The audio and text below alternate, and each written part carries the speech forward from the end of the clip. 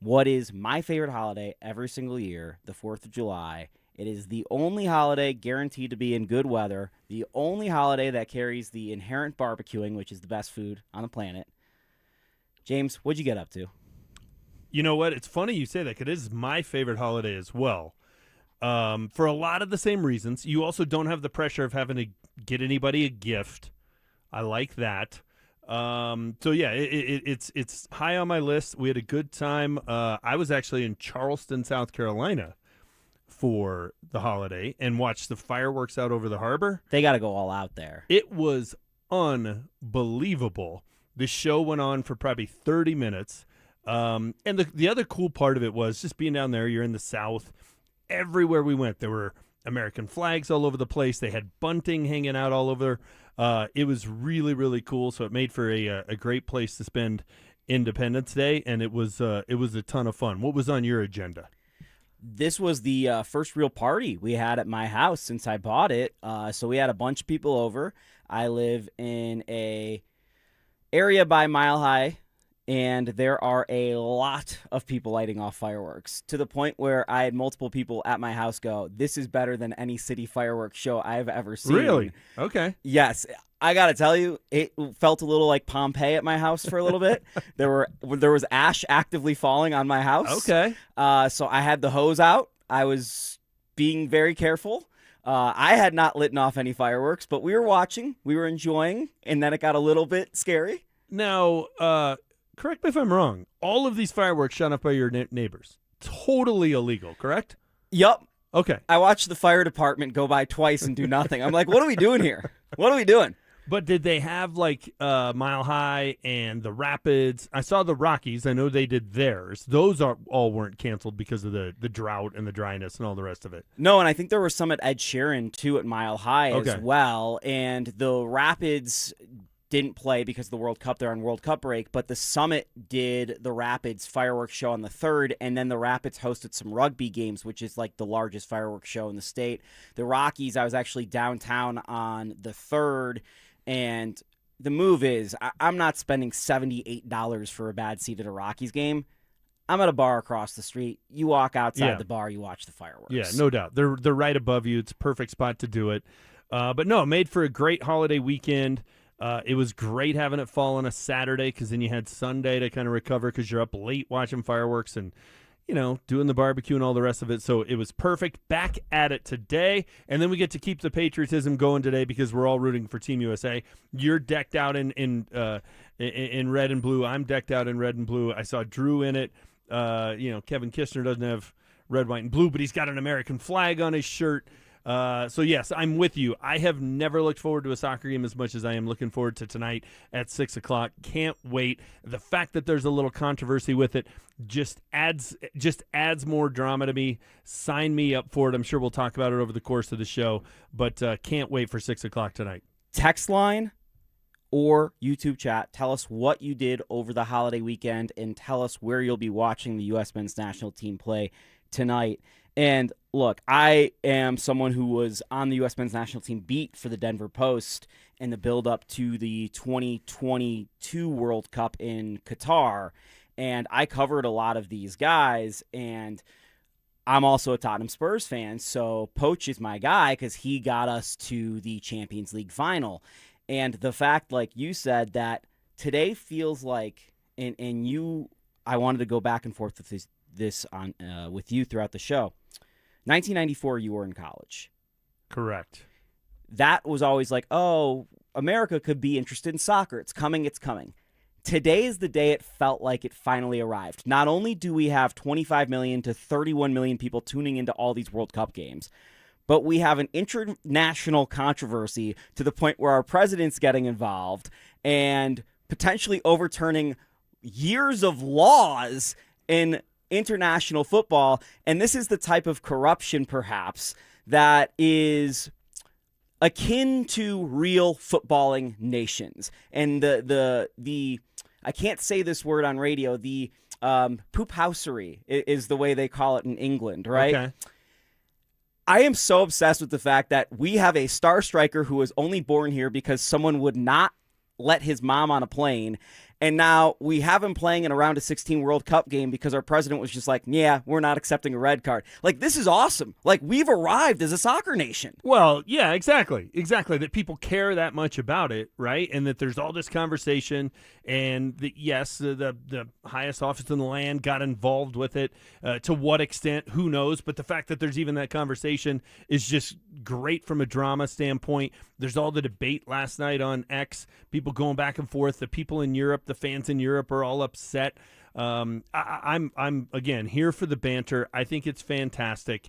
Here was my point on it, and again, I know we'll get into it a lot over the course of the show, but you got a kid who's worked his entire life. He's a kid to me. He's not a kid, but he's a kid to me. Entire life to get to this moment. Biggest moment in the history of USA soccer. And he was going to get robbed of that because of a call that shouldn't have gone the way it went, which I think is grossly unfair. So all the people who, we got to have instant replay on everything. We got to make sure we get every call right. We got to make sure everything is just. Like, at the end of the day, now should they have done it differently over the course of it? Perhaps. But at the end of the day, they got it right. And a guy who should be on the field tonight getting to enjoy the pinnacle of his sporting career is going to be out there as he should be. Why is anybody upset about that? It's beyond my comprehension as to why that's ticking people off. I would love to hear it from you who, not that you're mad necessarily, but you follow soccer, you know why people are upset. I can't wait to hear it. I'm just looking at it from as a USA fan, great, you got one of your best players back, that's good. And B, just from a standpoint of this kid and his ability to be out there for the biggest moment in the history of his soccer career, and it's not robbed of him, great. That's justice to me. I'm happy about it. Can't wait. And yes, it adds intrigue to the night, which is just all the more beneficial from a drama standpoint. The result is correct. I 100% agree with you. The process was so muddied, and I'm going to explain that to you later in the show. But we got to get into some Broncos training camp, which starts later this month. Believe it or not, the Broncos are back on the football field for real. I've been asking questions about John Franklin Myers the entire offseason. I think Kevin just put this in the rundown because he knows it's like my catnip. We're going to talk about it after the break. Colton, Drury, and Nichushkin all gone. New faces are already in the fold, with the entire blue line back as well after a Western Conference final sweep that still stings. How will the Avs retool around McKinnon for another cup run? Every trade, every signing, every take. Denver Sports has you covered all summer long. Denver Sports, 104.3 The Fan. Performance matters in intimate moments. Don't let ED ruin them. This is Jeff for the Rocky Mountain Men's Clinic, and I want to assure you that if you're like the vast majority of guys, you don't have to suffer with ED anymore. In fact, you might be pleasantly surprised at how the right treatments could positively impact your love life. At the Rocky Mountain Men's Clinic, our advanced medical therapies go far beyond pills. We have treatments that are effective in well over 90% of cases, and we offer specific and combinative treatments that can dramatically enhance both your performance and your stamina. You could even last up to an hour or more and bring a far greater level of intimacy to both you and the one you love, perhaps performing like you haven't in years. So call us today and find out why our advanced treatment strategies offer so much more. Your first visit is just $99 and gets you blood work, a medical consult, and if medically advised, a test dose. And if that test dose doesn't work in the office, your visit is free. Call 720-440-7900 or go to RockyMountainMen'sClinic.com. Rocky Mountain Men's Clinic, advanced medical science to improve men's lives. Hi, this is Larry Jager with SCL Mortgage. We can offer you the best loan program at the best rate available. Whether you are purchasing, refinancing, or interested in a second mortgage, visit myspecialmortgage.com or call 303-790-2222 and MLS number 1200716. Robbie Dino here at BeatTheDA.com. I've handled over 7,000 cases, 300 trials. Let's face it, divorce is really impactful. You may have a controlling spouse. You may have a violent spouse. You may have been a victim of a domestic violence. You may be wrongfully accused of domestic violence. This all affects parenting rights. And let's face it, the kids are the most important. These are the things that need to be handled. They need to be handled appropriately by someone that's going to protect your kids and protect your rights. Hit me up at BeatTheDA.com, 720-706-5151. Are you an adult with uncontrolled moderate to severe Crohn's disease symptoms and still packing a backup bag of clothes? Just in case? Skyrizi Risankizumab Risa can help you take control of your Crohn's.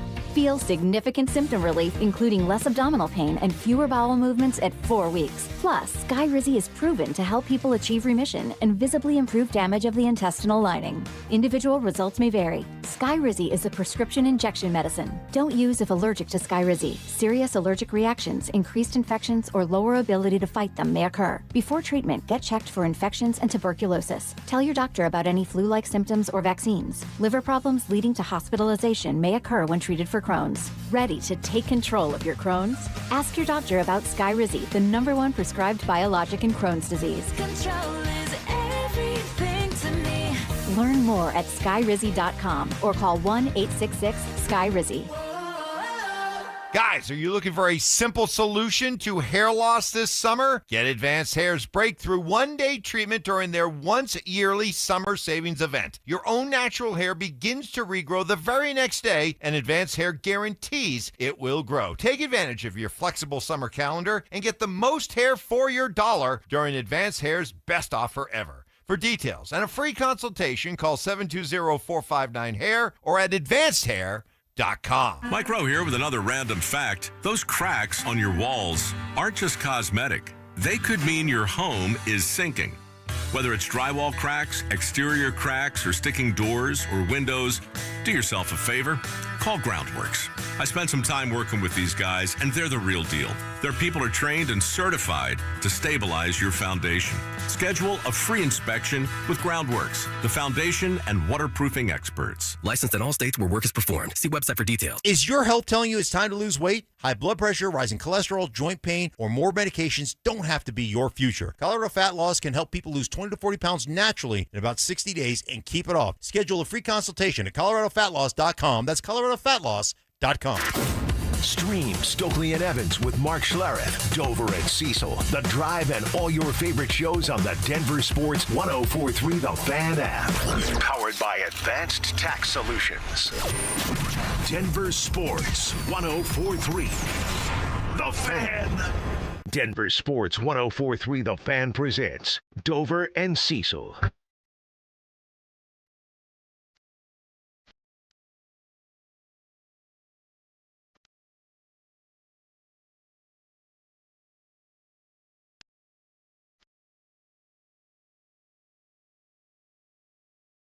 Football is back later this month. The Denver Broncos will be on the training camp field just a few blocks from here.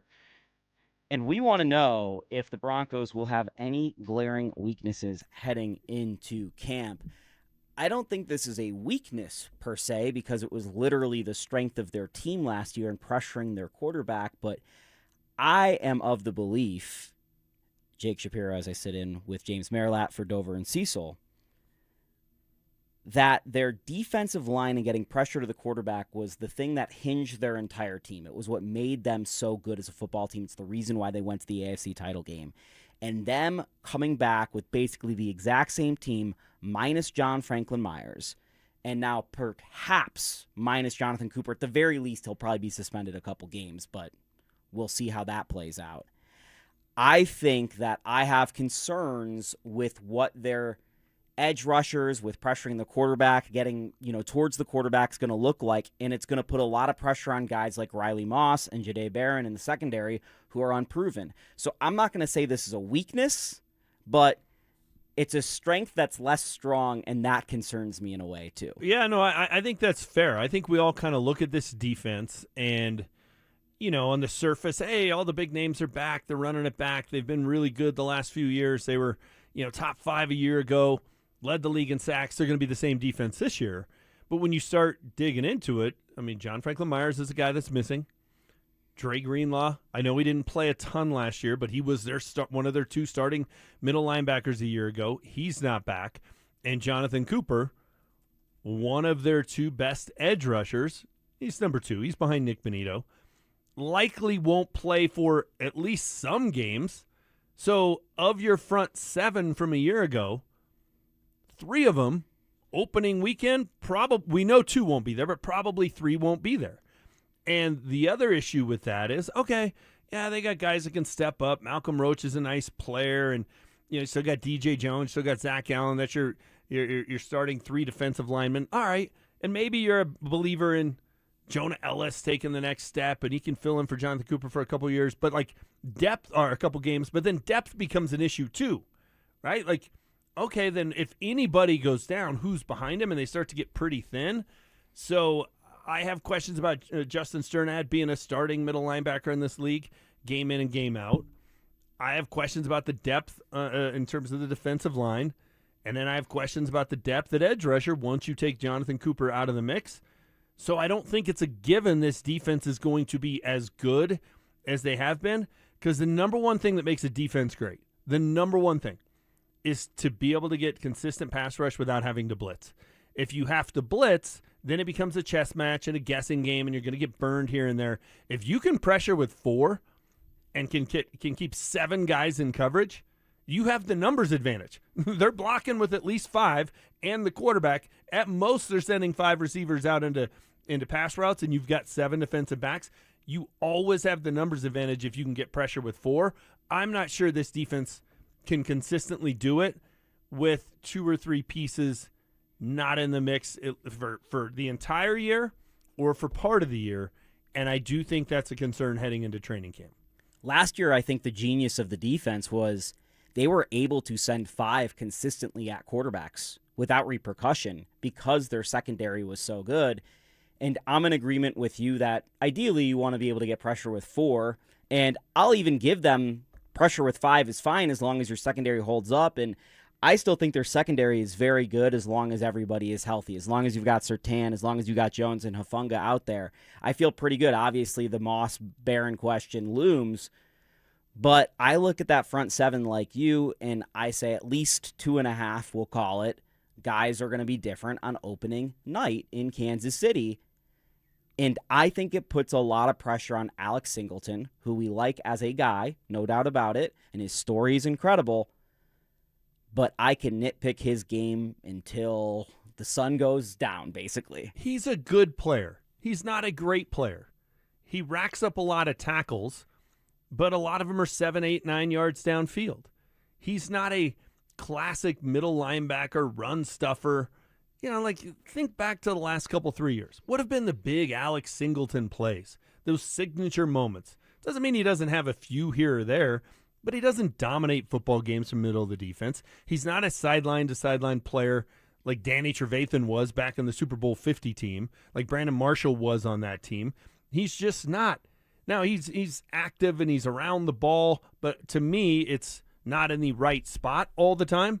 It's not like he's getting guys in the backfield a lot. He's making tackles after they've gained some yards. And he's your better of the 2 middle linebackers. He's a more proven commodity than Justin Sternad. Now, Sternad got to play a lot last year because Dre Greenlaw never seemed to be on the field. His highlight of the season was getting into a fight with a referee after a game and getting suspended. So I'm that's not a huge loss. You know what the craziest part about that too is it wasn't like he was on the field for that play and something happened. Right. He was on the sideline. There was a blocked field goal attempt, and it was like just no reason. Right. No reason. And so that's not a huge loss. But on paper, if you just and that's what we're doing on July 6th with training camp 3 weeks away.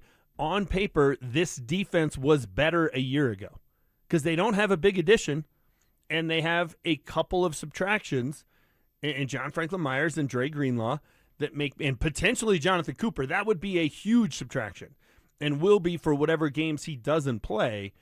That will be a big time subtraction. So that's 2/3 of your starting 11 that might not be out there. And to act like, oh, they just have enough depth and VJ will be able to design something up to get around it.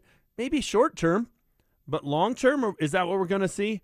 I think to say that's not a concern is just burying your head in the sand. Do you think in a way the biggest addition for the Broncos defense is the fact that Vance Joseph is still the defensive coordinator after, rumored to be taking head coaching jobs for multiple years now? Think of what you will about VJ, but he's no doubt proven to be a very solid defensive coordinator, and the communication will be there, and there'll be a familiarity there. Now, I could go back at the last couple seasons and say the second half of the seasons have been not very good from the defensive side of the ball, But I think at least at the start of the season, I'll feel pretty comfortable about where the Broncos defense is, even if it's less good on paper talent-wise. Well, if they're down a couple of guys talent-wise, if they're down Jonathan Cooper at the beginning of the year, the fact that they're not also introducing a new defensive coordinator certainly helps. That learning curve, those growing pains won't exist. So, okay, that's beneficial. But you're 100% right. This defense, both of the last 2 seasons, has faded after Thanksgiving. And, yeah, they won a playoff game. And, yes, Josh Allen is a great player, but you gave up a 30-burger in that game. And then in the AFC title game, they were really good against Drake May. But so was Houston the week before. So was Seattle the week after. I feel a little bit like the Patriots. The clock struck midnight on that offense. And, the Broncos' defense had to be great that day to win the AFC title game. They were good enough to win, certainly. But, yes, having VJ coming back is one less variable that's different. And it's a pretty big one. So that's beneficial, especially in September, maybe early October. But I want to see this defense be good in the final month of the season. I think the defense is going to regress a little bit this year. But I'm in the camp of thinking this offense is going to be a lot better. I think Jalen Waddle is a huge addition. I think we've all talked for 2 years since Bo Nix has been here of how he just doesn't have enough weapons. It's too many pedestrian guys. We like Cortland Sutton, but he's not a number one on most teams. This tight end room is terrible, and there's not a running back in this group that makes you nervous if you're an opposing defensive coordinator. They had to go get a playmaker.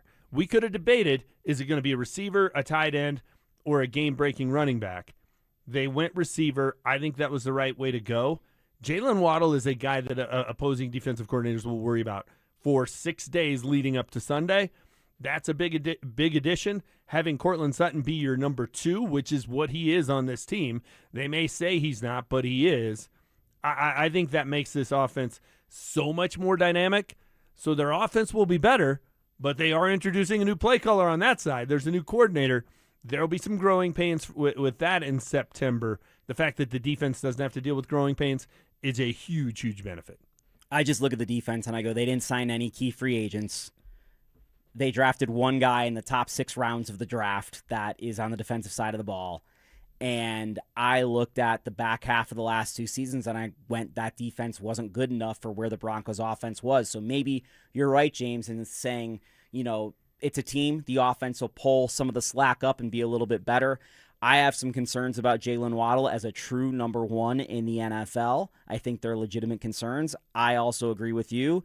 And a lot of Broncos country is just, Davis Webb will be better than Sean Payton somehow. They're going to be growing pains. There's no doubt about it. There's going to be some probably skirmishes between Sean and Davis on the sideline about what is right for the Broncos offense. Remember, it's not Davis Webb's offense. It's not Sean Payton's offense. Sean Payton made it very clear. It's the Broncos offense. So there'll be a lot of communication on what works best. I will say this, though, about the defense. Their best players are on that side of the ball. Yes, we found a few holes. Yes, there's a couple of guys that are going to be missing early in the season that could be problematic. But that's where Zach Allen's a great player. Very underrated player. Great player. Obviously, Nick Bonito's a great player. Pat Surtain's a great player. I think Hufanga's in the conversation for being a great player. So they do have enough talent on that side that they've got playmakers who can make up the difference. But, yes, there's going to be some growing pains on offense. Yes, there's some guys missing on defense. This isn't going to be as simple out of the gate as people think. And what's the tough part of their schedule? The first 6 games. So when we get down there in 3 weeks and training camp is starting, it's one of those things that, hey, this team can't work their way into it in September. They got to be ready to go out of the gate, and there are 2 or 3 things that are going to be key to making that happen. Speaking of running it back, the Denver Nuggets seem to be doing that on the hardwood. There's one key piece the Nuggets need if they're going to run it all the way back. Is it the right move? We'll talk about it next. Bonneville International Radio Station contests are open to participants at least 13 years of age and older that are residents of the state of Colorado. Unless otherwise specified, employees or agents of the station, Bonneville International Corporation, other area radio stations, or an entity associated with the contest may not enter. Full general contest rules are available at DenverSports.com. Is your financial advisor managing your risk or just a spreadsheet? Hi, I'm Jeff Jr., founder of Trajan Wealth. Many financial advisors rely on target date funds, which are one-size-fits-all portfolios that don't know your name, your family, or your goals. And that passive management can leave you dangerously exposed. At Trajan, we look at the whole picture, not just the stocks everyone else buys, but the private market opportunities most advisors ignore. And as fiduciaries, we build a strategy around you, coordinating your investments, tax strategy, and estate into one cohesive plan. Your financial life deserves more than just a generic portfolio. Real planning isn't a stack of statements. It's the confidence of knowing where your income will come from for the next 30 years. Good enough isn't good enough for your family. It's time for a change. Schedule your complimentary consultation today. Call 855-TRAJAN-1. That's 855-TRAJAN-1. Advisory services through Trajan Wealth, LLC, an SEC registered investment advisor. Private equity investments require accreditation. Other services through Trajan Estate and Trajan Tax. Additional disclosures at TrajanWealth.com. 1-877 Cars for Kids. KARS Cars for Kids. 1-877 Cars for Kids. Donate your car today. Call 877 Cars for Kids to reach a friendly live agent. Donation is super easy, and your car can be picked up as soon as tomorrow. Call us now or go to carsforkids.org. 7 Cars for Kids. Donate your car today. Did you know you can donate real estate too? The package of seeds you see at garden stores. I just bought a few. Lettuce, sunflower, and green beans. This is Jay Rickstrew for Alpine Bank, member FDIC, an equal housing lender. You may be wondering why a banker is talking about planting and not savings accounts. Well, these seeds got me thinking. Growing something new doesn't just happen in the garden. Alpine Bank can help you do that to your life too. Maybe starting a business is on your mind. Is fresh landscaping or a backyard patio something you'd like? When you have a minute, call or visit Alpine Bank. Tell us about your summer plans. Together we can plant seeds and see exciting things grow. Just like my sunflowers. Alpine Bank, committed to Colorado and you.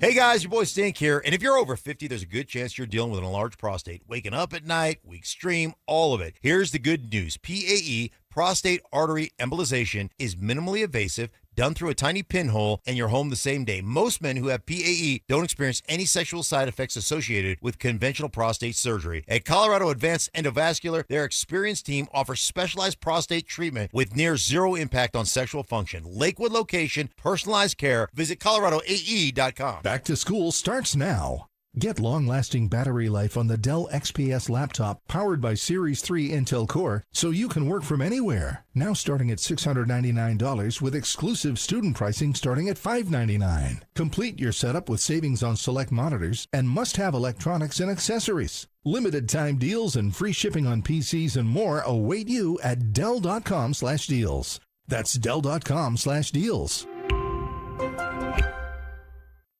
Indeed presents hires you can't afford to get wrong, like a social media manager. Did you just post our Q4 earnings to your personal social media? Oh yeah, used a trending audio and everything. That's confidential financial data. Relax. It only went a little viral. The SEC just commented with the eyeball watching emoji. This is a job for sponsored jobs. This is what happens when you don't sponsor your job on Indeed. Next time, get matched with quality candidates with Indeed sponsored jobs. Visit Indeed.com/hire now and sponsor your job today. Listen up, Denver. This hour's keyword is STEAL. Text STEAL to 303-713-1043 right now for your chance to win a $250 gas card. That's STEAL to 303-713-1043.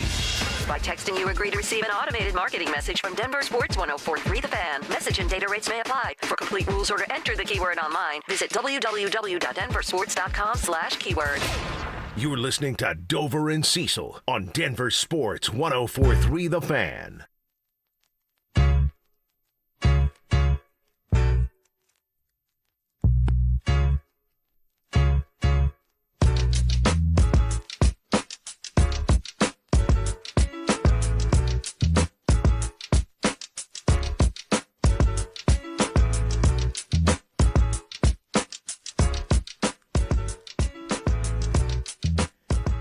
A lot of big questions about the Denver Nuggets offseason. I'm Jake Shapiro alongside James Marilat, here to perhaps answer some of them because I am on our Nuggets beat for DenverSports.com, and I'm sure James is going to disagree with about half of what I have to say, even though I'm coming to you with just information, not necessarily my opinion on it. I'm going to disagree with facts. Is that what you're saying?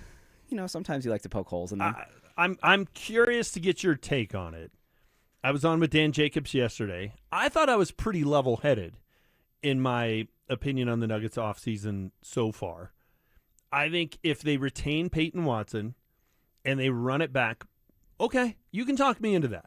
Because, yes, the first-round exit against the Timberwolves was disappointing, but they were down their two best defensive players on a team that's not a particularly good defensive team. Their two best players are probably their two worst defensive players in Nikola Jokic and Jamal Murray. So you have to have your best defensive players on the floor to compensate for that.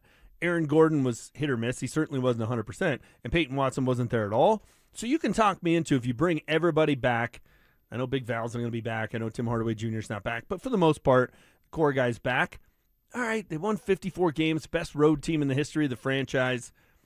You can talk me into it, and, Jake, it's not just going salary dump, right? They're not just cutting costs. They believe in this team. Okay, now that we've gotten a little distance from the loss to the Timberwolves, I could be talked into it. I think that's a level-headed, reasonable look at their offseason. But if Payton Watson walks or you do a sign-and-trade, which would just be salary dump time, and you miss out on the LeBron sweepstakes, which is a big name, but not a big financial move based on what he's looking for. But if you miss out on that and you lose Payton Watson, you lose Val, you lose Tim Hardaway Jr., and you've done very little this offseason, I think it's a failure. So tell me why I'm wrong. Well, the most talented version of this Nuggets team is probably the one that you bring back as much of the pieces as possible. Because last year's team was talented. That wasn't the issue. And I'll give you the two stats, like simple as can be, like no advanced analytics. Nuggets were 36-18 when Payton Watson played last year. They were 27-9 when Aaron Gordon played. Just to your point about the defenders. Like, they needed those guys to play defense. Neither guy was available in the playoffs for a majority of it, right? So they need Payton Watson. They need Aaron Gordon. Well, the latest reporting on Payton Watson and the Denver Nuggets, I think, is fascinating because over the last 3 to 4 days, there's been a tone shift in the reports, which is, oh, we don't know if KSE is going to spend this money. They're not going to go into the second apron. They're going to try and avoid the tax. To Sam Amick of The Athletic is reporting the Nuggets are going to match any offer on Payton Watson. And Mark Stein has reported prior reports about, around the league with the expectation that the Nuggets would avoid the tax are false. It seems like the Nuggets are willing to go in the tax. And what I would tell you, James, is when the Nuggets signed Aaron Gordon and Christian Brown's extensions to kick in this summer, there was always the idea that the Nuggets were going to go into the tax. Like, it was going to be pretty unavoidable for the Nuggets to go into the tax. Now, Payton Watson blowing up the way he has made it pretty unavoidable for them to dodge the second apron. And so far in the second apron era, the only team really to stay in it for an entire season was last year's Cleveland Cavaliers, who, yeah, they flamed out in the Eastern Conference Final, but they also got to the Eastern Conference Final. Yeah. And it was a really talented group. So I understand wanting flexibility, but the idea of wanting flexibility is what this team did last year, which was, okay, we're going to dodge the tax, we're going to be flexible. They were so flexible that both of their starting centers were down for the entire month of January, their star and their backup, and they couldn't sign a 15th bench man scrub to come in off the bench because they didn't have any actual flexibility because they were dodging the tax. So the whole idea of being flexible to me is, in that situation, you'd be able to maneuver. In the situation you let KCP walk, you'd be able to go find another 3-and-D guy. They haven't taken any of these opportunities. So I don't believe the flexibility argument, so I'd rather them just be the most talented version of themselves, even if I know the team is flawed. Because right now, the Denver Nuggets, with the team, if they bring it back, even minus Tim, even minus Jonas Valanciunas, re-adding Payton Watson, adding Marvin Bagley, they've got a punter's chance against OKC and San Antonio. If they don't bring Payton Watson back, they don't have a punter's chance. And I'd rather have a punter's chance than no chance. Well, yeah, and it's a big if. If they're healthy, yes, they have a chance against those teams. And Payton Watson didn't even play in this game, but I keep going back to toward the end of the regular season, They played a game at home against San Antonio, went to overtime, but you had a healthy Aaron Gordon guarding Wemby, and it felt like a playoff game, and the Nuggets won that game. Now, how's that going to go over 7 games in a series? I don't know, but there wasn't this huge discrepancy. So you can talk me into that, but I think you're 100% right that the flexibility argument is a bunch of bunk. That to me is just spin for the team. I remember when the Broncos went into a season, they were like $10 million under the cap, and you had beat reporters telling me, well, they got to have room in case they got to sign anybody if somebody gets hurt. And I'm like, who are you picking up off the street that's going to be $10 million against the cap? Like the most nonsensical argument ever. It was just a spin job for the team, and I think the flexibility argument falls into that camp. Make yourself as good as you can be on paper, talent-wise, and then go take a shot. And if you want to blow it up next year, now I think they should have had this approach, bring everybody back and not blow it up till next year with a different coach. They didn't do that, but maybe they bring in some veteran to be on the bench and help David Adelman out. But if you want to do that, that's fine. But there were a couple of things in that Timberwolves series that were glaringly obvious. One, the Timberwolves just had more dog in them, right? Like they were talking trash. They were physical. They just looked like a more playoff-ready team. So who's going to bring that for the Nuggets? Well, Aaron Gordon's that guy, and he was a shell of himself in that series. The other part of it, though, was they just seemed so much younger and athletic and quick, and they had length, and they were better at the rim. Payton Watson, if you look at all those attributes, who's the youngest and most athletic and has this upside, and he's got length, and he can defend all sorts of different players and different sizes. Like, he's that guy. They don't have a lot of bright young talent on this roster, so if you let him walk just for financial reasons, this year, they're not a better team. But just extrapolate it down the road. Like, this team's in a world of hurt because they ain't getting any younger. So I think it's imperative that they match whatever offer comes his way, and it's not we match it so we can sign and trade him and at least get some assets back. You got to match it and keep him here and show that you're all in for Nikola Jokic. If they sign and trade him, it'll likely only be for draft picks back because the Nuggets are such in a bad financial spot that they really can't take anyone back, so it's not going to benefit the roster next year. The teams that are left with cap space, the Clippers just signed Rui Hachimura, which will impact, at least to some extent, their ability to sign Payton Watson, not entirely. They've got their weird own RFA situation with Benedict Mathurin, who's a very good player, and the Nuggets can't just swap out Benedict Mathurin for Payton Watson. That's not how that works.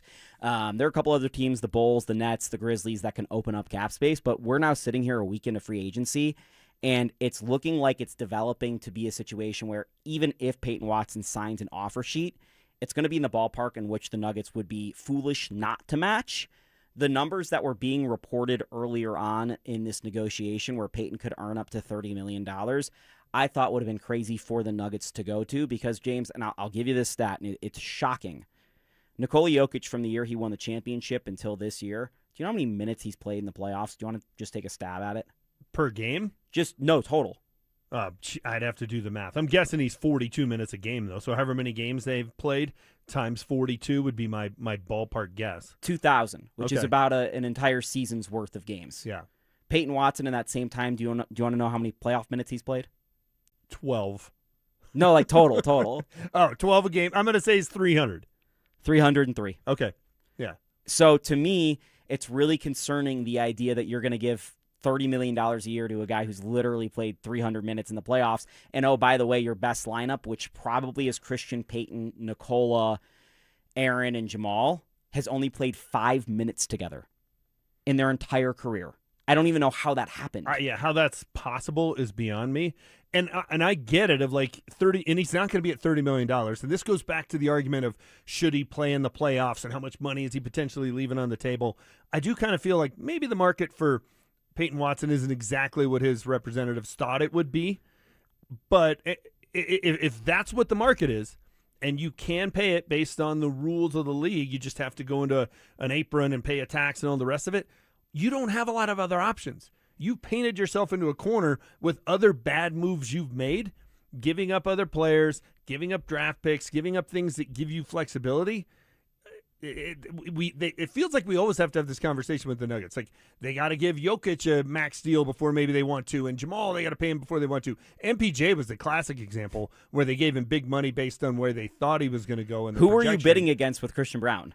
Christian Brown, same kind of thing. Well, and this is the thing. RFA has changed in the NBA under the second apron a little bit, and it's a world now where Jaylen Brown, who's making a fair deal, he was the sixth best player in the NBA, gets traded because you can't pay two guys $50 million anymore. So in that mindset where the Nuggets are already paying two $50 million players, they can't pay three guys also $30 million a year. So I'm with you that they need to pay Payton Watson probably 22, 25 under, but also in your mindset of like, okay, well, if it only hurts you in the tax bill, you need the talent there. And I am someone who has said over and over on Shapiro and Piro on YouTube, you can check it out, DenverSports.com, all our digital shows, that Payton Watson might be the Nuggets' last chance at actually opening up a championship window, because it's not even about Jamal Murray being an all-star to me. It's about developing a third all-star at this point. And Nikola Jokic might be the best player on their title team moving forward, in 3 years or whatever it might be. But it might look a lot like Kawhi Leonard and Tim Duncan rather than, Nikola Jokic and a bunch of dudes. Yeah, and the other thing about Payton Watson is Murray's can be a great offensive player, but a very good offensive player. Jokic, obviously on that end of the floor, arguably the best player in the league. But Payton Watson, he can have some of those nights where he puts up 30. He can also have a night where he scores 8 points, and he helps you win the game because he's great on the other end of the floor. They have so few guys that fall into that category. It's him and Aaron Gordon. That's it. That you can't cut that group in half and think you're going to be competitive this year. And we haven't even talked about it in this conversation. But they're also in an offseason, and it might be why the narrative has changed in the last week, because it's been about that long since we found out that Nikola Jokic wasn't for sure going to sign his max deal. They're also in an offseason where they have to prove to the best player in the world or one of the 2 or 3 best players in the world that they're in it to win it. Salary dumps ain't going to send that message. Then you get into the conversation of, well, what do you do with Jokic? What do you do if he goes into his final season? I mean, that opens a huge can of worms. So if, signing Payton Watson, paying a luxury tax, gets Nikola Jokic to sign that max extension, that is money well spent. $250 million spent on taxes for this team, let alone the $200 million on the roster, are way less money than losing Nikola Jokic would do to your economy as the Denver Nuggets. We'll talk about the LeBron James economy as well, but I also want to mention, just as we wrap up this conversation, don't forget, Nikola Jokic threw Payton Watson in that commercial. They have a relationship. And great point. That's important to keep around. I want to talk a little bit more about Flo Balogun. Like I said, we're going to come back and talk about LeBron James in a little bit as well, because that's a fascinating conversation going on in Denver. Do we actually have a chance of the King coming to Denver? I can't believe we're still talking about this. Next. The Rockies aren't winning the West, but they might be one of the most fun teams in baseball now. Rookie TJ Rumfield is raking. Hunter Goodman's launching homers at a rate that has all-star voters and trade deadline scouts paying attention. Mickey Moniak is back healthy, and Sid Satella's having a career year out of the bullpen. The trade deadline's August 3rd. Who stays? Who goes? What's the new front office building toward? Denver Sports is all over it. Denver Sports 104.3, The Fan. Getting a little older doesn't have to mean, well, getting older. This is Jeff for the Rocky Mountain Men's Clinic, and if you're feeling low energy, can't sleep, can't lose weight, are struggling with brain fog, or your sex drive is off, it's time to change it up. At the Rocky Mountain Men's Clinic, our advanced medical strategies featuring TRT, GH peptides, NAD+, GLP-1s, PDA, and more treat low T and other hormonal issues to help you shed pounds, have more energy, enhance your body composition, improve sleep, increase your sex drive, and so much more, getting you back in the game again. So don't be older. Be stronger in the gym. Be sharper at work. Be better in the bedroom, and be more confident in every part of your life. So call us today and find out how our advanced treatment strategies could change the game for you. Your first visit is just $99 and includes blood work and a medical consult. And if you start on one of our advanced treatment plans on the day of your appointment, your visit is free. Call 720-440-7900 or go to RockyMountainMen'sClinic.com. Featured therapies are compounded and have not been evaluated nor approved by the FDA. Provider prescription required. See website for details. Okay, I admit it. At 303 Law 4040, we like to have a little fun with the made-for-TV lawyers who pretend that they're from Colorado. In reality, they live in places like Chicago, Arizona, Texas. Heck, one guy flies in from New York City. New York City, just so he can do his commercial and fly back home. Crazy thing happening here in Colorado. Outside private equity funds are pouring millions of advertising dollars to prop up these guys and get them to pretend they are local voices that you can trust. So what really happens when you call one of those pretend made-for-TV lawyers? Here's an example. A young man was hurt. He called one of those guys. The insurance company said, nah, we're denying the claim. No money for you. His made-for-TV lawyer said, sorry. So his friend said, you need to call 303-LAW-4040. We took the case and told the insurance company their denial was BS. And they said, you're right. Here's all the money. If you've been injured, don't waste your time calling a pretend made-for-TV lawyer. Call 303-LAW-4040. Go ahead, save that number in your phone. It's 303-LAW-4040.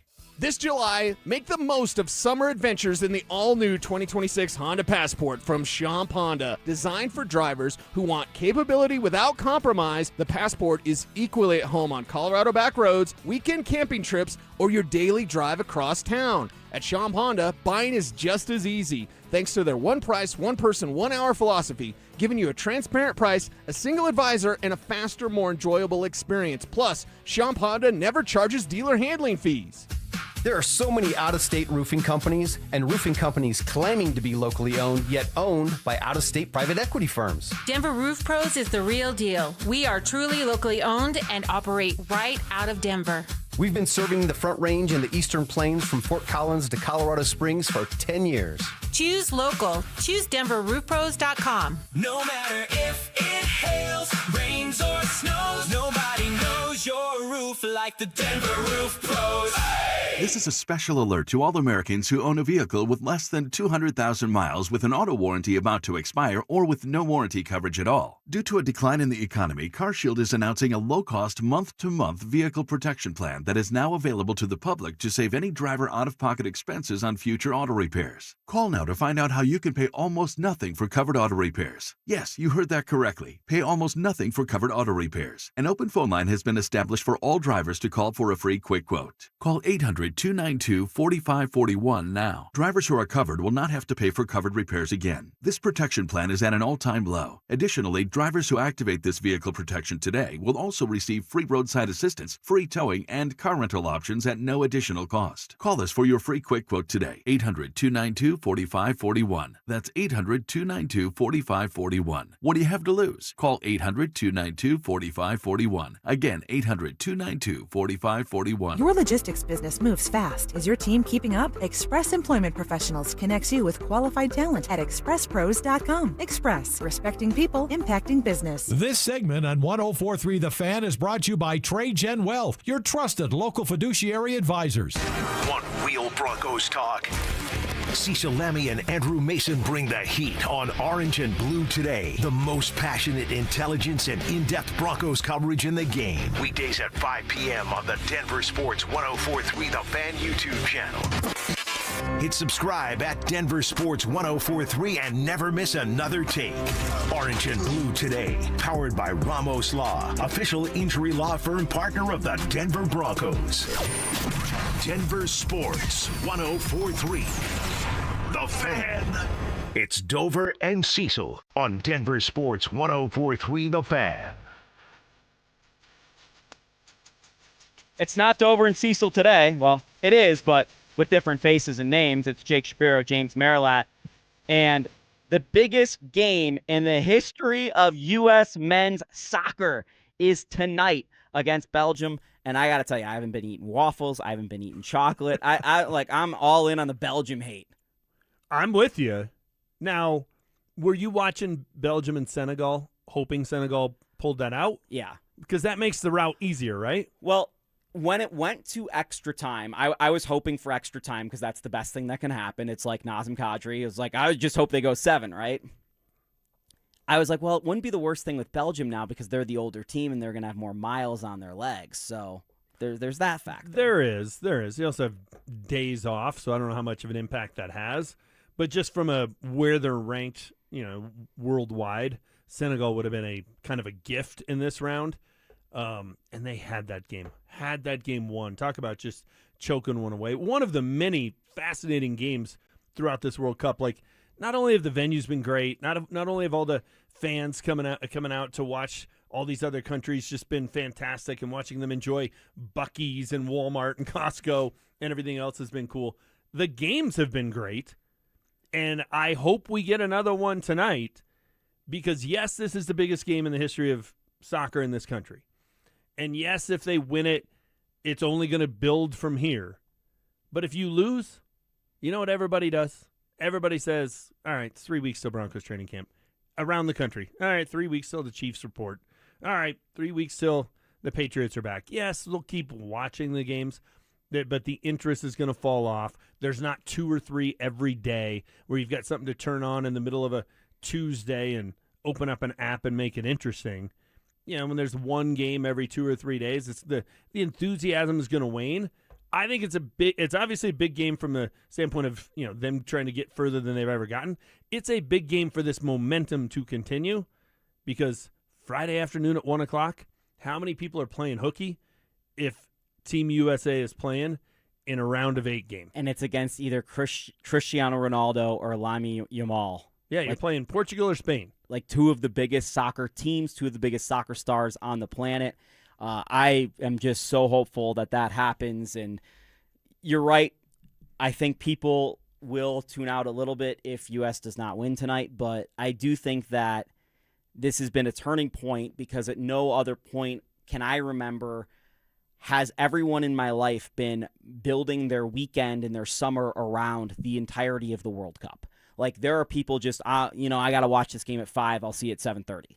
And it's, Cape Verde, Argentina. It's not USA. Yeah. It's whatever's going on. I've had people over to the house watching games. I've got everyone in my life hooked on this thing. And it's crazy because, and I think a lot of this honestly built from the final in Qatar, that just unbelievable final between Lionel Messi and Kylian Mbappe and those 2 guys going back and forth.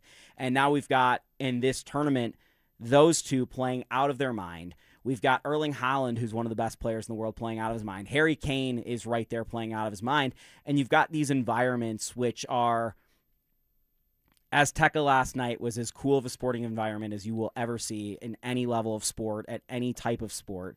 And all of these games are happening at great viewing times for an American audience, which I think can't be overlooked as well. So the star power, the fact that USA is playing this well, it's just unbelievable. And then you introduce the fact that we've got some real controversy with Flo Balogun, the star striker for the United States men's national team, who should not be playing tonight, according to every law in the history of the game of soccer. He was red carded, which carries a match ban and a suspension for the following game. And due to some things that went on with the White House and FIFA's internal review board, they basically said, well, we're going to suspend the suspension. Okay, but what was the overall point that got them to take a look at it? Was it that they're not supposed to give a red card if they have to go back and review it and watch it in slow motion? And with the VAR system, if you give a red card in real time with the naked eye, okay, that's going to stand. But it's like, we all see this in the NFL all the time. That's reviewable. This isn't reviewable. My understanding of it, at least initially, and there's been so many stories, that's what's hard to keep it all straight, was that was the technicality, that was the beef, that was the whatever you want to call it, that you're not allowed to do that. Although we saw that again last night, right? The guy for England that got the red card, I watched the ref walk over and look at the screen. No red card, no foul on the field. And then he came back out and did exactly that again. So are they going to overturn that one? It's all fascinating. Again, I like the drama. I like the controversy. I like the argument and the debate. But that's my understanding is, hey, the ref didn't give him a red card initially. He went and looked at it. There was a challenge or whatever, however they phrase it in World Cup soccer, and then they gave it. That's not allowed, so that's why they overturned it. Am I getting that right, or has it turned into another story since then? You're close. And I think another thing that's close is LeBron James, who's got to make a decision on what team he plays for next year. Will he choose Denver? We'll talk about it next. The Nuggets summer is heating up, and the biggest questions are still on the table. Will Nikola Jokic sign an extension or keep Denver holding its breath? Could a blockbuster Jamal Murray trade reshape the roster? And with Payton Watson hitting restricted free agency, what does the core look like moving forward? Stay locked in. Denver Sports has you covered all off-season long. Denver Sports, 104.3 The Fan. It's no secret that the checkout line feels a lot heavier. If those daily essentials are ending up on a credit card, those double-digit interest rates are quietly draining your bank account. If that debt is starting to feel heavy, you're not alone. And if you're a homeowner, you've likely looked at your mortgage rate and thought, I can't touch that. With American Financing's Smart Equity Loan, you don't have to. It allows you to wipe out high-interest debt and lower your monthly overhead while keeping your primary mortgage intact. It's a surgical strike against debt. Unlike a fluctuating HELOC, the Smart Equity Loan is a fixed-rate loan, giving you a predictable monthly payment. At American Financing, there are never any upfront fees to find out what you qualify for. Guys, talk to a salary-based mortgage consultant today. Experts who are paid to help you save, not sell you more than you need. So call them at 303-695-7000. That's 303-695-7000, or visit them online at AmericanFinancing.net. NMLS 182334, NMLSConsumerAccess.org. If you have unfiled taxes or are in debt to the IRS, this is important news. Did you know the IRS has programs specifically designed to help people struggling with tax debt? Powerful tax assistance programs that can save you thousands if you qualify. No one knows these programs better than the experts at Optima Tax Relief, America's most trusted tax resolution firm, A-rated by the Better Business Bureau. Their award-winning tax attorneys and licensed professionals have resolved over $3 billion of tax debt for their clients. One call to Optima can start the process, helping to put an end to your worries about wage garnishment, asset seizure, and other aggressive IRS actions. Find the best options to solve your tax problems. Call the experts at Optima Tax Relief today for a free consultation. Call 800-343-6460. 800-343-6460. 800-343-6460. Optima Tax Relief. Some restrictions apply. For complete details, please visit OptimaTaxRelief.com. Don't care for my local hometown team, ROX Rocks Heating and Air. Don't get fooled by out-of-state private equity corporations that are buying local HVAC companies, offering higher prices, bad service, and shady sales tactics. Don't trust your home to someone out of state when you have the best company right here in town. ROX are experts in local energy rebates and tax credits to save you money only at ROX Rocks Heating and Air. Now play that jingle.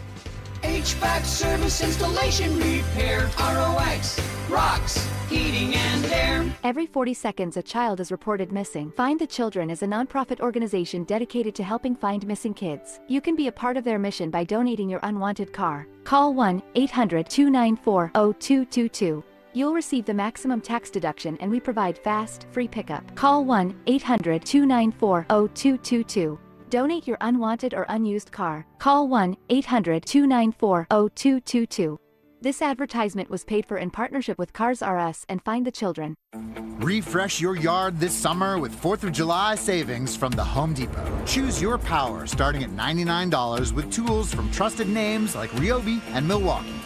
From backyard get-togethers to end-of-summer upgrades, 4th of July savings on cordless tools deliver the power and mobility to keep up with every job without slowing you down.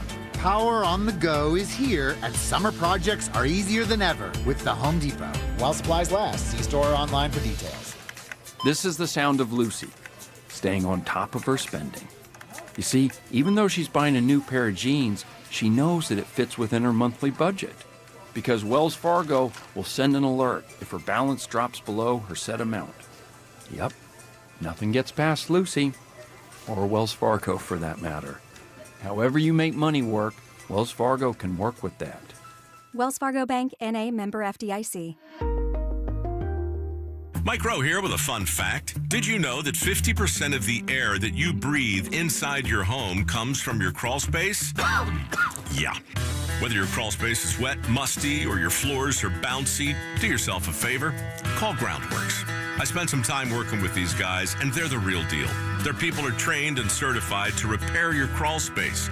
Schedule a free inspection with Groundworks, the foundation and waterproofing experts. Licensed in all states where work is performed. See website for details. When disaster hits your home, it's game time. Water in the basement, fire damage, mold creeping in. Don't sit on the sidelines. Call Able. Able Restoration is your first round draft pick for emergency response, mitigation, and full rebuild. We move fast, protect your property, and fight for you with insurance start to finish. This isn't practice. This is your home. And when it's time to step up and protect what matters most, bring Able to the table. Call 303-590-5600. That's 303-590-5600. Go Able. Bring Able to the table. Lunch hits different with us. You're locked into KKFN and KKFN HD1 Longmont, Denver. This is Dover and Cecil, brought to you by Wayback Burgers.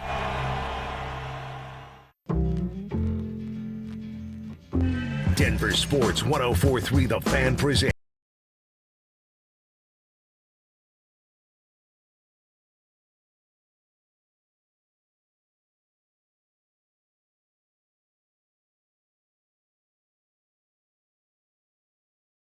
Off. I'm Jake Shapiro sitting in for him alongside James Marilat, and it's 2026, and we're still talking about where LeBron James will go in free agency, and it is of great importance to the Denver Nuggets because they, according to Mark Stein, a great NBA reporter, are among the teams still available to get LeBron James. The Sixers, the Timberwolves, the Heat, your Nuggets, based on everything I've been told all weekend, they all still believe they're in with the chance. I think the Warriors were portrayed as an early favorite, not the early favorite, an early favorite, because they were the team that we knew was determined to go after LeBron if he parted with the Lakers. We had known that for weeks leading up to LeBron and Rich Paul actually informing the Lakers, yes, we are definitely moving on. We're going elsewhere. And then obviously you got the hometown Cavs. So those are the 6 teams that people are talking about. But look, all of my reporting on this, I am taking my cues from these teams in the chasing pack. When it comes to LeBron, Rich Paul has done a lot of talking. I'm taking on board what he says. I'm not going to try to get in LeBron's head because I can't do that. I can't tell you what LeBron is really thinking, and I suspect really only he and Rich Paul and his family know if there is an absolute favorite. If there, you said, are you skeptical that he already knows how this is going to turn out?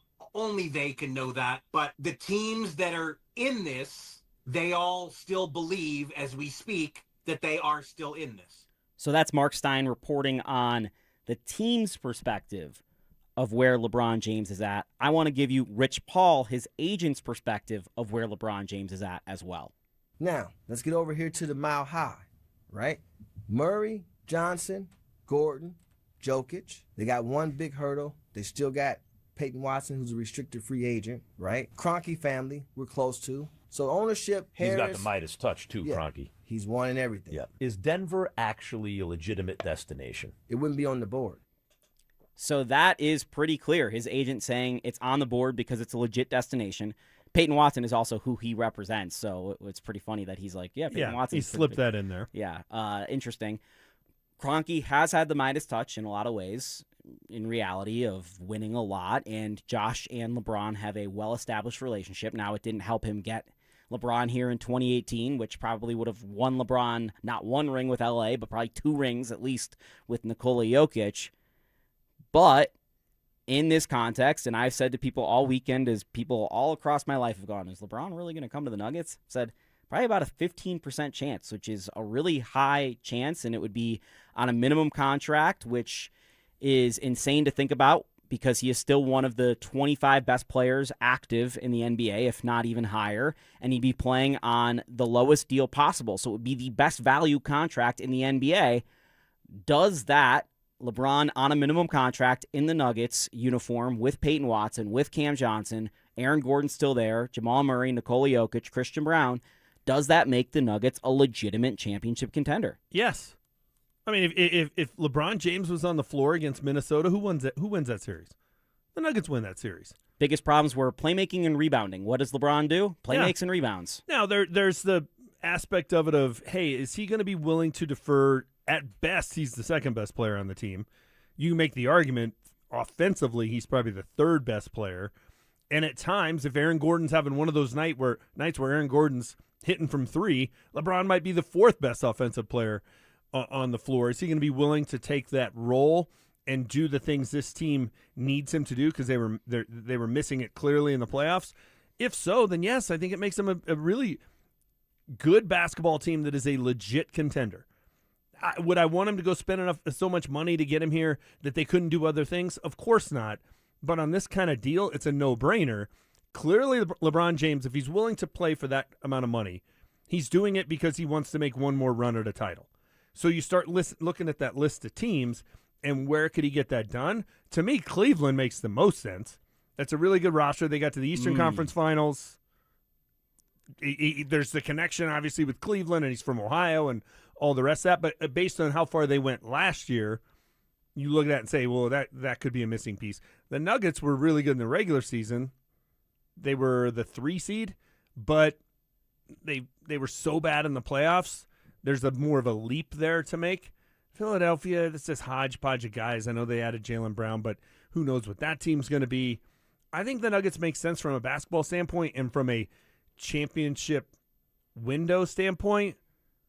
The Warriors will look good on paper because we're all going to think, man, that would have been a great team in 2015. That's the old guy golf tour. Yeah. That's not really real basketball. Right, exactly. That's a great scramble at a at a senior event. Pebble Beach Pro-Am lookout. Right, but I think, and you get LeBron is arguably the most polarizing figure in sports. There's a lot of people that can't stand LeBron, and I understand it. ESPN crams him down our throat 24/7. There's a post about LeBron James almost every day, even in the offseason. And so there's a lot of Nuggets fans who say they wouldn't want to have him here. If he announced today that he was signing with the Nuggets, there would be a line outside the team store at Ball Arena tomorrow to buy LeBron James jerseys. Tomorrow, I'm there. I'm doing the show from there. Are you kidding me? Yeah, so many people would be on board. And it would make them so much money. I mean, they'd make up what they're going to pay him tomorrow. They really would. And they make up all the tax dollar, too. And he's still a very good basketball player. He is. That would be a great addition to this team. And that's the thing to me is I am not a LeBron guy. I've never been a LeBron guy. And I know he's literally in my top 3 greatest players of all time. I respect the heck out of him. I think he's an incredible player, but he's always played against the teams I like. So he's been just an enemy of mine. But unlike Russell Westbrook, when he came to Denver and I was like, this is an enemy, it's not going to help the Nuggets, he doesn't fit the Nuggets' needs. LeBron fits exactly what the Nuggets need. They need another rebounder, they need some size, they need playmaking, and they need a guy who can get buckets. And I'm not of the belief that LeBron is like playing the most defense at this point in his career, and I know the Nuggets need defense, but we saw what you're talking about last year with the Lakers when they started really thriving in the second half of the season. LeBron was basically playing their third man up behind Reeves and Luka, and he was playing, an older version of Karl Malone. He was just kind of rolling as a power forward and doing all these small things. And I think LeBron could literally do that for the next 3 to 5 years still. Like, that's how skilled he is as a basketball player. So I would love it. And I think the thing with LeBron is the Nuggets are almost the perfect match of the Nuggets need him as bad as LeBron needs the Nuggets. And all these other teams, I think LeBron wants to go to Cleveland more than Cleveland needs LeBron. I think Minnesota wants LeBron more than LeBron wants Minnesota. It's like right where the meeting point, the melting point is for the Nuggets and LeBron, it comes together perfectly. Now, do I think he's going to the Warriors? Probably, because he wants to have fun in life and play with his friends, and those are all his guys that are his friends. But I have noticed a very big tonal shift in the way LeBron James has talked about Nikola Jokic, and I've covered LeBron and Nikola Jokic very closely for DenverSports.com over the last 4 years. And when I started, I don't think LeBron really respected Jokic, quite honestly. He didn't draft him in the player draft at the All-Star game. He didn't talk with reverence about him. I think that sweep in 2023 really changed LeBron's perspective on Jokic. And last year, when I was at Ball Arena in the visitors' locker room, standing literally right next to LeBron, and he was talking about Jokic, he was talking about him with reverence, and I noted that in the back of my head. Well, and if you're going to thrive at the age of 40, whatever, you're going to have to do it by winning as much with your mind as you are with your physical skills. The fact that Jokic arguably has the highest basketball IQ we've ever seen makes him a perfect teammate. Yeah, I think the best historical comps for Nikola Jokic are like Wilt Chamberlain, LeBron, Larry Bird, which is crazy, but LeBron is one of those guys that kind of fits with him statistically. We're going to look at some stats next, and they're going to blow your mind because I'm pretty sure Bo Nix is already a top 5 quarterback in Broncos history. The countdown is on. Broncos training camp is less than a month away. Rookies report July 22nd. Veterans hit Broncos Park powered by Common Spirit on the 28th. Bo Nix is expected back at full speed. Sean Payton skipping joint practices to maximize every rep. And it all builds toward a season opener on Monday Night Football against the Chiefs. From camp battles to kickoff, Denver Sports has you covered. Denver Sports, 104.3 The Fan. This is a special alert to all Americans who own a vehicle with less than 200,000 miles with an auto warranty about to expire or with no warranty coverage at all. Due to a decline in the economy, CarShield is announcing a low-cost month-to-month vehicle protection plan that is now available to the public to save any driver out-of-pocket expenses on future auto repairs. Call now to find out how you can pay almost nothing for covered auto repairs. Yes, you heard that correctly. Pay almost nothing for covered auto repairs. An open phone line has been established for all drivers to call for a free quick quote.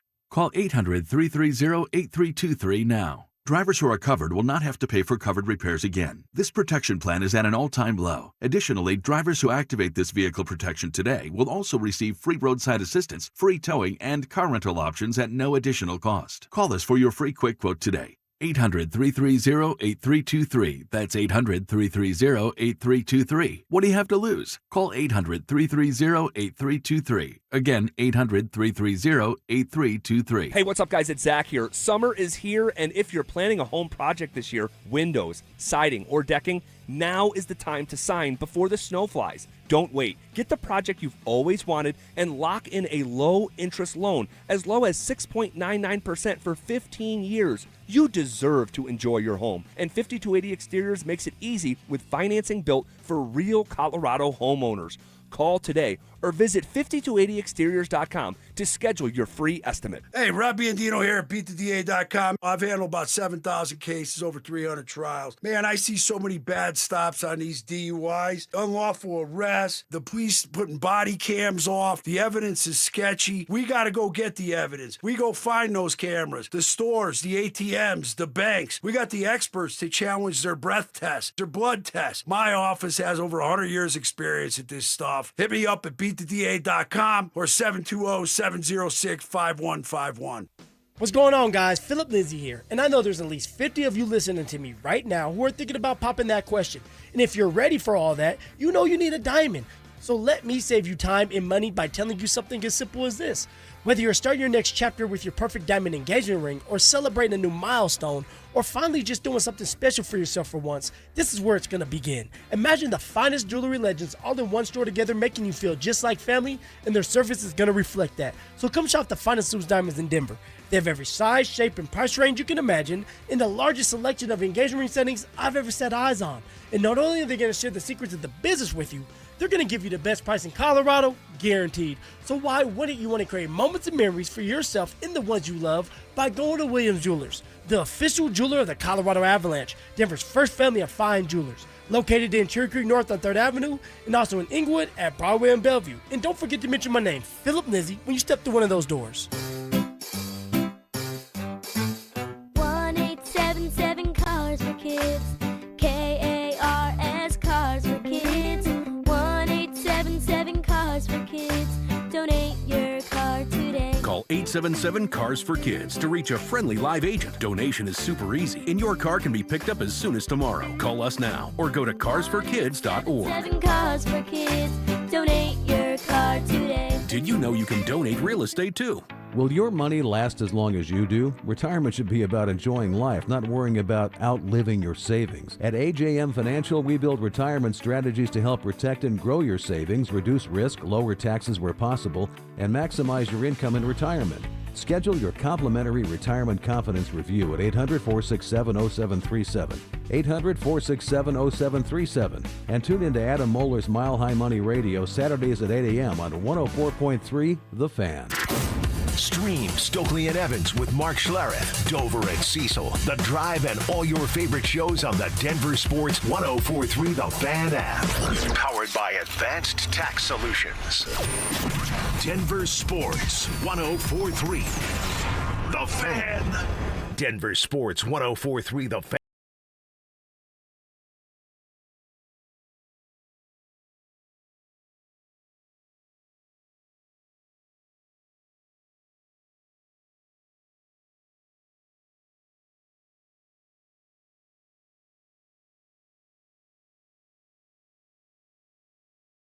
In Denver Broncos history. Why are they accusing you of saying that Bo Nix is mid? Because I've said over and over on this show every time Josh has welcomed me on that Bo Nix is probably a second or third tier NFL quarterback with the potential to be in that second tier, but never in that MVP tier. I think he's a second tier quarterback. I don't know that I think he's going to be in that first tier either. Like that's Josh Allen, Patrick Mahomes, Lamar Jackson, Matthew Stafford. I think as soon as you pay Bo Nix, you're screwed because he's not of the caliber that can win a Super Bowl as a guy that's making $50 million a year. The only guy who's done it is literally Patrick Mahomes, and I don't think Bo Nix is Patrick Mahomes. I don't think he is either, but that's not a knock. That doesn't mean you think he's mid. If you thought he was lower third tier, maybe fourth tier, then yeah, I think you're being overly critical of him. And look, I'm a guy who I didn't like the pick at the time. I was very skeptical. I spent his first year calling him right-handed Tebow because I thought he just went out there and made plays, and he was really good in the fourth quarter, and it was kind of like, it's a bit of smoke and mirrors. But when you look at what he's done through 2 years, when you look at the games he's won, when you look at what he did in the playoffs, that Buffalo game, that was the final piece that I needed in order to say, okay, Bo Nix has arrived. The Broncos have their quarterback. Could they do better? Sure, but if you think if the next Patrick Mahomes comes along, okay, let's have the conversation. But what we saw for 8 years, there's a lot of options that are way, way worse. I think Bo Nix is solidly, it's easy for me to say, in tier 2. You were at that Buffalo game too, right? In person? No, I was not. Okay. Well, I'm not trying to throw it in your face. No. It's all good. I came away astonished. I was sold on Bo that night, and I had no questions, and I still have no questions. The only question now I have is about the ankle, which I think is a fair question this offseason. No doubt. But I'm sold on him as the franchise quarterback. I have no questions about him being the guy, but I do think he's about the 10th best quarterback in the NFL with the potential to be like the 6th or 7th. You know, I don't think he is going to be a top 5 guy. That's just not where I see Bo Nix's career going. And I think Bo Nix's success in his career is going to be dependent on, Sean Payton and Davis Webb's offense and the pieces they put around him and how good this defense can be. He is an elite game manager who happens to make a lot of very good throws and doesn't get in trouble. And he's got a really good tool in the run game. And none of this, by the way, is a shot at Bo.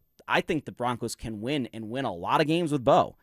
But I think when it becomes incumbent to win because of Bo, because you've paid him, that's when you get into trouble, which is why I think the Broncos window is the next 2 years. I don't put him in the category of a game manager. To me, a game manager is a guy, typically speaking, that doesn't have the physical skills of other elite quarterbacks, and he's great at the whiteboard, and he doesn't make mistakes, and as long as you stay on schedule, he can be effective. If he has 3rd and 4, he can convert because the defense doesn't know if they're running or passing.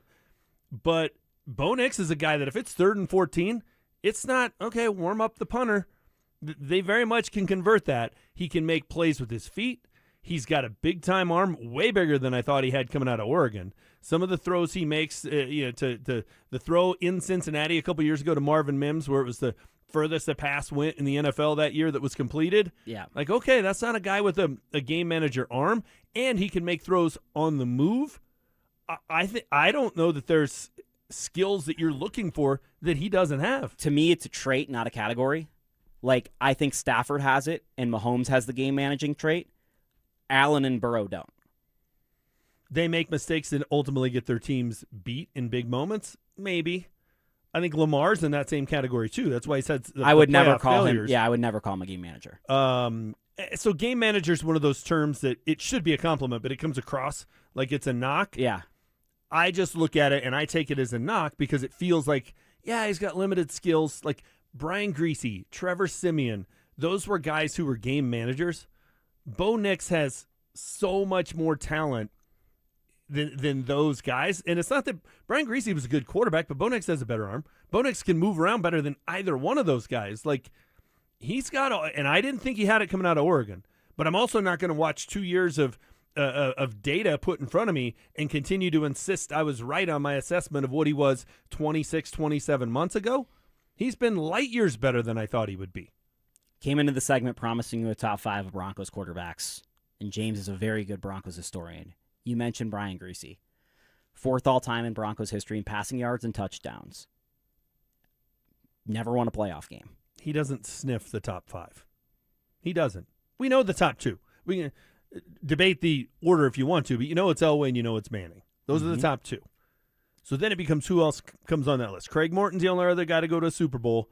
Craig Morton was at the end of his career, made some big plays in the 77 playoffs, was tough as nails, but he's not on this list.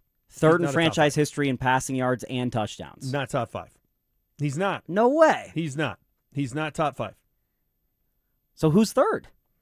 I would put Jake Plummer right now 3rd. Okay, Plummer's 5th all-time in passing yards and touchdowns in Broncos history. Where he was at in his career when he came here, I mean, Craig was just so limited because he was so beat up.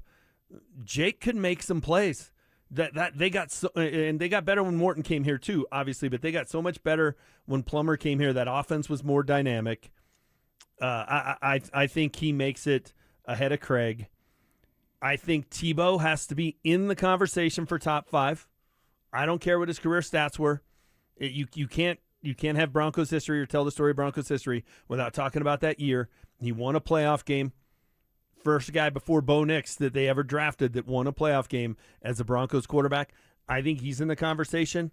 I think in terms of pure talent, Jay Cutler is as talented as any quarterback that's ever played in Denver, and I'm including John Elway on that conversation. So you're willing to include Jay Cutler and Tim Tebow in the conversation before you even consider Craig Morton? I would consider Craig. I just think he's probably 7th.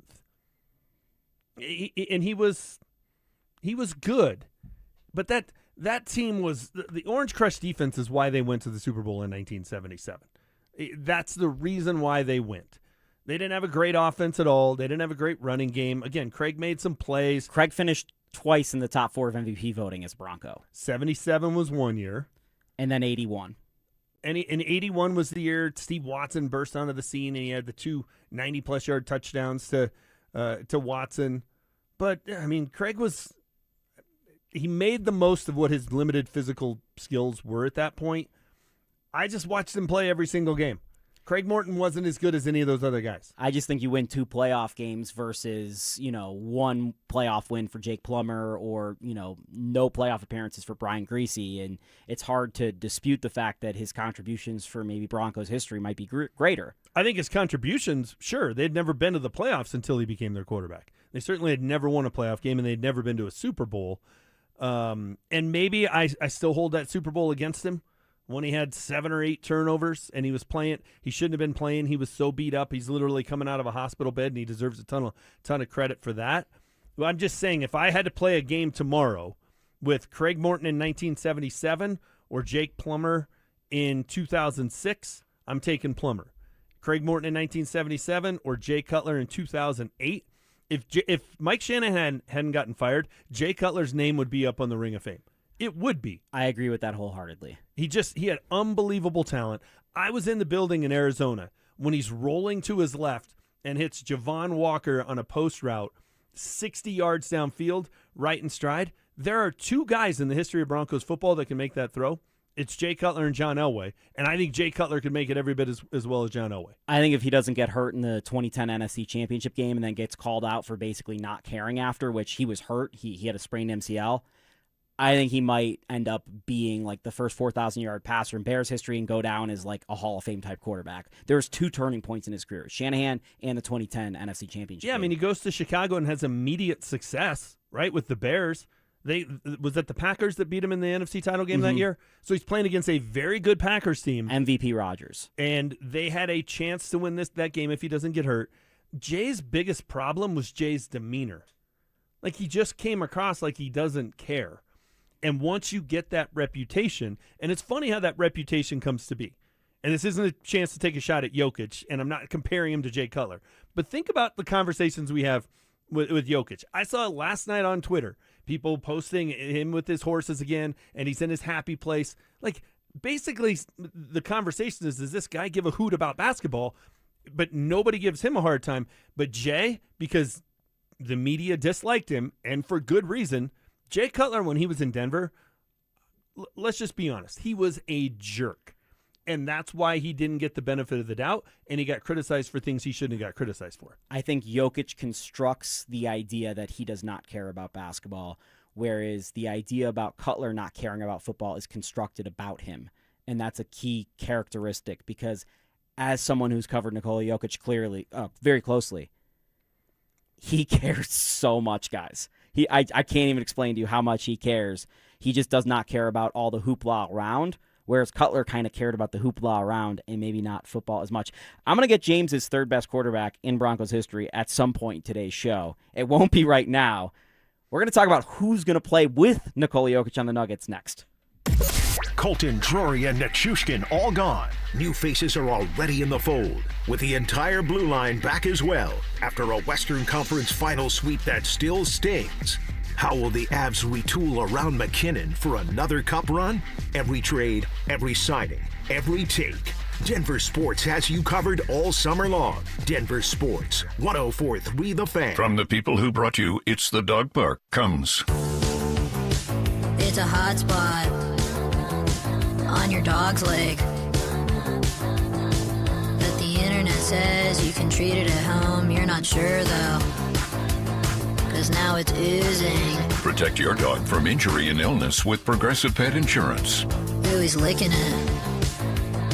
Super gross, dude. Progressive Casualty Insurance Company and affiliates. Not available in all states or situations. Coverage subject to policy terms. This is the story of the one who keeps multiple buildings running smoothly day after day. Plumbing that flows, HVAC that hums, cleaning supplies that keep surfaces sparkling. That's why she counts on Grainger. With easy reordering online and 24/7 support, Grainger helps her keep the products she needs on hand, so shelves stay stocked and buildings stay ready. Call 1-800-GRAINGER, click Grainger.com, or just stop by. Grainger, for the ones who get it done. Performance matters in intimate moments. Don't let ED ruin them.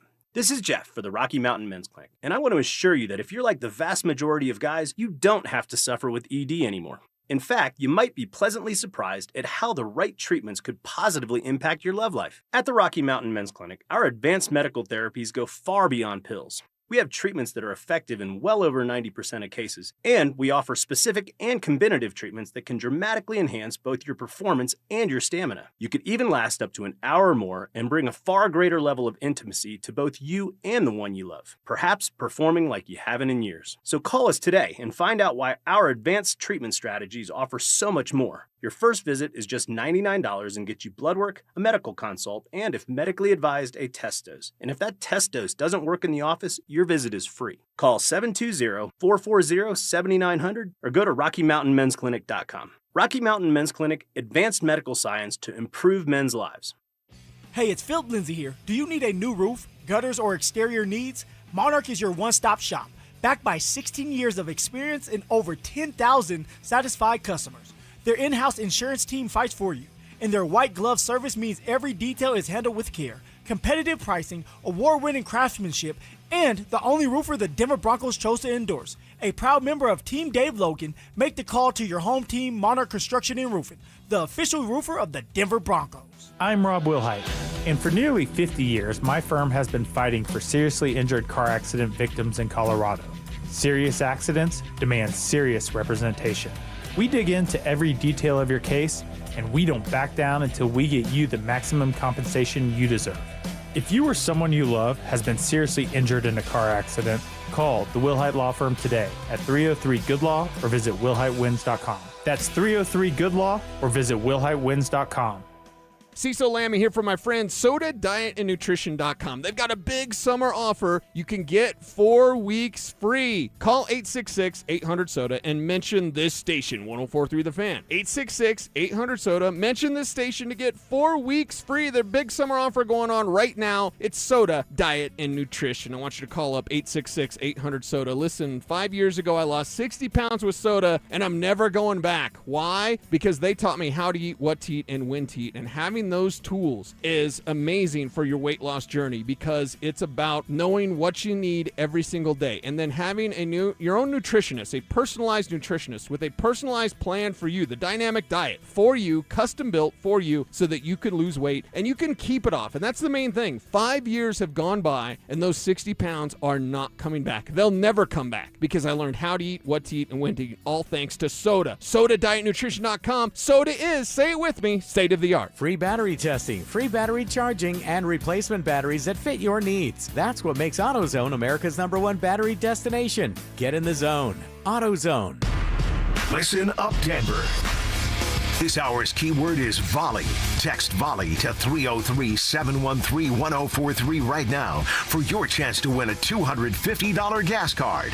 That's volley to 303-713-1043. By texting, you agree to receive an automated marketing message from DenverSports 104.3 The Fan. Message and data rates may apply. For complete rules or to enter the keyword online, visit www.denversports.com/keyword.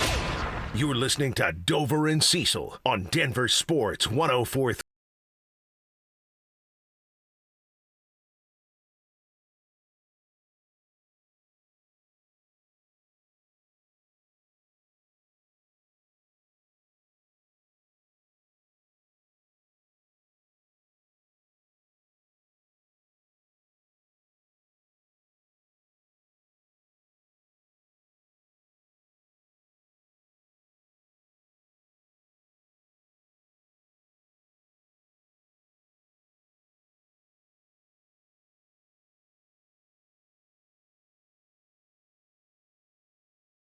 Something I railed against last week to the tune of some viral clips. And according to reports, the Nuggets did not want to move Jamal Murray in a trade package for Boston's Jaylen Brown, which is pretty obvious because I think Jaylen Brown would be a Nugget if that's what the Nuggets were willing to do. Quote, Denver was a team sources say Brown did hold a level of interest going to, but the Nuggets' preliminary talks were focused on Aaron Gordon and Cam Johnson. Trading Jamal Murray was not on the table for the Nuggets, and with Denver holding zero tradable draft capital, the Celtics looked elsewhere, according to Clutch Point's Brett Siegel. So the first thought off this is, was this a mistake from the Nuggets? And the second is, does this even seem plausible? Because what ended up happening is the Celtics basically traded for a package that included Paul George, who's still a very good player, who's making a lot of money, and ended up getting 2 first-round picks. The Nuggets could not have traded 2 first-round picks, and they also got 2 second-round picks. The Nuggets could also not have traded 2 second-round picks. Aaron Gordon and Cam Johnson, to me, is not as appealing of a package as Paul George and all of the picks they got back, even though Paul George is one of the worst contracts in basketball. He has a player option for the following season after this one. Whereas Jamal Murray, I'd argue, is a more attractive player, but maybe not necessarily a need for the Celtics. He's locked into a longer contract, and he doesn't really solve the issue for you if you're the Celtics and you're going, well, the whole reason we're trading Jaylen Brown is he's making $55 million and we're trying to break this contract up. Okay, so it's $7 million less a year for Jamal Murray. So I don't think that this was ever really feasible, Jamal Murray, for Jaylen Brown to begin with, but let's say it was. Would the Nuggets have benefited from making that move? Maybe.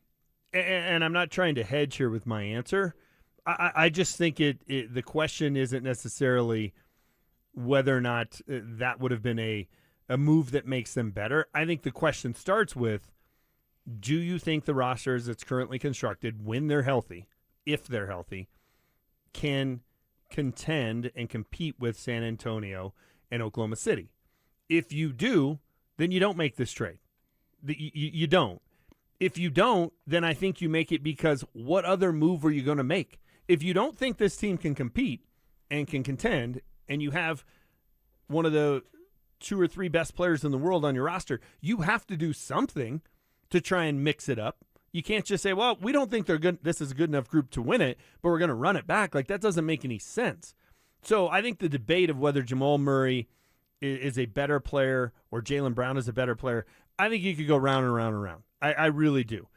I think they're close. I think it kind of depends on what you want, kind of depends on what you need, but they're in the same sphere. I think Jaylen Brown's better, but if you want to tell me Jamal Murray's better, I don't think you're out of your mind by any means. I think it was a need thing for the Nuggets. I like what Jamal Murray brings to the Nuggets more than I would have liked Jaylen Brown, if that makes sense. I think Jaylen Brown's probably a better player in a vacuum, but not for the Nuggets. Sure, and I think that's fine. I just think running it back if you don't think your roster is good enough makes zero sense.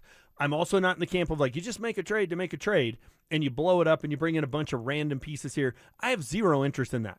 This one is interesting to me because you're trading an all-star for a guy who finished 6th in MVP voting. They're in the same sphere. So you're at least bringing in another really good player. I don't think either one of them is a great player, to be honest with you. But I think they're both in that really good conversation, and you hope this mix, this stew, is better than the stew you had last year. Okay, you could sign me up for that. I think if you trade Aaron Gordon and Cam Johnson for Jaylen Brown, I would sign me up for that all day long. Because I think, again, you're changing the stew, and you're basically telling me, hey, Aaron Gordon plays 40 games a year at this point, and you can't count on him in the postseason. So right, Jaylen Brown plays 36 minutes a night, plays 75 games a year. Right. It's hard to say no to that. And I'm with you, and obviously your size would get less, but you get more rim pressure. And, again, there's a reason why the Celtics said no to that.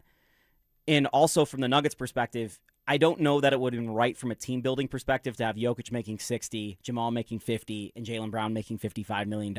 I don't think that wins in today's NBA, and I don't think they would have been able to fill out their roster.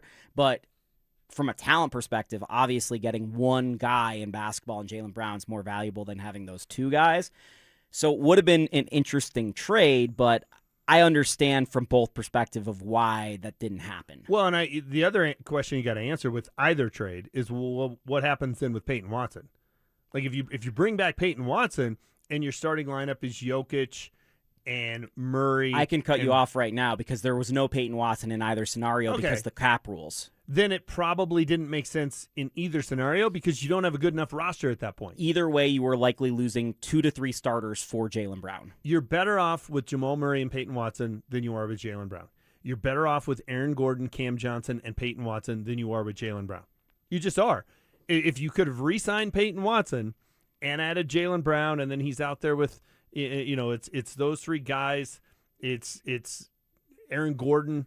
It's Cam Johnson still. Like, okay, that's a pretty darn good team. Yeah, you hate to see Jamal leave, but you got back a piece that's pretty. Here's the other thing I do like about Jaylen Brown.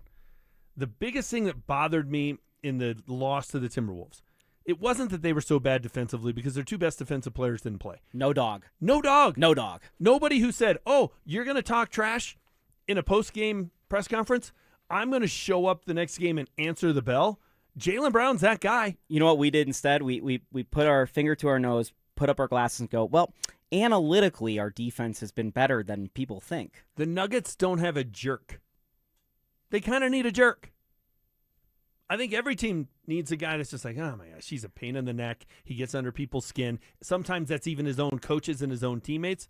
But you got to have that guy who's their Kmart if you're just looking for a personality trait. It's Bruce Brown, but he's just not the player he was even 3 years ago and doesn't play a big enough role. Your 7th or 8th best player can't be that guy on your team. That's the one thing about it that would have been really, really intriguing. Mark Stein and Jake Fisher also reporting, quote, we're told that the Nuggets have rebuffed several trade offers from teams attempting to pry away Cam Johnson. Some rival teams projected the Nuggets to prioritize trying to trade Brown in the wake of the first-round exit, but the timing was clearly suboptimal given Brown's injuries last season and the fact that his 5-year deal is only beginning in 2026-2027. I find that interesting because I thought the easiest thing for the Nuggets to do this offseason would have been trading Cam Johnson. He's on an expiring deal. He is definitely a starting caliber NBA player, even though he had an up-and-down season. For the Nuggets to turn around and go, look, we need the shooting. We need this guy. We like the way his season ended, which I do too. I thought he ended it on a high. There's no doubt about it. I agree with you. I think there's something about the Jokic contract extension that's changed the Nuggets' tune over the last couple days. It's one thing to trade Christian Brown. It's another to trade Cam Johnson, Aaron Gordon, Jamal Murray, in my opinion. Yeah, for sure. And I think there's a connection between it coming out that Jokic isn't necessarily going to sign the extension and then the Nuggets changing their tune. And that being the case, kudos to Jokic for playing the leverage card, right? Like, he's got the leverage. And he put some pressure on the front office. We'll see what it turns out to be, and what it produces here. But I like the change of tone in the front office in the last week. Let's see if they get some things done as a result. And I like the free agent signings they made over the weekend as well. Tyus Jones, who I thought was really solid in the last 2 games, the Minnesota series, just providing some extra playmaking. Look, they've missed a guy like Monte Morris since they had Monte Morris, just a low turnover assist guard that they can bring off the bench, that they can bring to settle in the guys. And Tyus Jones has always been that in the NBA. His scoring's dried up over the years, but as a minimum contract player, it doesn't hurt you, and he's probably as valuable of a backup point guard as you could get at that level of deal. And Marvin Bagley, who was really, really good last year for some really bad teams, kind of reclaiming his career as the former 2nd overall pick. Look, he is literally the highest drafted player to play for the Denver Nuggets since, do you want to take a stab at this? Oh, since... I'm. You just mentioned him. Well, now you're really putting Marcus Camby, Kenyon Martin. Okay, that was the other name that popped into my head because Kmart was the number 1 overall pick. Yeah, isn't that crazy? They haven't had Camby was 1 or 2. Yeah, they haven't had a 1 or 2 play for them since Kenyon Martin, 2010. It's a nice addition. They've been trying to figure out that spot for a long time. It's been a revolving door. I like the fact also that they brought back a point guard that you can't just automatically pick up 94 feet and he struggles to bring the ball up the court.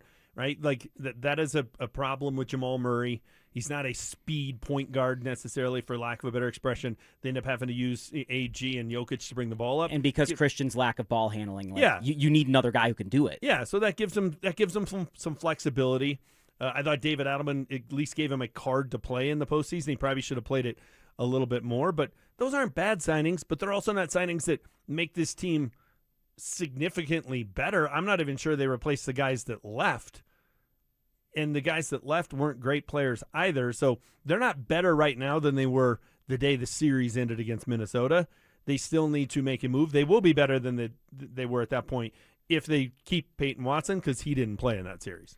Someone once posted on social media, the goal of Twitter is to not be the main character. And sometimes my buddy over here, James Marilat, is the main character. I want to know what's going on in his timeline today. We'll check our X next. The Rockies aren't winning the West, but they might be one of the most fun teams in baseball now. Rookie T.J. Rumfield is raking. Hunter Goodman's launching homers at a rate that has all-star voters and trade deadline scouts paying attention. Mickey Moniak is back healthy, and Sid Satella's having a career year out of the bullpen. The trade deadline's August 3rd. Who stays? Who goes? What's the new front office building toward? Denver Sports is all over it. Denver Sports 104.3, The Fan. Progressive presents the Museum of You. We begin our tour with a unique piece, a relic from the early big screen television era. Remarkable. Next, we find a juicer, which historians believe has only ever been used once. And finally, compact discs from the emo era. A rare find indeed. Some things should be history, but until then you could protect what's important to you and save by bundling your auto insurance with a renter's policy from Progressive. Progressive Casualty Insurance Company affiliates and other insurers. Not available in all states or situations. Tired of hearing scary radio ads about the IRS? Tax Relief Advocates is different. TRA is here to tell you that if you owe money to the IRS, whether it's $5,000 or $500,000, we have a solution. TRA can eliminate or reduce what you owe to the IRS with zero risk to you. We have over 1,000 5-star reviews on Google and an A+ with a BBB. End your tax nightmare today by visiting TRA.com or call 800-583-6681. That's 800-583-6681. Summer should be a time of joy for children, but Wish kids often miss out due to their illness, creating a dark chapter during a time that should be filled with sunshine and memories. A wish from Make-A-Wish Colorado can change everything for these children, giving them the strength and hope they need to persevere in their fight against critical illness. My name is Carrie Fletcher. I'm part of the Alpine Bank family, member FDIC. Today, Alpine Bank hopes you'll decide to make a life-changing impact in the life of Colorado Wish Kids by supporting Make-A-Wish Colorado. There are currently more than 450 Colorado kids with critical illnesses who are waiting for a life-changing wish, and 110 more kids will be diagnosed this summer. You can help make their wishes come true. Visit wish.org/Colorado to help Make-A-Wish Colorado grant some memorable wishes this summer. From the FIFA World Cup to competitive business environments, grand ambitions lead to game-changing achievements. At Bank of America, we're there to support businesses at every step, providing insights and expertise to help you gain an edge. He shoots, he scores! What would you like the power to do? Explore winning business solutions at BofA.com/gamechangers. Bank of America, official bank of the FIFA World Cup 2026. Hey, John, why so glum? I just got let go. The company's downsizing. This is the third time in the last 2 years. I'm done with this. Have you thought about My Computer Career? I've heard they can train you for a career in IT in just a few months, including cybersecurity and the basics of AI. And you don't need prior training or experience. Now that's a recession-resistant career. Wow, thanks. I'll check them out. Go to mycomputercareer.edu and take the free career evaluation. Mycomputercareer.edu, an Elite CompTIA certification partner. Financial aid is available to those who qualify, including VA benefits. Shop Honda keeps car buying simple. One price, one person, 1 hour means no games, no back and forth, and no dealer handling fees ever. Upfront pricing and one dedicated advisor who handles everything from start to finish. It's straightforward, stress-free, and honestly the way car buying should have always been. At Shop Honda, the experience is just as good as the vehicle you're driving home. Discover the Shop Honda difference for yourself. Visit Shop Honda today, proud partner of the Dover and Cecil Show. Robbie Dino here at BeatTheDA.com. I've handled over 7,000 cases, 300 trials. Let's face it, divorce is really impactful. You may have a controlling spouse. You may have a violent spouse. You may have been a victim of a domestic violence. You may be wrongfully accused of domestic violence. This all affects parenting rights. And let's face it, the kids are the most important. These are the things that need to be handled. They need to be handled appropriately by someone that's going to protect your kids and protect your rights. Hit me up at BeatTheDA.com, 720-706-5151. Want real Broncos talk?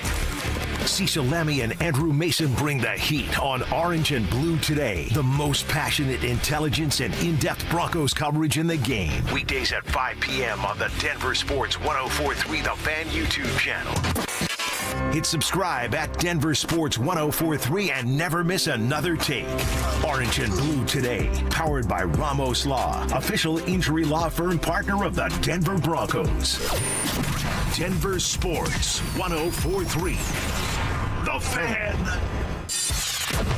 Don't at me, bro. It's time to check your ex. Why are you stalking me? No, not that ex. Twitter, unfollow. Here's Dover and Cecil to help you swipe, scroll, and screenshot your way through today's top headlines. Power of social media. I'm on Team Gets It.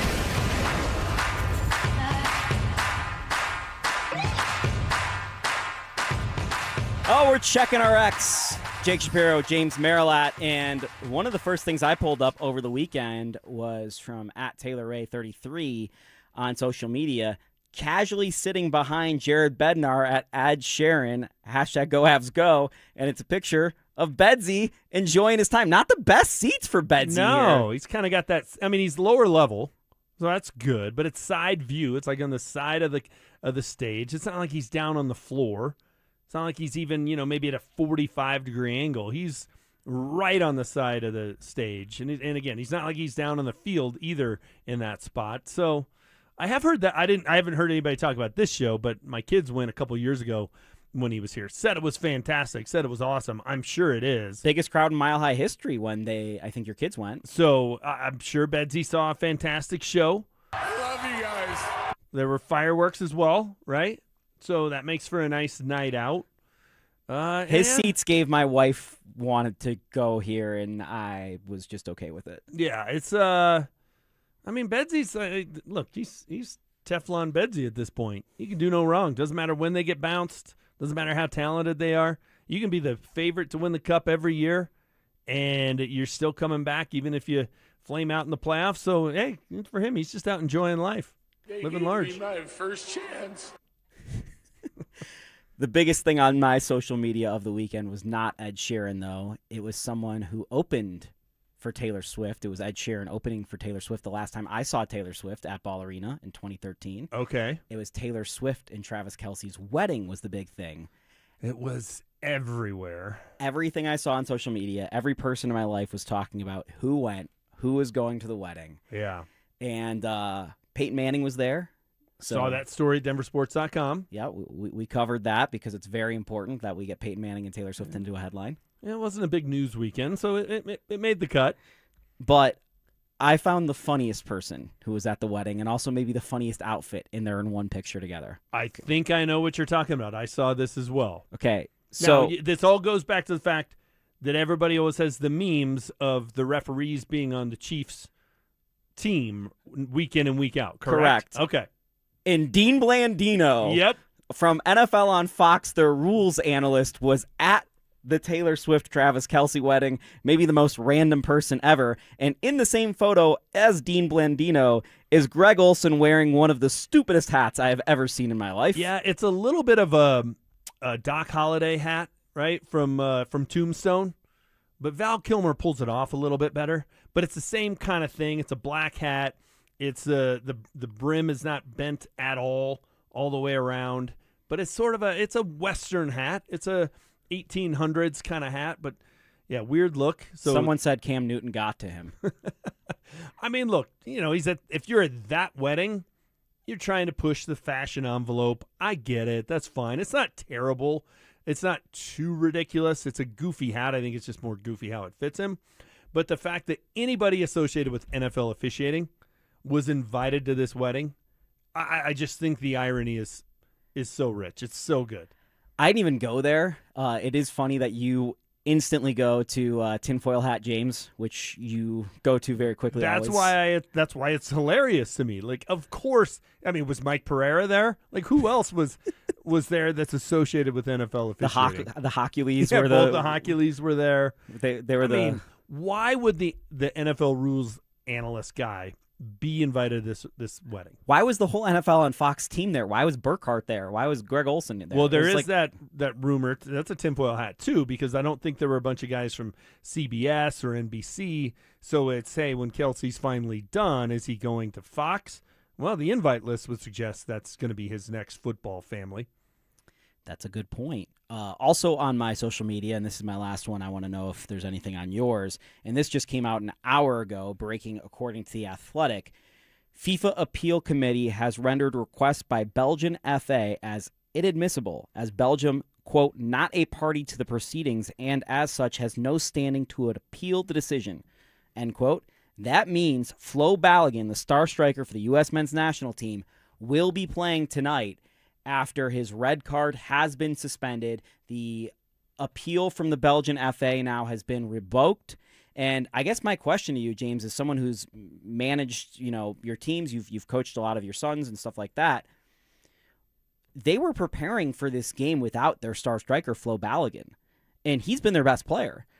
But if you're Team USA, do you maybe bring Balogun off the bench or something because you're prepared to go without Balogun? You prepared for a week. I do not. You put your best players out on the field. Yeah, you prepared for a week, but how long have you been preparing for this tournament? Yeah, a lot more than a week. And all these and there's these people who say, just don't play him because otherwise it's going to be tainted. No, it's not. It's not at all. And the other part of it is if you're Belgium, you just got to deal with it, right? Like we've all been in these kind of situations. So, look, World Cup, biggest of stages. 7th grade football, smallest of stages. But I'm going to give you a story. So in our quarterfinal game, our quarterback, who was the best player in the league on both sides of the field, got 2 penalties, 15-yard penalties in sportsmanlike conduct. So he gets kicked out of the game. Basically the football equivalent of a red card. He shouldn't have gotten either one of them. One was for hurdling. A guy fell down. He jumped over the player to keep running, and they called him for a 15-yard penalty. It's so you don't try and jump guys that are standing up, not guys that are laying on the ground, right? The other one, the opposing coach was talking trash. He runs by and says something to the opposing coach. They penalized the 13-year-old kid, not the grown man. So anyhow, we should have gotten the appeal. We should have got it overturned. I was told it was. We prepared all week for the game. We show up. 15 minutes before kickoff, they tell us, nope, he's not going to be able to play. We had to adjust and go to a different quarterback. Didn't matter. We won anyway. Right? You just got to deal with it.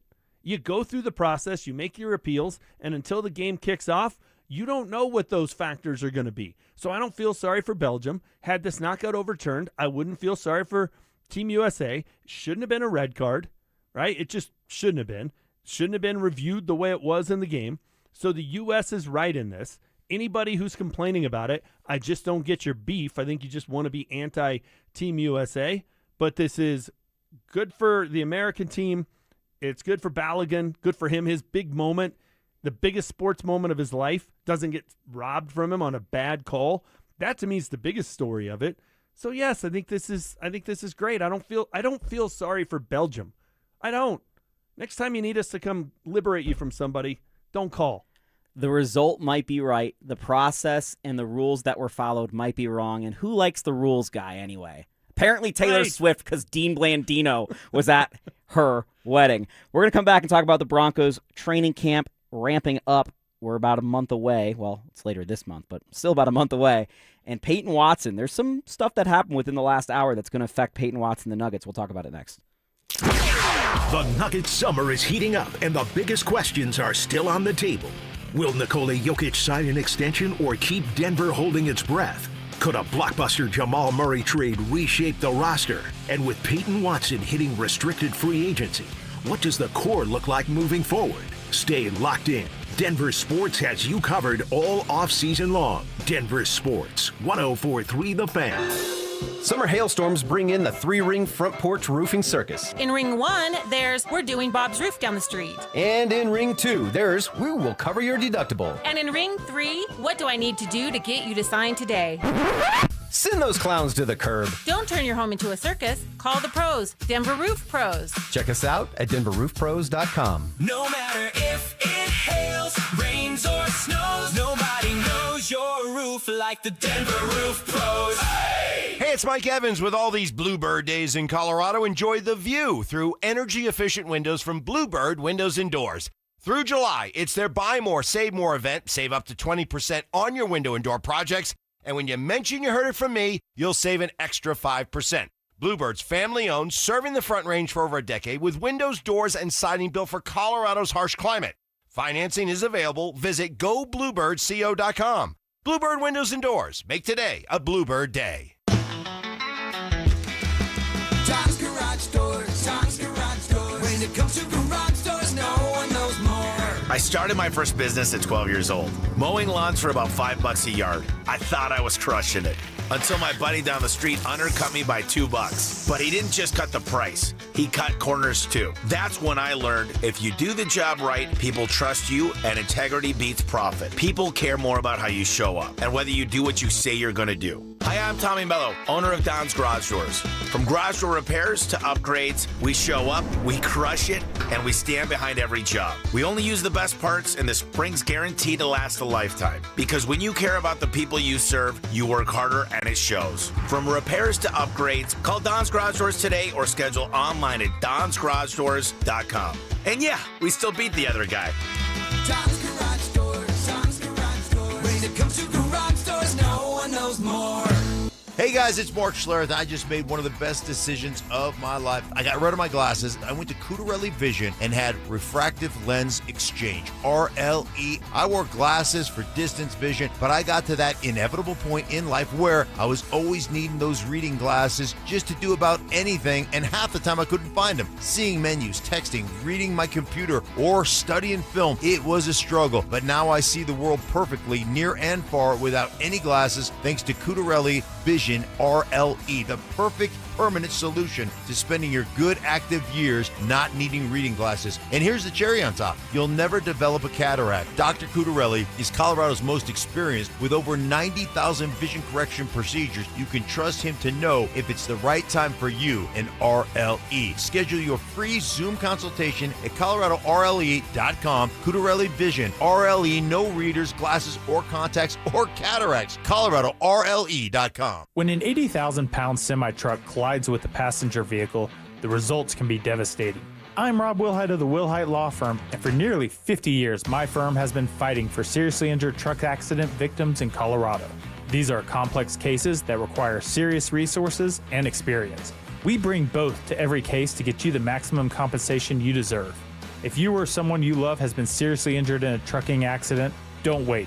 Call the Wilhite Law Firm, 303-GOOD-LAW, or visit wilhitewins.com. When disaster hits your home, it's game time. Water in the basement, fire damage, mold creeping in. Don't sit on the sidelines. Call Able. Able Restoration is your first round draft pick for emergency response, mitigation, and full rebuild. We move fast, protect your property, and fight for you with insurance start to finish. This isn't practice. This is your home. And when it's time to step up and protect what matters most, bring Able to the table. Call 303-590-5600. That's 303-590-5600. Go Able. Bring Able to the table.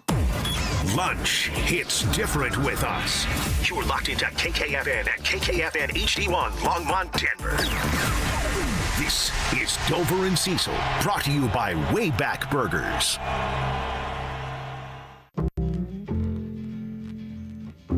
Denver Sports 104.3 The Fan presents Dover.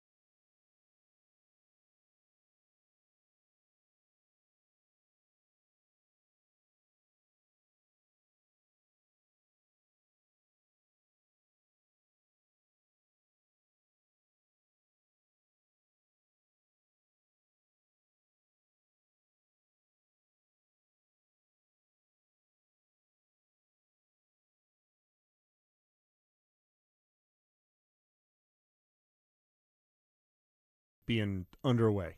And like you said, I don't think it's an important training camp because, like, there's questions. Like, we know who the quarterback is.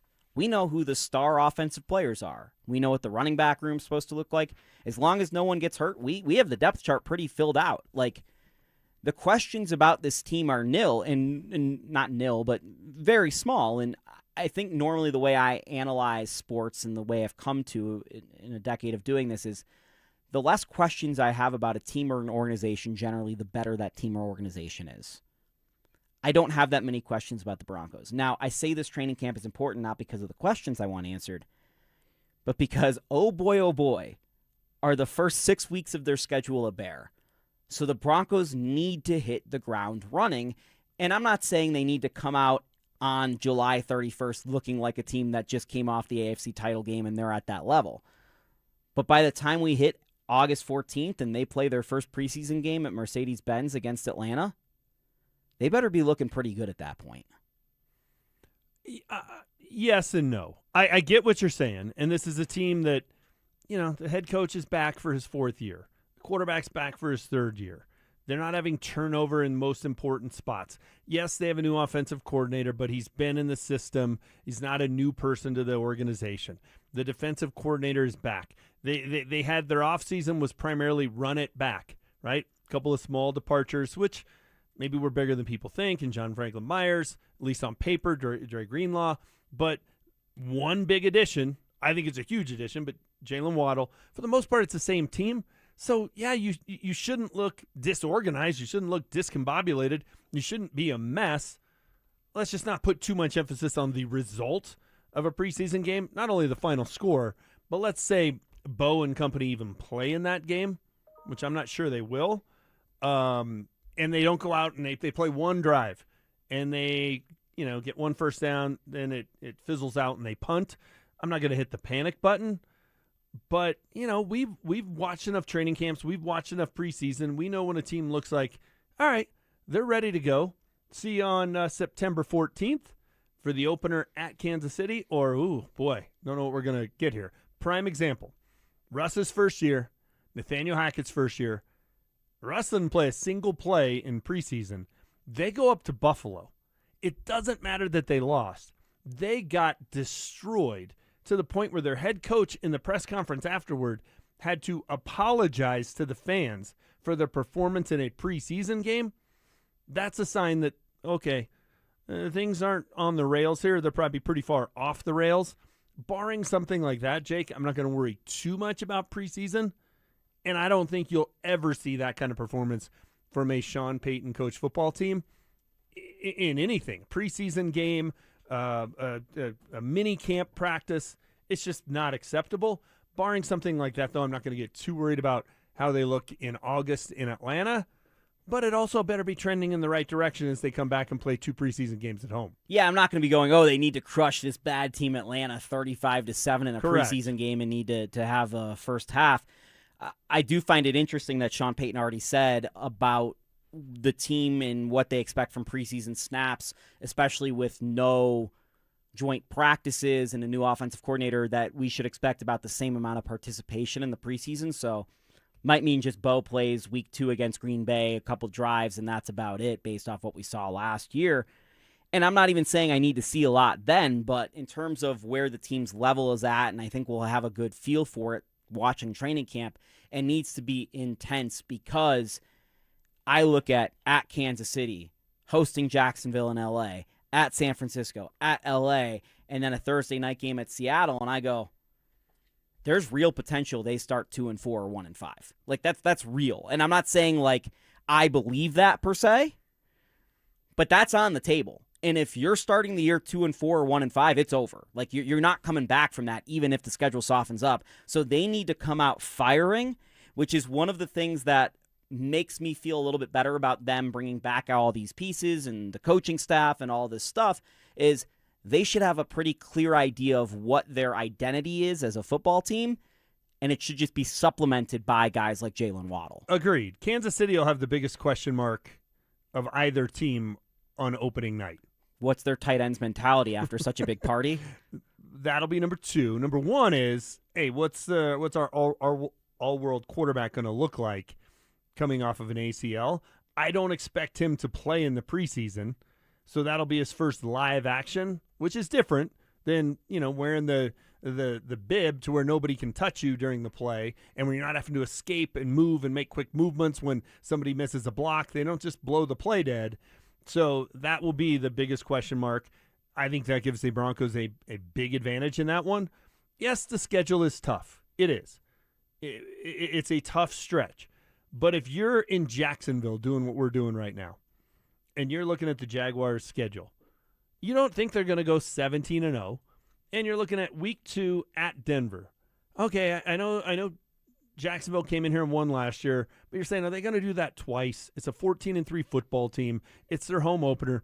That's probably an L. If you're doing this in L.A. and you're talking about the Rams and they got to go play, I think they play in the Australia game. They're traveling all over the place. They got San Francisco early in a huge game. All right, they're not going to go 17-0. That might be an L. Like, you can start to add it up. If you're Seattle, you're the defending Super Bowl champs. You got to play in a short week, travel to Denver, and play the Broncos on a Thursday night. All right, that's probably an L. Like, everybody else should be, if they're doing this job correctly, looking at games in Denver as likely losses.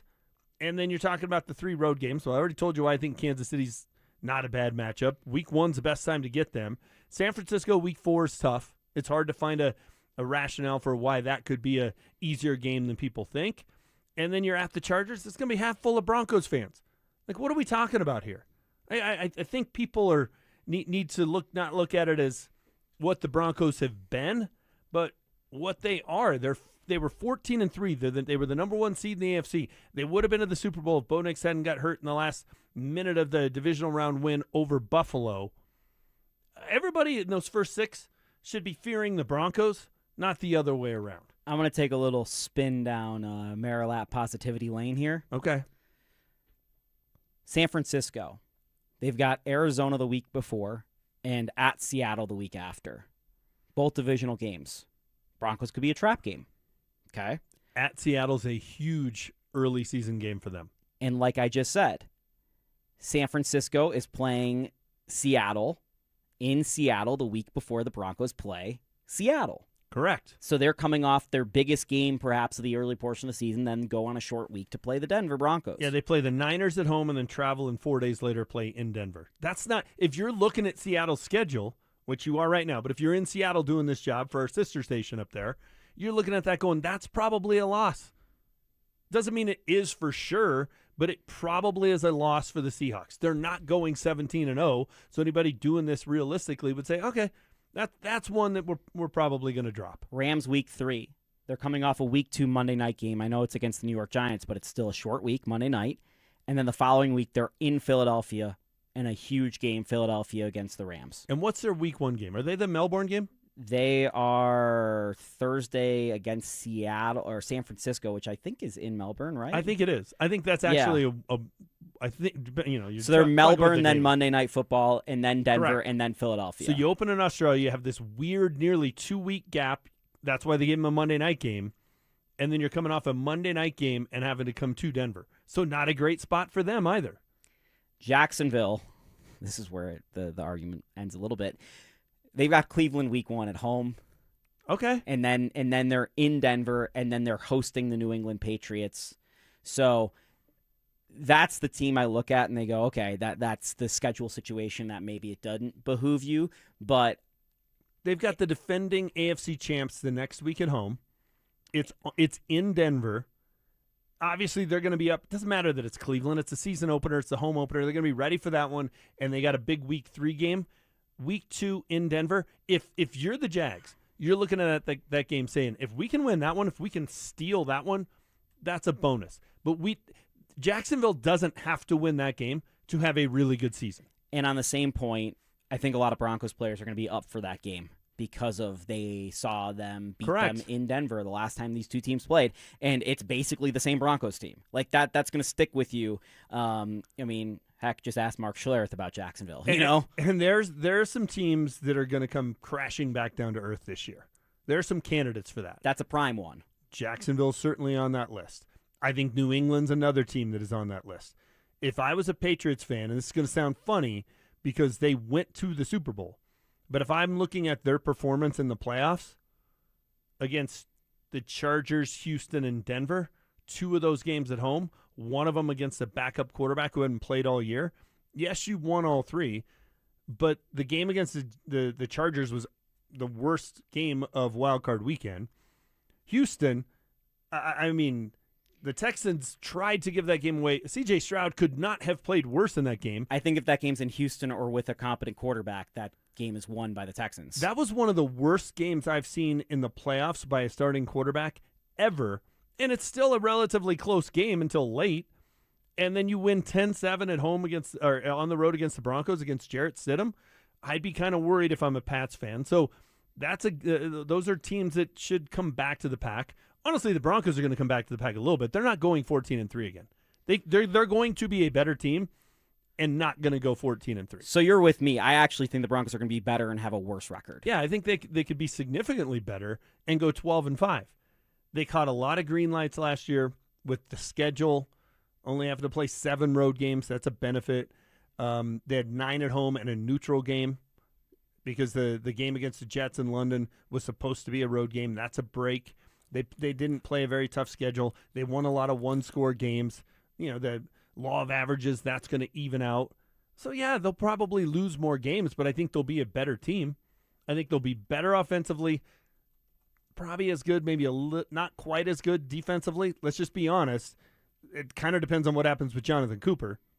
If they don't have Jonathan Cooper all season long, we're just talking football here. If they don't have Jonathan Cooper all season long, if they decide to part ways with him and cut him, their defense is going to be hard-pressed to be as good. Well, even in the context of the first 6 weeks, and it's very plausible that he could be suspended 4 to 6 weeks, right? That's the time in the schedule that you want him the most. For sure. Well, I always want my best players down the stretch and in the playoffs, but I see in terms of the difficulty of the schedule, that's when you want him most. I just don't buy these. Like when you said if they go 1-5 or 2-4, it's a disaster and they can't dig out of that hole. I agree with that. I don't like when people say they could go 2-4 and be fine. You've eliminated all your margin for error against what, it looks like a pretty weak schedule, quote unquote, after that. But somebody in that stretch is going to be better than we think. There always is one or two teams that's going to be better than we think. I promise you Carolina, Pittsburgh, or Vegas will be better than we think. Correct. One of those three even. Correct. And there are no layups in the NFL. It doesn't matter who you're playing. This isn't college football. There's not a true layup. Vegas stunk last year, and it took forever for the Broncos to separate in those games. Yeah. Now, it's going to be an easier win than trying to beat Kansas City and Kansas City, but there's no layups. So you take away all margin for error. I think if you go 3-3, you survived it, but boy, you've made it to where trying to win the AFC West is going to be difficult. If you go 4-2 in the first 6 games, you're sitting pretty. You're golden. So I just think they need to look at this first 6 games as one, and we just broke down why it's not as tough as some people look on paper, because those other teams have other games too before and after.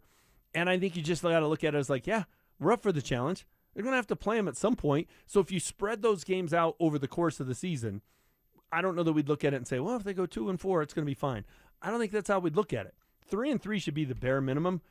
Shoot for 4-2, 5-1, and put yourself in the driver's seat in the AFC. And I think what concerns me is two people now having this conversation that both believe the Broncos will be better next year but might have a worse record. It ends up with the Broncos most likely to be on the road in the first week of the playoffs and having to win one more playoff game to get to the Super Bowl, which again tells you how unique of an opportunity you had last year. And it's really hard to win a road playoff game. Let's say the Broncos win 11, 12 games next year. There's a real chance the Chargers or the Chiefs finish with a better record and you're a wild card team. And I think that's the part that's concerning to me is this Broncos team could be better, might have a worse record, and might get knocked out on Wild Card Weekend because of it. Yeah, I think what you're trying to avoid is you don't want to be on the road Wild Card Weekend. The goal is to win the AFC West. Getting the number 1 seed last year was a huge bonus. That was a cherry. Exactly. But if you win the division, you're playing at home Wild Card Weekend. We've all seen how the NFL playoffs go. There's going to be an upset or two Wild Card Weekend, so you could end up playing at home in the divisional round. Like your path, yes, it's 3 games instead of 2, and that makes it 50% harder. But as long as you win the division and play Wild Card Weekend at home, there's a chance your path to the Super Bowl, you never leave Denver. There's the chance. If you're playing on the road Wild Card Weekend, unless you get extremely lucky and the AFC title game, you're against a 6 or 7 seed, and you were fortunate enough to be the 5, you're having to play all those games on the road. That is a very, very tough path. So do I think the Chargers are going to win 12 games or more? I don't. But do I think they're going to win 10 or 11? Yeah. So it's going to be really, really tight. It's going to be a very tight race. I think the AFC West is going to feel like a NASCAR race where they've been under caution and they drop the green flag and then they drop the white flag and they're coming 3 wide into the corners. That's what it's going to be because everybody's going to be bunched up together. Speaking of tough paths and things bunched up together, the aprons in the NBA. And I'm seeing some reporting right now about the Payton Watson situation with the Nuggets because Rui Hachimura has just signed with the Los Angeles Clippers, has gone across town. That eats into their cap space, and it honestly benefits the Nuggets in the way of giving them more negotiating power with Payton Watson because they know the Clippers can't go as high on the offer sheet. And there's all sorts of talk, including from Sam Amick of The Athletic, who reported over the weekend that they would match any offers for restricted free agent Payton Watson, and if not, they would consider a sign-and-trade. And I've got my boy Anilo Piro, who I co-host Shapiro and Piro, texting me about a sign-and-trade, and people are out here talking about a sign-and-trade with Payton Watson, and I know people are familiar now with that term in the NBA. If the Nuggets were to sign and trade Payton Watson, sign him and then trade him to the Clippers, if they got any salaries back, if they got any valuable players back from the Clippers, let's say it was, Derek Jones Jr. or Chris Dunn, who we've seen play the Nuggets in the playoffs and look good, the Nuggets would be hard capped at the first apron. Right now, the Nuggets are a second apron team. If the Nuggets were to sign and trade Payton Watson and get players back, not only would they be sending out Payton Watson, they would have to probably dump both of Cam Johnson and Aaron Gordon just to get a guy like Derek Jones Jr. back and maybe some draft capital. I see this as highly unlikely. If I think the Nuggets are going to sign and trade Payton Watson, which I currently do not project, they're only probably going to get some draft capital back because it doesn't make sense for the Nuggets to hard cap themselves at the first apron. It was one thing to hard cap yourself at the second apron in the scenario you aggregated salaries for Jaylen Brown to come to the Nuggets. You could get under the second apron.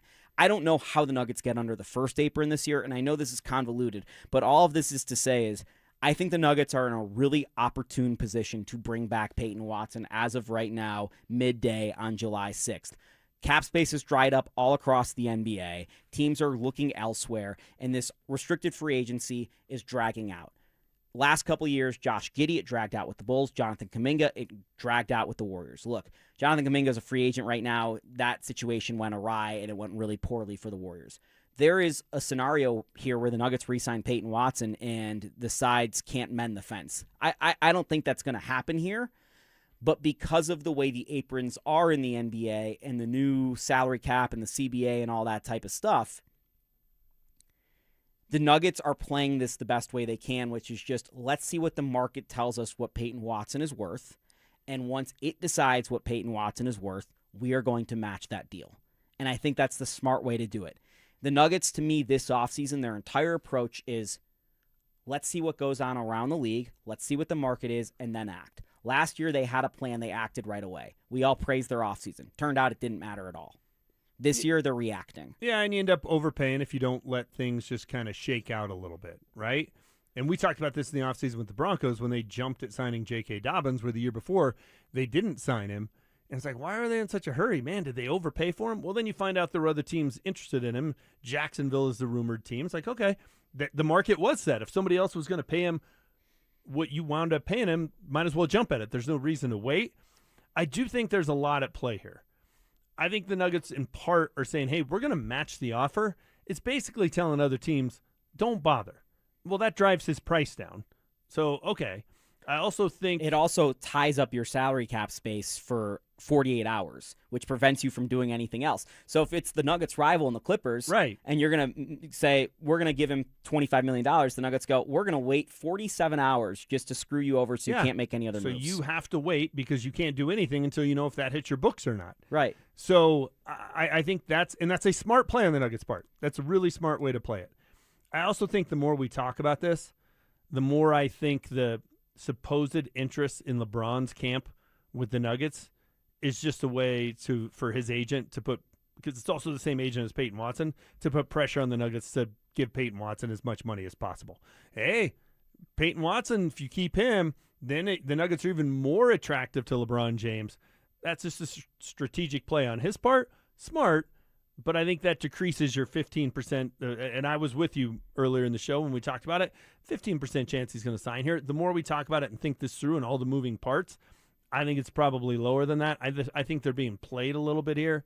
I think there's some gamesmanship going on. And if you're being played for a minimum contract, it's really not affecting you. Like, I don't think I do think the Nuggets should wait for their entire offseason to base off of if they're going to get LeBron or not, because that's how much of a difference maker he can be. And it's the only chip left on the board that can completely change what you're doing. But because he would sign for a minimum contract, you're not missing out on anything else by waiting for this to happen. You're not tying up money, whether it's based on the rules or just, hey, we got to make sure we have it over here for him if we need it. They can make that move easily. So I think the most likely scenario is... It's the difference of them having David Roddy today or David Roddy tomorrow. Exactly. I think the most likely scenario is somebody signs Payton Watson, they match it, and they keep him. I think the second most likely scenario is somebody signs Payton Watson, they match him, they trade him for draft picks. Because the scenario you put together, which painted the picture clearly, was if you trade him for players, the guys you're getting back aren't as good as the guys you're going to have to cut in order to get under the new hard cap that they would have. So I think trading him, trying to restock the draft picks would be the second most likely option. I think they run it back, and I think they run it back with Payton Watson part of that. And their tax bill would be about $180 million, let alone the $200 million they're going to spend on the roster in that scenario. And I got to bring back my wife, Katie Cheshire, who reported this with Kevin Demoff, telling her the other day, saying KSE projects for all of their teams to go 500, and that's how they base their revenue assessments. And anything over that is cake. If they have a bad season, then they're kind of balking at it. The Nuggets have been over 500 for a decade. They have plenty of money in their coffers to do this for 1 or 2 years. It's funny, you also, me and you went back and forth him alone plenty of times, but one of your criticisms of him was paint by numbers. And I agree with you. It was paint by numbers with the rotation. It was annoying.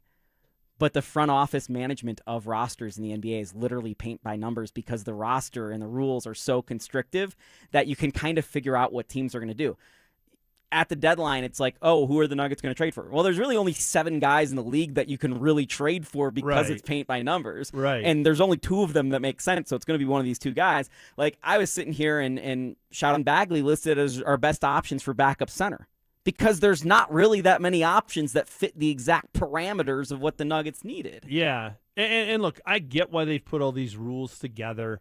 They were trying to protect small market teams to some extent. Any other time in NBA history these rules come about, they help the Nuggets. The last 5 years, it's annoying as hell. Yeah, and they're trying to avoid the super teams and some of the things that kind of drove people crazy. To some extent, it's worked. Right? It's a different champ every single year, but the one time the Nuggets are in a window where, hey, they could build the dynasty that Michael Malone talked about at the parade, the rules have made that very difficult for them to do. The year after, right, they couldn't keep Bruce Brown because other teams could give him more money than the Nuggets could. All these rules seem to come back and bite the Nuggets. They're very complicated. They've made it overly convoluted. I get why they did it. I just wish they would make it simpler. The NFL is great. If you can add and subtract, you can pretty much figure out the cap. If you can do a little bit of algebra because you got to prorate signing bonuses, you can totally do the cap.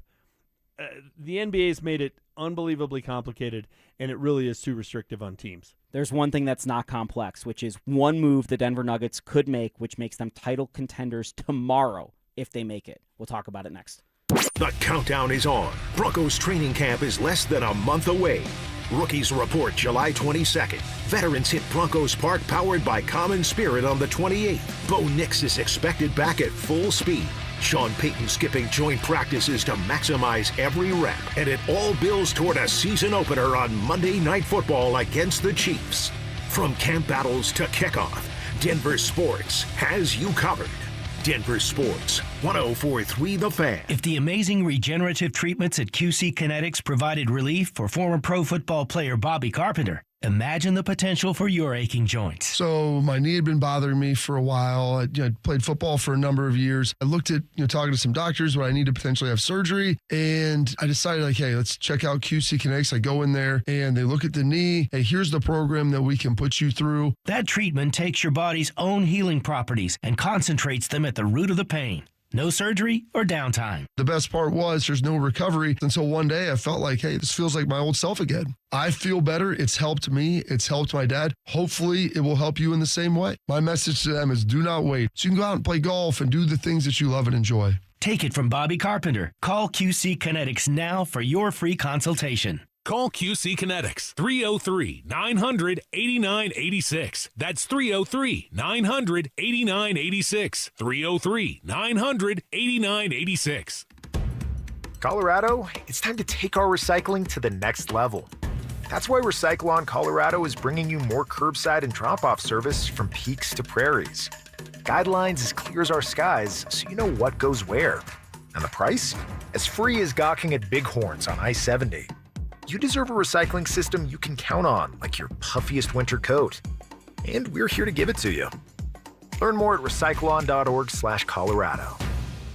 Brenda Stokely from my friends at Roller Auction, leader in Colorado auctions for over 40 years. They conduct over 150 auctions every year, selling tens of thousands of items at the price you set. Auctions are held regularly for Colorado government agencies, and they always have big-ticket items at great prices. That's why I love Roller Auction. And almost all bidding is conducted online in real time, and it's open to the public. Anyone can participate. Check back regularly. New auctions are added weekly. Be the first to know about new auctions available for bidding when you sign up for email notifications. Go to Roller rollerauction.com/thefan. This is a special alert to all Americans who own a vehicle with less than 200,000 miles with an auto warranty about to expire or with no warranty coverage at all. Due to a decline in the economy, CarShield is announcing a low-cost month-to-month vehicle protection plan that is now available to the public to save any driver out-of-pocket expenses on future auto repairs. Call now to find out how you can pay almost nothing for covered auto repairs. Yes, you heard that correctly. Pay almost nothing for covered auto repairs. An open phone line has been established for all drivers to call for a free quick quote. Call 800-292-4541 now. Drivers who are covered will not have to pay for covered repairs again. This protection plan is at an all-time low. Additionally, drivers who activate this vehicle protection today will also receive free roadside assistance, free towing, and car rental options at no additional cost. Call us for your free quick quote today. 800-292-4541. That's 800-292-4541. What do you have to lose? Call 800-292-4541. Again, 800-292-4541. Gebhardt BMW, your trusted family dealership since 1975 in Boulder, has a championship-level lineup ready for you to test drive and take home today. They currently have specials on both the BMW X3 and X5 models. The BMW X3 model is a luxury compact SUV that offers balanced handling and a powertrain variety. The BMW X5 model is a high-performance powerhouse luxury model that offers you a thrilling driving experience. They also have a great pre-owned BMW lineup as well. Schedule your test drive today. Go to GebhardtBMW.com. Gebhardt BMW, your trusted family dealership since 1975. This July is America's 250th birthday, and Low T Center is celebrating 250 years of freedom with our 250 for 250 deal. All month long, men who start testosterone therapy and stay with it for 90 days earn $250. So if you're over 40 with low energy, sex drive, not feeling yourself, don't stay that way. Low T Center is raising the T of American patriots from sea to shining sea. Come celebrate 250 years of America with Low T Center's 250 for 250 deal, because bringing back energy and vitality of your youth is worth celebrating. Go to fixmylowt.com to book a free T test. That's fixmylowt.com. Offer ends July 31st. Terms and conditions apply. This segment on 104.3 The Fan is brought to you by Biondino Law Firm. The average cost of a first-time DUI in Colorado is over $13,000, and a conviction gives you a criminal record. Make a plan for a sober ride before the party begins. Don't underestimate impairment. Listen up, Denver. This hour's keyword is GOAL, G-O-A-L. Text GOAL to 303-713-1043 right now for your chance to win a $250 gas card. That's GOAL to 303-713-1043. By texting, you agree to receive an automated marketing message from DenverSports 104.3 The Fan. Message and data rates may apply. For complete rules or to enter the keyword online, visit www.denversports.com/keyword. Denver Sports 104.3 The Fan presents Dover and Cecil.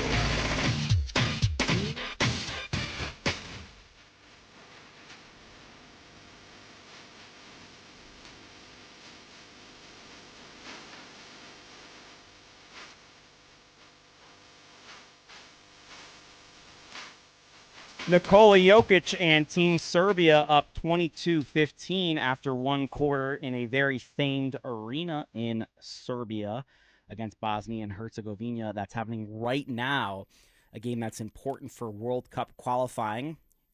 You won't be able to find it on TV, so, there's no threat of our audience leaving us.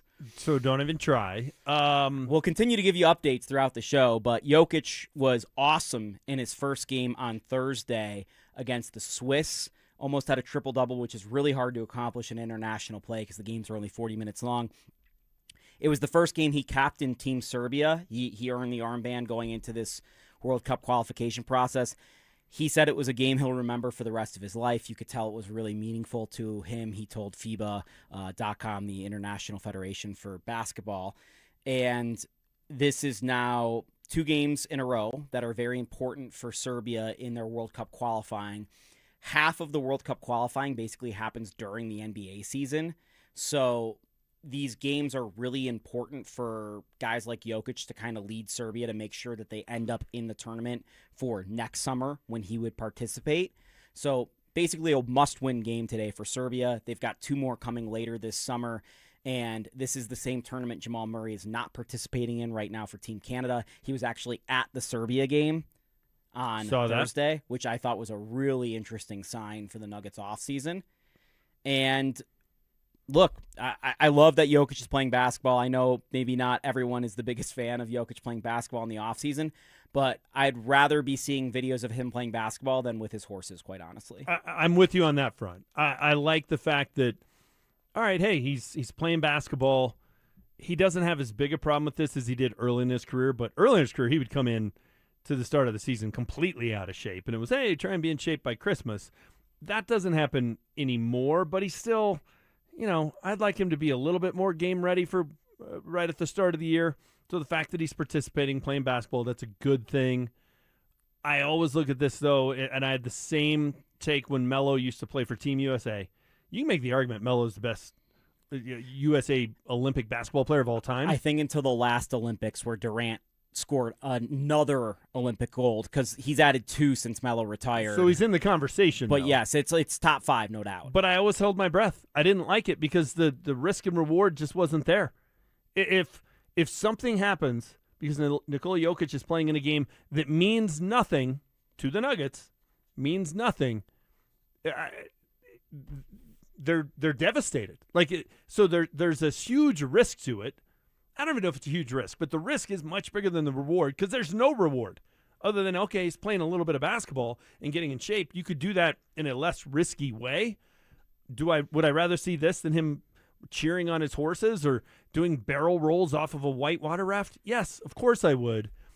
But I just, I'm holding my breath. I hope he makes it through, knock on wood, healthy, because this would be a giant, giant problem. Saying the obvious. The other thing that bothers me is having these quotes about, the most important game or one of the most important wins he's ever had. Like, I get it. Playing for your country is awesome. And maybe that is more important, and that's okay. But does it have to be that much more important than the games you play for the team that pays you $55 million a year? Like, I don't like the difference in the discrepancy in how much he cares about this game and how little he seems to care when the Nuggets win or lose in the postseason. I can't wrap my head around that. I just want to see this kind of intensity, this kind of passion, and this kind of care and importance for Nuggets games as much as it is for Team Serbia games. I'll give you the direct quote because it sounds a little bit better than you're making it out to be. This is the first time in my life that I am the captain of a team, and it means a lot to me. I told the team after the game I will remember this for the rest of my life because it means a lot to me, and it is a great feeling. He's not a captain with the Nuggets? They never gave him the armband. They never made him the captain. But he's the best player on the team. He's the best player in the league. Clearly, the Knicks gave Jalen Brunson the captaincy. Who's the Nuggets captain? They don't have one. What? They don't have a captain. They never named a captain, right? How do you not have a captain? I don't think most basketball teams have a captain. All right, well, but then it's not like it is in hockey where you get a C, right? It's not like it is in the NFL where you get one of the C's on your chest. Well, guys in the NBA have had C's on their chest before, and Jalen Brunson is literally referred to as the captain of the Knicks. So this is something the Nuggets could do, and it would make you feel better, apparently. But do they Derek Jeter was always the captain? They always called him that.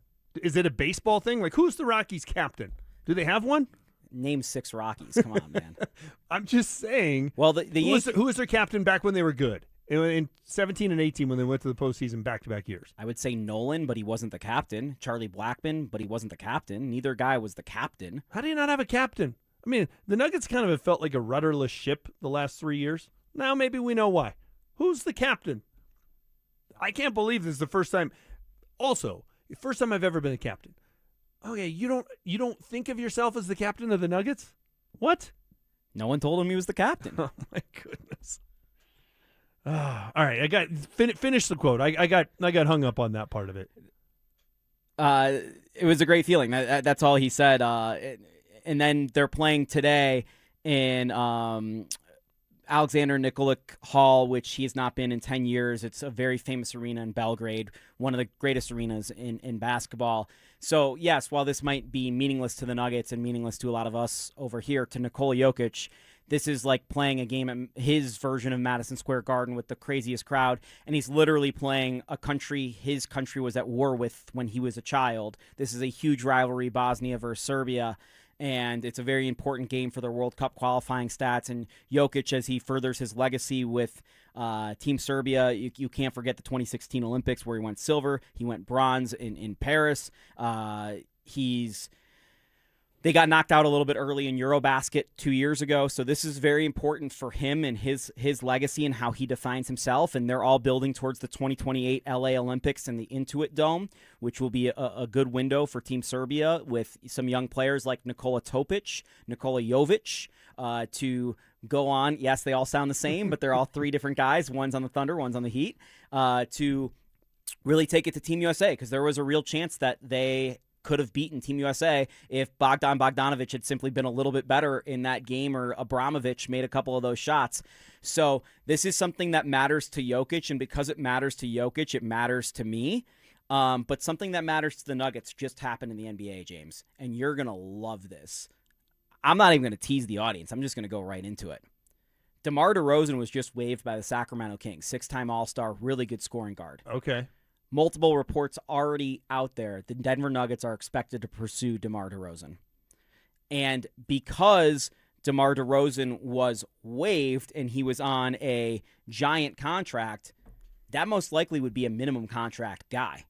And because this is happening in the offseason, the Nuggets would be eligible to sign him. Had this been happening in the regular season, the CBA with the aprons would have actually prevented this. So the Nuggets perhaps could be pursuing DeMar DeRozan. So I know he doesn't shoot 200 threes a year like Tim Hardaway Jr., but you want to talk about replacing the production and scoring off the bench of Tim Hardaway Jr., who better than DeMar DeRozan on a minimum contract? No, that's an upgrade to me in terms of that spot, right? Like, you know, Big Val leaves, Bagley comes in. All right, they're fine. You can look at that as an upgrade. Tim Hardaway Jr. leaves, DeRozan comes in. I think that's an upgrade. I think at that point you can start to look at this team and say, all right, they're a better basketball team than they were when they walked off the floor in Minnesota. Not significantly. And, you know, DeMar DeRozan 5, 6, 7 years ago, a lot better player than he is now. I mean, he was still 18 points per game last year. So, I mean, somebody has to score on a bad team. So, you know, I always take that with a little bit of grain of salt. But I would be semi-excited about that move. Like the Jaylen Brown trade, just because, like, that's a blockbuster. That gets you excited. LeBron, still one of the top 25 players in the league. In the conversation for the best player in the history of the league, that gets you excited. Payton Watson, he's staying. All right, a guy that they've developed and turned into this really good player on both ends of the floor, that would get me excited. This would be, you know, I'd be semi-excited about this. That's fine. That'd be a good move. It would be a positive move. It's not a blockbuster, but most championship teams, think back to when the Nuggets won. A couple of the moves they made in the offseason that didn't get a lot of headlines. You know, nobody made a big deal of them signing Bruce Brown. Even KCP wasn't a huge move. Just me on DenverSports.com. Right, but like to the average fan, those two moves weren't huge. I was like, you would not believe what Bruce Brown did as a roller in Brooklyn. Right, but like most people, like, okay, how many Nets games did they watch, right? Right. So but you have to have some of those solid moves that later in the season, then we all see, oh, that was pretty savvy on the part of Calvin Booth. That was a great signing. I think this would have the possibility of moving into that category, so I'd be happy about it. Just because we're dreaming and we're sitting here, what if the Nuggets depth chart roughly looked like this next year? Jamal Murray at point guard, Cam Johnson at shooting guard, LeBron James at small forward. Sounds crazy. We are dreaming. Aaron Gordon at power forward. Yeah. Nikola Jokic at center. Okay, it's a good starting five. Not bad. You've got Peyton Watson and Christian Brown coming off the bench with Bruce Brown, DeMar DeRozan, Tyus Jones, Marvin Bagley, and Spencer Jones. I think that's the best Nuggets team on paper, potentially ever. Yep. I think that's a team that can contend, if healthy, because you always have to throw that out there because of how big Aaron Gordon is to this team and how big Peyton Watson is to this team. And two guys who were basically unavailable in the playoffs.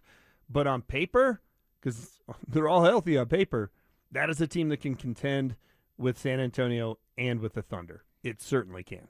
Well, and what I like about DeRozan, and we're just talking, you know, hypothetical, he played 77 games last year.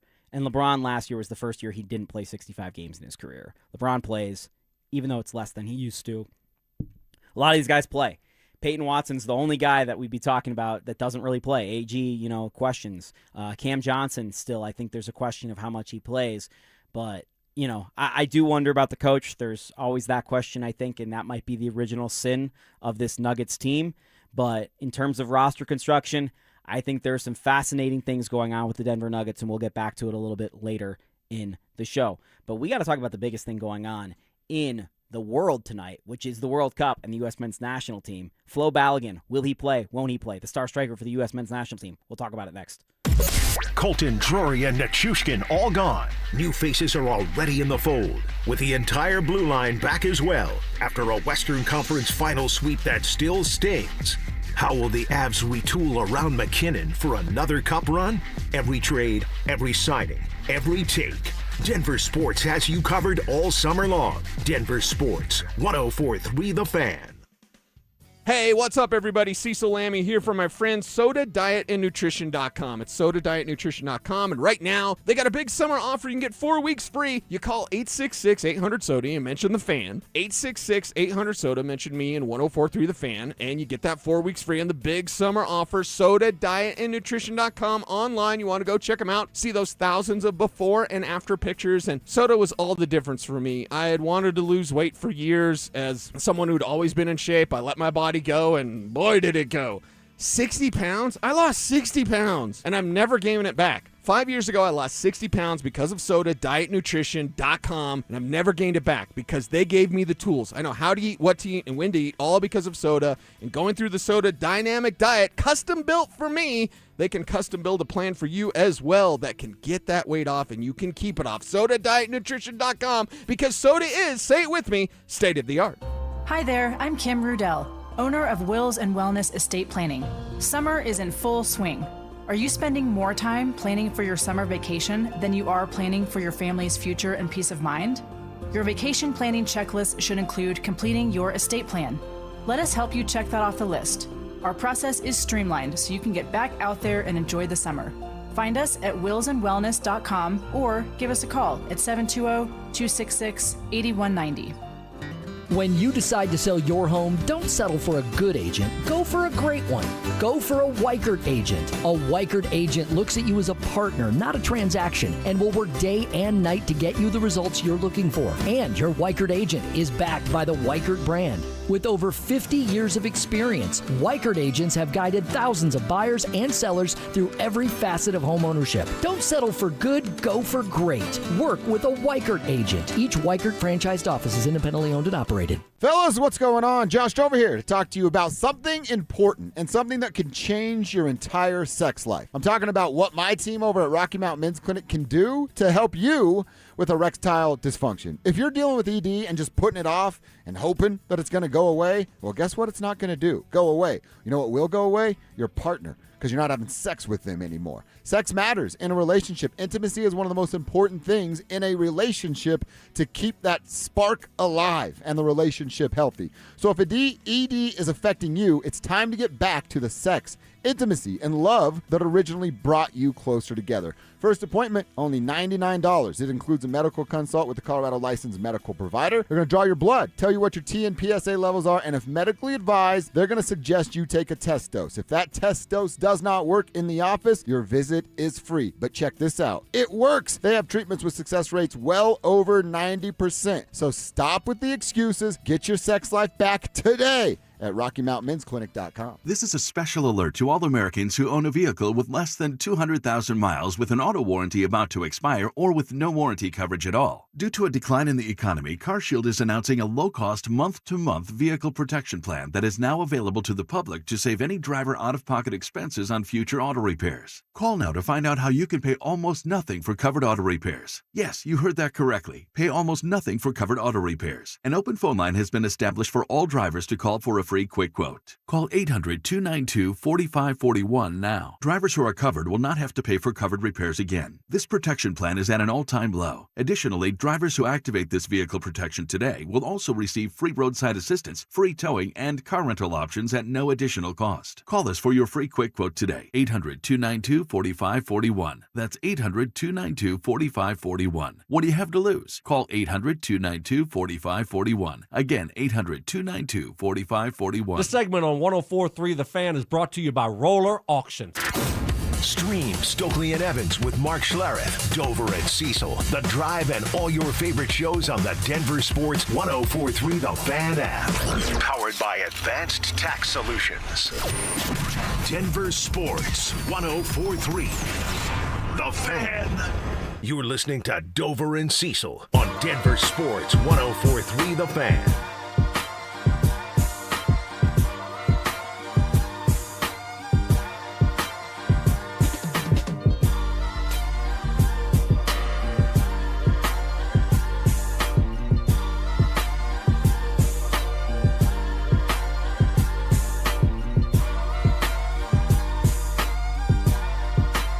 Shapiro and Marilat in for Dover and Cecil.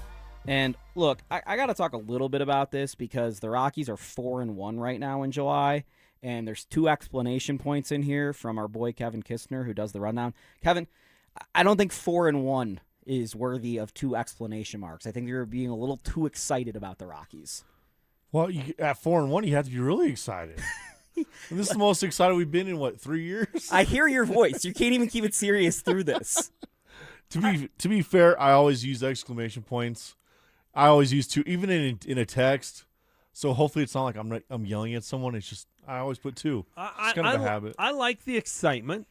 Even 2 exclamation marks worth of excitement. Wow. Because record-wise, they're not a good baseball team. I think they're finally out of dead last. Thanks to the Boston Red Sox. They're the worst team in the National League. Okay.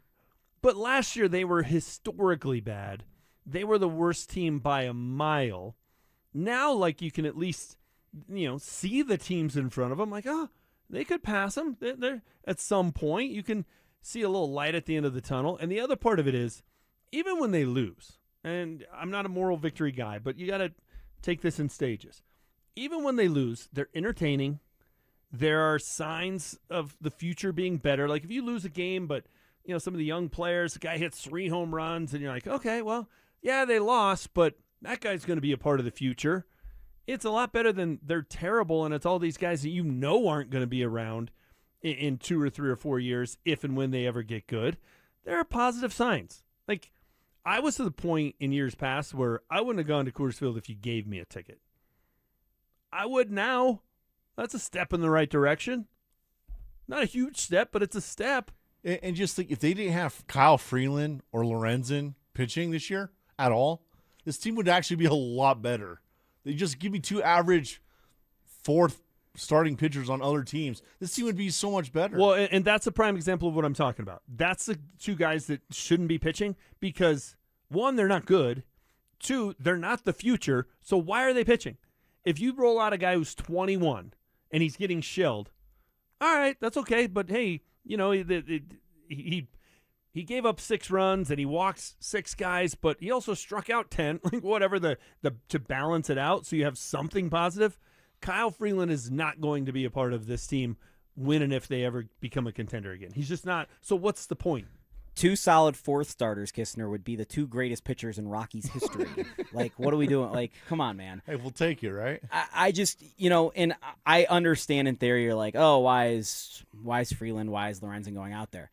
Have you seen Sean Sullivan pitch? Because that's the alternative option. And if they have more Sean Sullivans out there, I don't think you'd be very happy. So they need some of these guys to eat innings because they don't have prospects ready to come up to the major league level. They don't even have prospects that are ready to be close to being at the major league level from the pitching side of things. They have position players, though, in Albuquerque who are ready. Charlie Condon needs to be here tomorrow. Yeah, why is he not here? Why is Veen not here? Veen, there's some real stuff. He needs to work on his game. But Condon, at this point, you're trying to save money on the contract in the future by not having these guys in the major leagues, which there's an argument for. But I would argue, and this is the most negative take you could possibly have, but I would argue that this season is a failure from the Rockies no matter what happens, even if they finished 500 the rest of the way. A failure? Yeah, it's a failure of a season. Why? Because the Rockies needed 2 things to happen this year. Okay. 1, for Ethan Holiday to have an awesome first year as a pro. He's out for the year. Okay, he got hurt at, what's he playing, A-ball? Yeah. Okay. 2, Chase Dollander to step into being a real deal major league pitcher. He's out for the year with an injury. Those are the two most important parts of their franchise. The second one I'm out. with you on. And he was showing some signs of being legit. Like, he had some moments that could get you excited.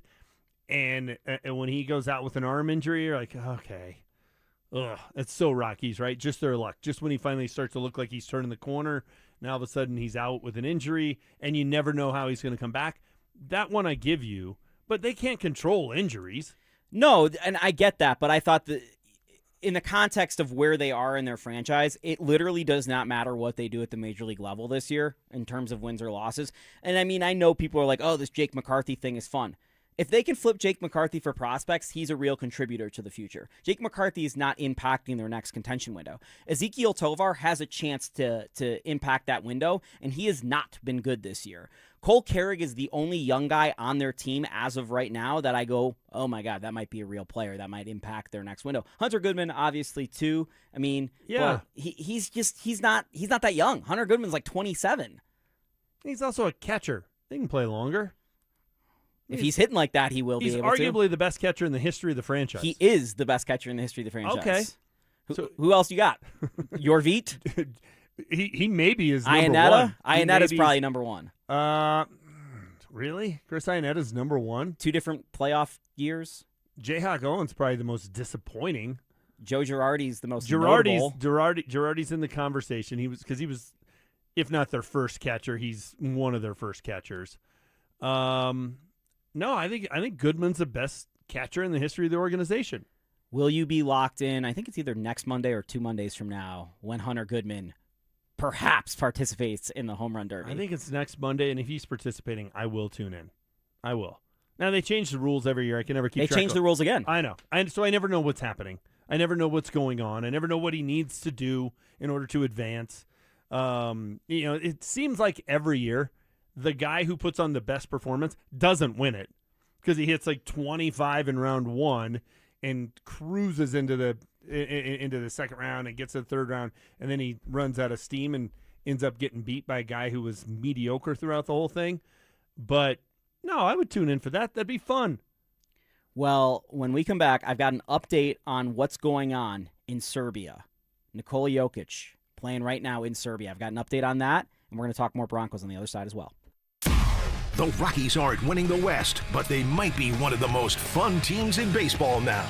Rookie TJ Rumfield is raking. Hunter Goodman's launching homers at a rate that has all-star voters and trade deadline scouts paying attention. Mickey Moniak is back healthy, and Sid Satella's having a career year out of the bullpen. The trade deadline's August 3rd. Who stays? Who goes? What's the new front office building toward? Denver Sports is all over it. Denver Sports 104.3, The Fan. Hey, it's Phil Lindsay here. Do you need a new roof, gutters, or exterior needs? Monarch is your one-stop shop, backed by 16 years of experience and over 10,000 satisfied customers. Their in-house insurance team fights for you, and their white glove service means every detail is handled with care. Competitive pricing, award-winning craftsmanship, and the only roofer the Denver Broncos chose to endorse. A proud member of Team Dave Logan, make the call to your home team, Monarch Construction and Roofing, the official roofer of the Denver Broncos. Switching your account numbers is hard. Being forced to switch, even worse. That's why at Belco Credit Union, we want to pay you to switch. From June 1st to August 31st, we're offering a $300 bonus when you open a new checking account with a qualifying direct deposit of $500 or more. They changed your account number. You can change who you bank with. Go to belco.org/switch for full offer details. Insured by NCUA. Membership eligibility required. Conditions and restrictions apply. Belco. Banking for everyone.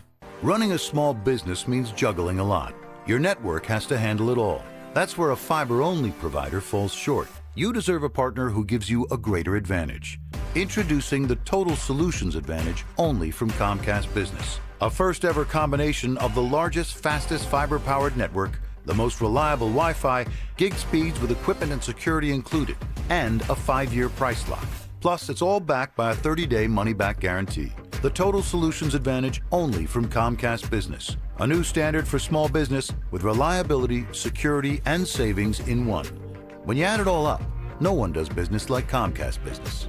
Switch today. Get started for $60 a month for 12 months when you add an advanced solution to a qualifying internet package. Limited time offer. New customers only. Requires 300 megabits per second internet, security edge, and additional qualifying service. 1-year agreement, paperless billing, and autopay with bank account required. Taxes and fees extra. Most reliable Wi-Fi based on Open Signal Awards USA Fixed Broadband Experience Report, May 2025. Dan, I'm not looking to get rich, but I'm not sure what to do. It's something we hear a lot at 303 Law 4040 from people. They've been hurt. They just don't know what to do next. Should they talk to the insurance company? Who's going to pay their medical bills? What if they have to miss work? They don't want to call a lawyer, and they certainly don't want to sue anyone, but they just don't know what to do. Here, take one of our small town clients. He was seriously hurt on his neighbor's property. Tough as nails, salt of the earth guy, and all he was looking to do was the right thing. He said, Dan, I have to live in this town, and I want to be able to hold my head up high when I walk down the street. So if you're talking about suing my neighbor, I'm not interested. I explained that we probably wouldn't have to sue anybody, and we certainly weren't going to hurt his neighbor. In the end, we got him $1.5 million, and he could still hold his head up high in that small town. If you've been hurt, you don't have to feel guilty for calling 303 Law 4040. We are here to help and fight for what's fair. We don't farm you out to a call center. In fact, we give all of our clients our cell phone numbers. We hope you never need us, but save that number in your phone just in case.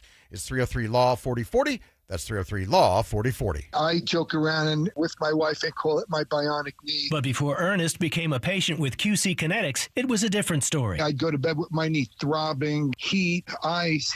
I would get up in the middle of the night to get a drink or something, and I would just be hobbling. He wasn't able to play on his rec basketball team or work in the yard. But QC Kinetics regenerative treatments turned around the situation without surgery or downtime, using Ernest's own healing properties to help restore his aching knee, now known as Ernest's bionic knee. I am really happy because I am playing the game that I love so much, and I'm playing with my granddaughter, and I'm gardening, and I'm on my knees, and I'm jumping up. I have a 200-pound dog, and I'm playing with my dog. Now Ernest is living his best life thanks to QC Kinetics, and so can you. Call today for your free consultation. Call QC Kinetics, 303-900-8986. That's 303-900-8986. 303-900-8986. Lunch hits different with us. You're locked into KKFN at KKFN HD1 Longmont, Denver. This is Dover and Cecil, brought to you by Wayback Burgers.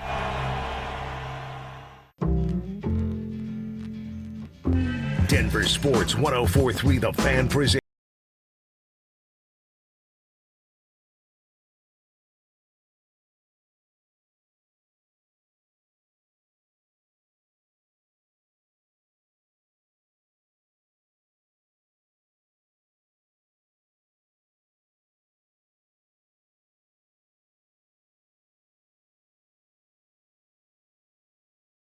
Unlike LeBron James early on in his career, that was always the joke, is LeBron, you'd give him $1, he'd give you 75 cents back because he didn't show up in the fourth quarter. Disappeared? That's not the case anymore, and I don't think that would be the case if he came to Denver and played for the Nuggets. We've been talking about that all day. We've been talking about Flo Balogun in the U.S. men's national team game, which is tonight one of the biggest games in the history of the United States men's national team, if not the biggest. And we've been watching Serbia, who's playing a World Cup qualifier, Nikola Jokic on the court for Serbia against Bosnia and Herzegovina. They're up 54-35 at half. Jokic has 15, 6, and 4 in just 15 minutes of play. He is doing the Jokic thing, and according to reports, actively refusing to shoot more, while Nikola Jovic leads them in scoring with 17 points on 4 triples. A lot of stuff going on in the world of sports. We are watching in the studio the Portugal-Spain game because the winner will play Team USA on Friday if Team USA wins today. And I know that's the big if, and you just got so nervous over there because you were like, you're the biggest. Don't put your cart in front of your horses guy of all time. Correct. Don't think about the next game. Think about this game. It's the biggest soccer game in the history of this country. I don't even know that it's particularly close because, one, just how far they could advance, but just the way this tournament has gone and where you get teams like Cape Verde taking Argentina to, the 11th hour, the final minute. I had people who had never watched sports staying with me over the weekend. They were watching that game, and they were screaming at the television. I think it's a wide-open tournament.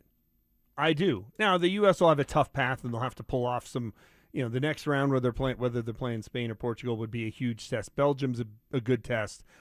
So do I think they're going to win it? No.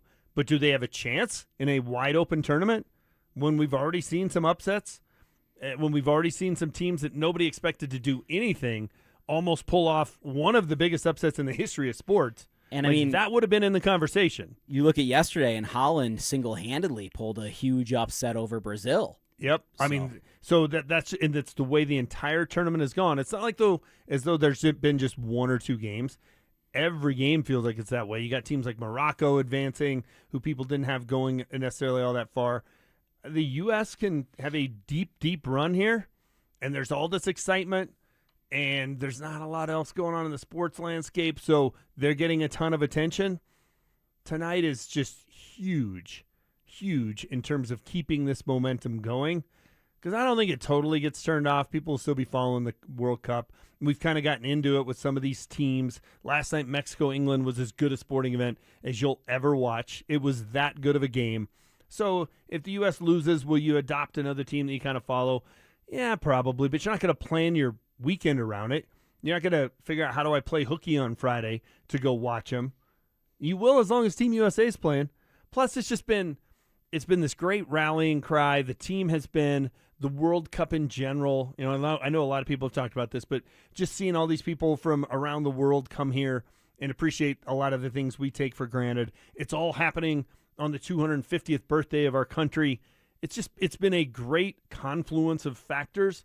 I just want to keep it going. I want to keep riding it, so that's why tonight's such a big game. USA minus 125 to win tonight, so they are the favorites against Belgium, and Flo Balogun is expected to play the star striker for the United States men's national team. After some controversy with a red card he picked up, U.S. had to battle down a man to even get to this point because of a suspect red card call, which has now been suspended for his suspension that it carries for the following game due to some maneuvering from the executive branch in the United States, as well as some suspect things that happened with FIFA, which Belgium are protesting, and the Belgium Football Association has come out and said if Flo Balogun plays tonight, everything is on the table. What that means in terms of protesting, I don't know, but the court of sport might future protest this game. What is that? What is that? What could they even possibly do? Well, do you know what happened in AFCON, the AFCON championship? No.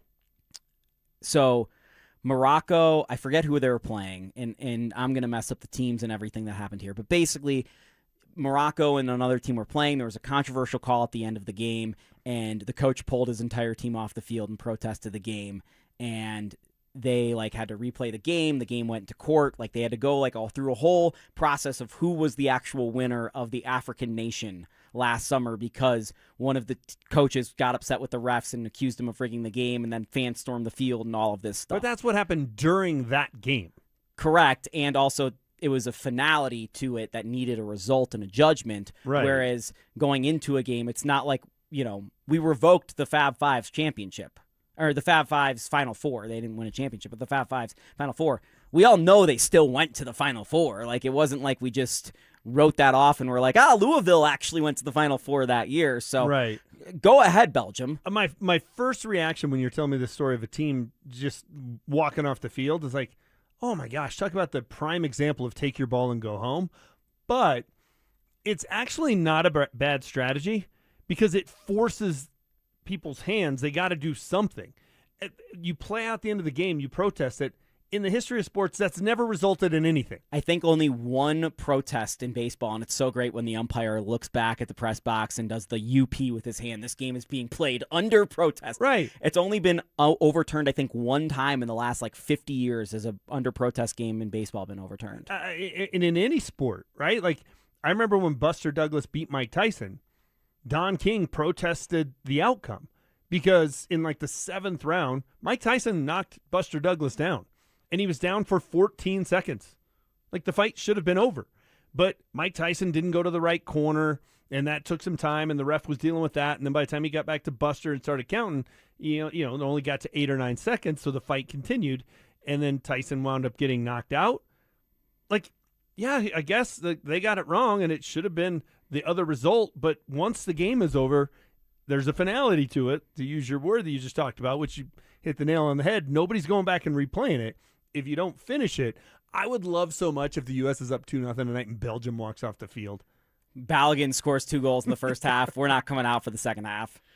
That would be so great. The amount of times I've posted this or said this even on our various networks here at DenverSports.com, I'm just like, Michael Malone should pull the Nuggets off the court right now. This is BS. No way the Nuggets should do that. Like, I am the biggest of just take your ball and go home. If you think the game is rigged, if you think that the refs are against you, if there was an abhorrent call towards the end of a game, walk off the court. Refuse to play under the conditions. Like, I have been the biggest proponent of this, so it would be fascinating to see Belgium under very suspect conditions, because a red card suspension, the next match that it carries, has not been overturned in a World Cup literally since the 1960s. This is an unprecedented thing that has happened with Flo Balogun in the United States. So I do feel for Belgium, but they were going to be taking advantage of a situation that shouldn't have occurred in the first place, because Balogun shouldn't have had a red card. Why should the U.S. be at a disadvantage because of a bad call? Like, okay, let's two parts of it. One, do you think the play, even in slow-mo, should have been a red card? I thought it was a yellow. Okay. As someone who covered soccer for a while for the Post, I thought it was a yellow. Okay, so therefore he shouldn't have got the red card. Then there's the rule of you're not allowed to go back and make that decision based on a slow-motion replay, and they did that. So there's two things that were wrong. So they made 2 mistakes. Why is it controversial that FIFA corrected those 2 mistakes, didn't make the U.S. team play without one of their best players, maybe their best player, and didn't make Balogun miss the biggest sports opportunity of his entire life? Why is that more just to all these idiots online who are upset about this? Why? Well, and the whole thing with VAR is we're going to go back and get it right? Well, on the field, there was no foul calls even. So then VAR goes back and gets it right, quote unquote, and they got it wrong, and they spent 3 minutes doing it, yet we have a whole week to actually get it right, and now it can't be gotten right? The whole point of VAR is to get it right. Right, which is why I hate replay in general, because that's always the argument for replay in every sport. We got to get it right. It doesn't eliminate all the controversy. If anything, it just adds more, right? Like the Des Bryant catch is arguably the most famous bad call that replay got wrong, because that's how replay and the rules read. Like, everybody in the world thinks Des caught it. He did catch it. And the Cowboys win that game at Lambeau, and Tony Romo perhaps gets to finally go to a Super Bowl, and instead they overturned it because we broke down that play to the microsecond. And it's just like, what are we doing here? It's why I hate replay in general. I would rather live with the mistakes on the field. A mistake that they made in replay, to me, is something you have to correct. It wasn't a mistake the ref made in real time and he's human. This is a mistake they made twofold. It shouldn't have been a red card, and 2, you weren't even allowed to do it. To say they shouldn't have corrected that wrong is silly. Now, if you want to say they should have corrected it 2 or 3 days ago, and it's a disadvantage to do it 24 hours before the game, okay, maybe. But I just think that disadvantage, that slight disadvantage to Belgium tonight, because they didn't have 2 more days to prepare for Balogun playing, is not even close to the U.S. having to play without their best player for something that was wrong. Like, it's a ridiculous argument from all the people complaining. I've waited all day to hear this opinion. Is Bo Nix a top 5 quarterback in Broncos history, according to James Merrillat? We find out next! The Nuggets summer is heating up, and the biggest questions are still on the table. Will Nikola Jokic sign an extension or keep Denver holding its breath? Could a blockbuster Jamal Murray trade reshape the roster? And with Payton Watson hitting restricted free agency, what does the core look like moving forward? Stay locked in. Denver Sports has you covered all off-season long. Denver Sports, 104.3 The Fan. Hey guys, it's Mark Schlereth. I just made one of the best decisions of my life. I got rid of my glasses. I went to Cutarelli Vision and had refractive lens exchange, RLE. I wore glasses for distance vision, but I got to that inevitable point in life where I was always needing those reading glasses just to do about anything, and half the time I couldn't find them. Seeing menus, texting, reading my computer, or studying film, it was a struggle, but now I see the world perfectly near and far without any glasses thanks to Cutarelli Vision RLE, the perfect permanent solution to spending your good active years not needing reading glasses. And here's the cherry on top. You'll never develop a cataract. Dr. Cutarelli is Colorado's most experienced with over 90,000 vision correction procedures. You can trust him to know if it's the right time for you and RLE. Schedule your free Zoom consultation at coloradorle.com. Cutarelli Vision, RLE, no readers, glasses, or contacts, or cataracts. coloradorle.com. Wesley Financial Group is not a law firm. Ask yourself this question. Is it really worth holding on to that timeshare that you know you need to get rid of? Here's the truth. The average maintenance fee just went up over 17%.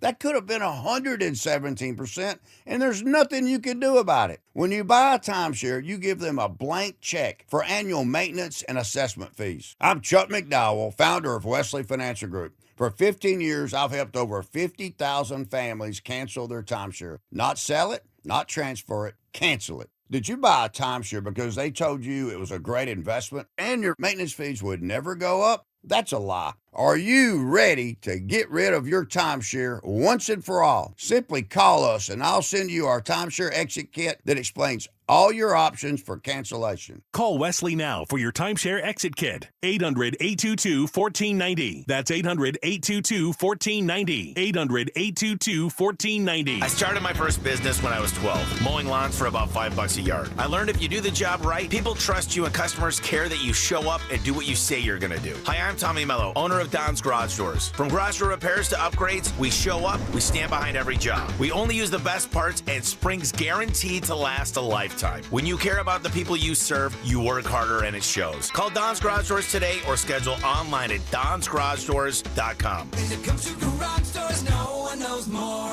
If you have a deck and are wondering if it's time to replace or fix that deck, I have Ron Gibbous from Denver Deck Builders to tell you what to look for. Usually people upgrade their deck because they want to spend more time outside. We do have customers that will call because their old deck is unsafe or is so old it's not usable anymore. Most of the time, people just want to spend more time outside. They want to have parties. They just want to spend quality time outside. Start planning your family's outdoor living space with Denver Deck Builders. Go to ddbonthefan.com. Hey, Rob Biandino here at BeatTheDA.com. I've handled about 7,000 cases, over 300 trials. Man, I see so many bad stops on these DUIs, unlawful arrests, the police putting body cams off. The evidence is sketchy. We got to go get the evidence. We go find those cameras, the stores, the ATMs, the banks. We got the experts to challenge their breath tests, their blood tests. My office has over 100 years experience at this stuff. Hit me up at BeatTheDA.com or 720-706-5151. Your roof's the single most important part of your house. Snow and high winds can damage your roof. Don't trust your roof to any fly-by-night roofing companies. Call the professionals at Golden Spike for a free roof inspection and tell them you heard about it on The Fan. They're a locally owned company and a Team Dave Logan member.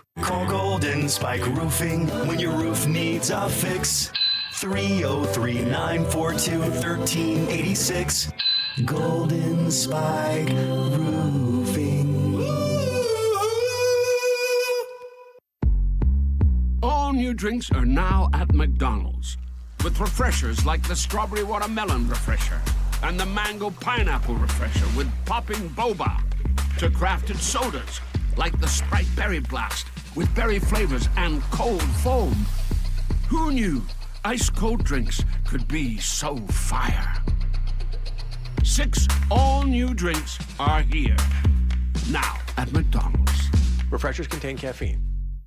Stoke here from my local hometown team, ROX Rocks Heating and Air. I have known the Rocks team for years. They have serviced my own house. Right now, out-of-state private equity corporations are buying local HVAC companies, providing higher prices, bad service, and shady sales tactics. When it comes to your heating and cooling needs, go with the local Colorado team I know and trust. ROX Rocks Heating and Air. Now play that jingle.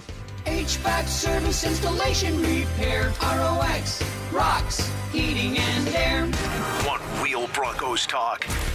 Cecil Lammy and Andrew Mason bring the heat on Orange and Blue today. The most passionate intelligence and in-depth Broncos coverage in the game. Weekdays at 5 p.m. on the Denver Sports 104.3 The Fan YouTube channel. Hit subscribe at Denver Sports 104.3 and never miss another take. Orange and Blue today, powered by Ramos Law, official injury law firm partner of the Denver Broncos. Denver Sports 104.3 The Fan. Denver Sports 104.3 The Fan presents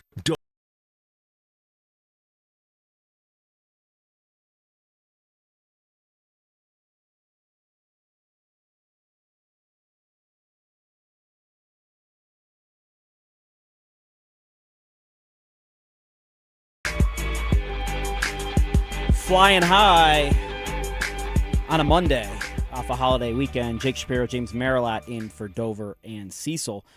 We've been talking about Bo Nix a lot. Well, we always talk about Bo Nix a lot here in Broncos country. But there's a new way to contextualize this conversation around Bo Nix, which is he already a top 5 quarterback in franchise history? Look, he's 8th all-time on the passing yards list. He's already thrown the 7th most passing TDs. He's the 2nd quarterback of all time to get drafted by the Broncos and win a playoff game. So the homegrown element. Of course, Elway doesn't count there, which is kind of, a way of doing the math, but it does count. Bo has 24 wins already, and that ranks 6th all time. If he isn't there already, he's on track to be one of the 3 best quarterbacks in Broncos history. And I've been trying to get your top 5, James, all day because I want to know if Bo's already on it. We've got an edition of Shapiro and Piro coming out about this as well. And I think it's honestly a conversation worth having at this point, which is fascinating because we've only seen Bo Nix play for 2 years, and he's already in this conversation. Yeah, and I think for one thing, I think it tells you the Broncos have been feast or famine when it comes to quarterbacks. I mean, in 20 years of the franchise history, they've had a Hall of Famer at quarterback. 16 with John Elway, 4 with Peyton Manning. 2 of arguably the top 5 quarterbacks of all time have worn orange and blue. Outside of those 20 seasons, though, it has been slim pickings in terms of quarterbacks. Part of it is they had some good players. They just weren't here very long. They had some good players. They were here at the end of their career, weren't the same guy that they were when they were younger. So it makes it to where you kind of got to pick your spots. So I'm going to give you my top 5. I think everybody knows the top 2. I'm not going to give you the order I have these guys because that'll create a whole nother debate. So I'll just give them to you alphabetically. You can decide if that's the order I have them or not. So it's Elway and Manning. Those are your top 2. For me, number 3 is Jake Plummer. His winning percentage, I think it was like 40 and 19 as the Broncos starting quarterback. They went all the way to the AFC title game. He was a guy that could do things with his arm, with his leg. He created just a whole nother dynamic for that Shanahan offense. His ability to move out of the pocket and make plays was perfect for that system. So I've got him number 3. My number 4 is a guy who's arguably the most talented quarterback in Broncos history. Had they not decided to make a coaching change, which then led to an ill-fated trade, I think his name, I firmly believe this, his name would be up on the facade at Empower Field. I think Jay Cutler's number 4. And then for me, number 5 came down to Tim Tebow and Bo Nix. Left-handed Tebow or right-handed Tebow? And the only 2 quarterbacks ever drafted by the franchise to win a playoff game. 2 guys who could make plays in the 4th quarter and pull a rabbit out of their hat and create a victory when it looked like defeat was imminent. But in terms of overall skill set, and you can't write the history of the Broncos without Tim Tebow. It's why I put him back in the 60th anniversary of the team. I put him in the top 60 players of all time. That season was unbelievable. It was miraculous. He was not near as good a quarterback as Bo Nix. Bo Nix right now is number 5. I think if he has another good season, he's going to pass Jay Cutler. I think if he has a couple more seasons, he's going to pass Jake Plummer. And he is not very far removed from being the 3rd best quarterback in the history of this franchise. He could be 4 years into his career and be easily the 3rd best quarterback in the history of the franchise. Okay, 2 questions off of this. We're going to go with 1. Why Bo, or why Jay instead of Bo? Bo's won more games than Jay already. Jay played for the Broncos for 3 seasons, really 2.5 because he wasn't the starter the full year. Bo's already done more, I would argue, in 2 years than Jay did in his Broncos tenure. I think some of that is determined on who do you have around him. It's a better team right now than it was that Jay had. Jay's defense was awful. Oh my God. I mean, if you lose a bunch of games 35-31. Is that really on the quarterback? So I think that's part of it. But I don't think there's a huge discrepancy at this point. I'm just going off of pure talent in terms of making that delineation. Jay Cutler is as talented a quarterback as I've ever seen. And I watched every game John Elway played, half of them in person, for 16 years. And Jay's in the conversation for having as much talent as John Elway. And look, he was a pain in the neck to deal with. I mean, Jay thought so himself. Exactly. If you don't think so, just ask him. Yeah. And that's part of why he's not looked at very highly in this town, is he was a jerk. He was a jerk to the media, so therefore they gave him no benefit of the doubt. He was a jerk out in public. You know, if you were of a certain age and were out and about in downtown when Jay Cutler was living here, if you were running golf courses in town when Jay Cutler was living here, you don't hear a lot of good stories about Jay Cutler. You still aren't. Right. Exactly. So I don't know that he's a bad guy. He was never wasn't getting arrested. He was just a jerk. And if you treat people like that, you're going to get no benefit of the doubt, nor should you. So nobody was sad to see him leave. There were plenty of people that were happy to get Kyle Orton and 2 first-round picks who didn't turn into, big-time players by any means. It turned into, like, Robert Ayers and I think Alfonso Smith. I think they traded one of those picks for Alfonso Smith. But Jay just had unbelievable ability. I think Bo Nix has better ability than people think. You look at some of the throws he's made, his ability to make throws on the run, his ability to throw the ball downfield. He's got way more arm talent than I thought. I think he and Jay Bo's maybe a little bit better runner, not a ton, but I'm just going off of sheer talent at this point. I mean, Bo's won a playoff game. He's won one more playoff game than Jay Cutler. It's not like it's a laundry list of games, but you have another good couple of seasons, he's going to pass Jay Cutler. Yeah, Jay never got into the playoffs with the Broncos, but again, I'd argue the defense was as big of a factor for that as any. The second question I have for you is, what does Bo Nix need to do this year to be number 3 behind Elway and Manning? Because the simple answer is obviously get to the Super Bowl or win a Super Bowl, but I honestly think it's more nuanced than that. I think it can be lesser than that because, like you said, it's been so feast or famine in Broncos history. I think really just a really solid year from Bo Nix probably puts him at 3. I think if you have another season where you win double-digit games, that would be 3 straight, right? 10, 14, and let's say they win 11. All right, you've won 35 games in your first 3 years. That's pretty impressive. I think you have to make the playoffs. Doesn't mean you have to be the 1 seed. Doesn't mean you even necessarily have to win the AFC West. But if you get into the playoffs, okay, 3 straight playoff seasons. There's only 2 other quarterbacks who've done that. Well, in Broncos history, how many quarterbacks have even won playoffs across multiple seasons? I think it's just Elway and Manning. Morton did not. They won in 77. They got in a couple of the years, but they didn't win playoff games. And Plummer went to the AFC title game the one year, and they didn't win the other years. In the other year, he didn't even – that was a greasy year where Gus Frerotte got the start in Baltimore. So, yeah, get to the playoffs. Get to the playoffs a 3rd straight season, have double-digit wins. You're doing something nobody else has done in Broncos history. That's not necessarily Jake Plummer's fault.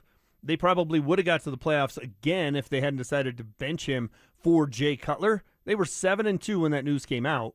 They lost. Then they lost in his last start to go to 7-4. I think that was a Thanksgiving night game in Kansas City.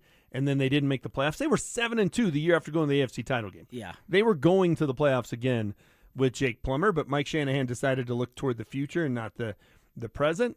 So I think if he does that, I think if he does those things, he's probably the 3rd best quarterback in franchise history. If he puts up big numbers and throws 35 touchdowns and 10 picks or less, I think you put him in that conversation.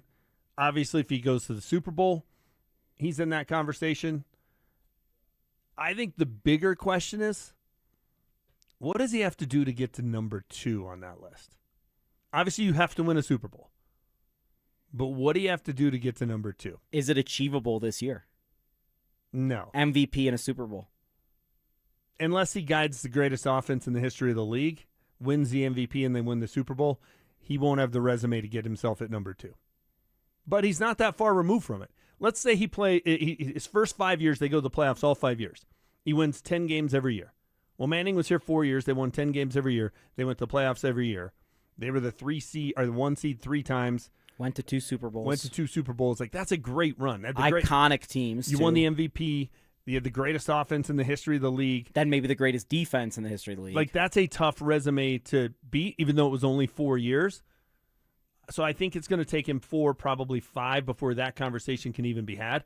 But I think you're right. He can get to number 3 this year.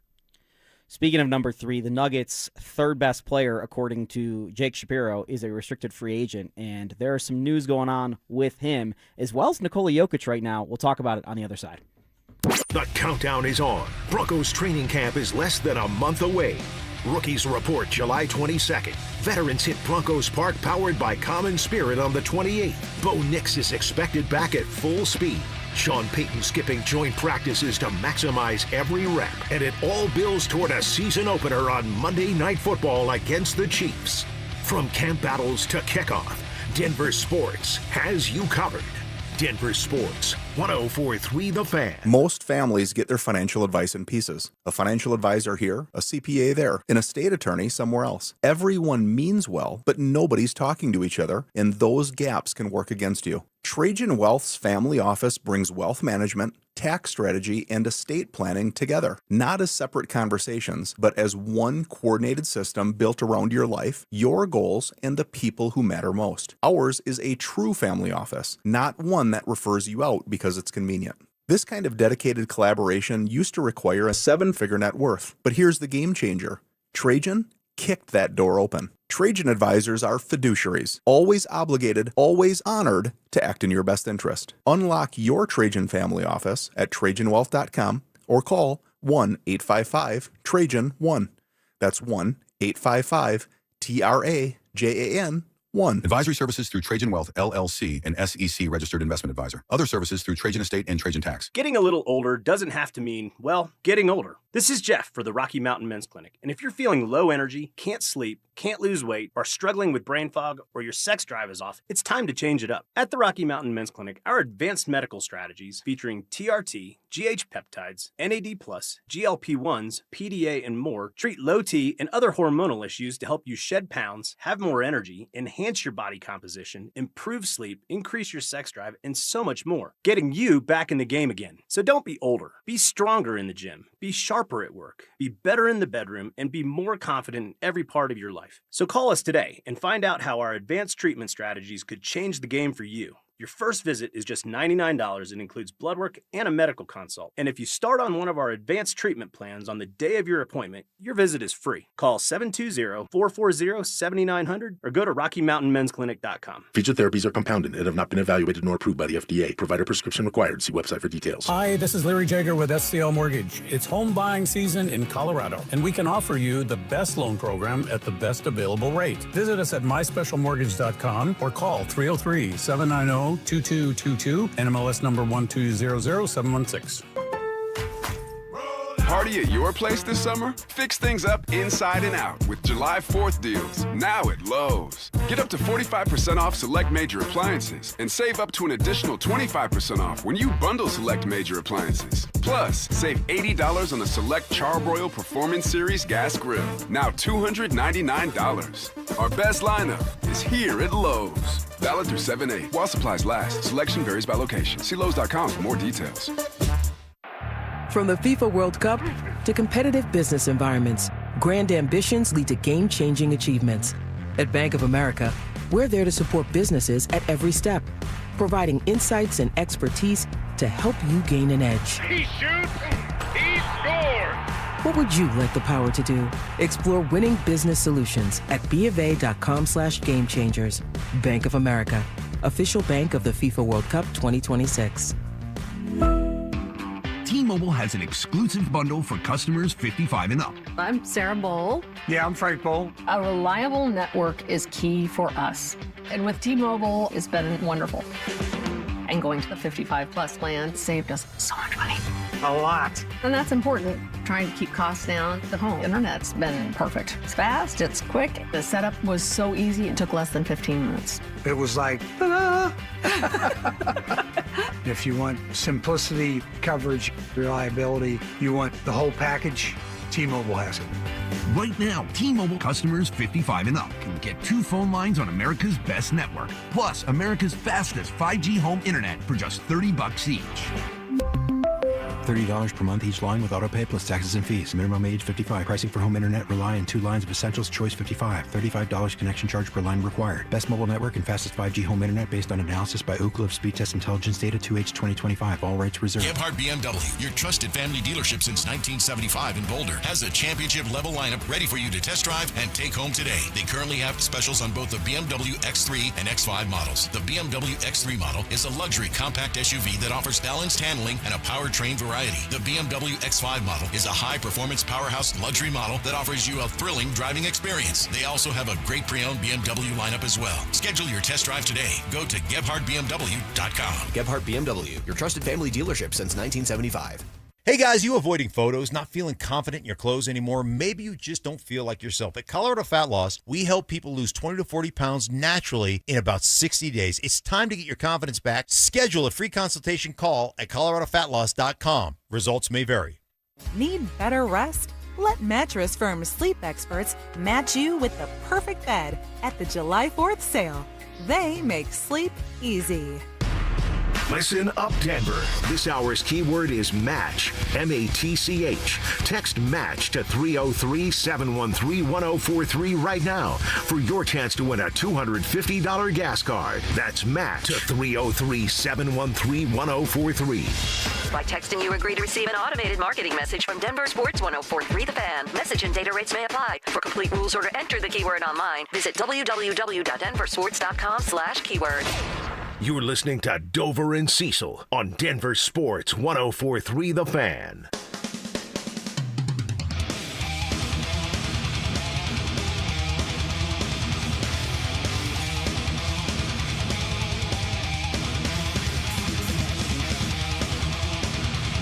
Jake Shapiro, James Marilat filling in for Dover and Cecil. I'll be here the next couple days as well. I think some of the troops are coming back on some of the days, but I have no idea. I just show up. I'm back on Thursday. Oh, so I believe they won't unite us again. This is it? This is it.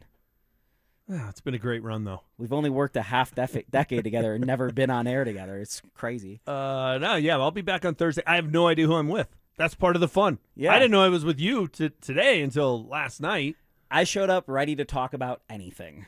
That's the way to do sports talk radio. Exactly. And the thing that is the topic worth considering, at least from my perspective as the guy who kind of anchors our Nuggets coverage on DenverSports.com, is I believe that Payton Watson is probably the third best player on the Nuggets at this point when you consider, how much he plays, when he plays, the injury level, what he can do for the team and impact. And obviously Aaron Gordon is really important. I'm not trying to discount Aaron Gordon, but I expect Aaron Gordon to play about 45 games next year. I expect Payton Watson to play 70. And maybe that's a bad expectation because Payton Watson has quietly had as many injury concerns in his career as Aaron Gordon has had the last few years. But either way, you can beat around the bush. But the point is, Payton Watson is, to me, an essential part of the Denver Nuggets championship hopes for next year. He's a really talented player. And because the Clippers signed Rui Hachimura today, the leverage has changed a little bit with the situation around the league and the cap and who has space and who doesn't. There are only a couple teams around the league that can really clear up space. And it's been reported by The Athletic that the Nuggets are willing to match basically any offer on Payton Watson. And if they aren't, they're going to expect a sign and trade, which would help the other team maneuver to get Payton Watson, but would also give the Nuggets some assets back. Either way, it seems like the Nuggets are going to get either Payton Watson here or draft picks back, which is a huge benefit to the Nuggets who, one, need Payton Watson, or B, barely have any draft picks and they need those draft picks. Yeah, I think the most likely scenario is they re-sign him and he stays here. I think the second most likely scenario is they re-sign him and they trade him for picks. They're not trading him for players based on, the scenario which you outlined earlier where in order to make that work, because then there'd be a hard cap at the first apron, they'd have to get rid of probably AG and Cam Johnson. Like, they're not doing that. That would make no sense. That makes their team so much worse. So I think that's the most likely. I've had this debate with other folks, and I get the argument that Payton Watson is the third best player on this roster. I just think it's been such a small sample size. Like so small. When Jokic was out, he was great.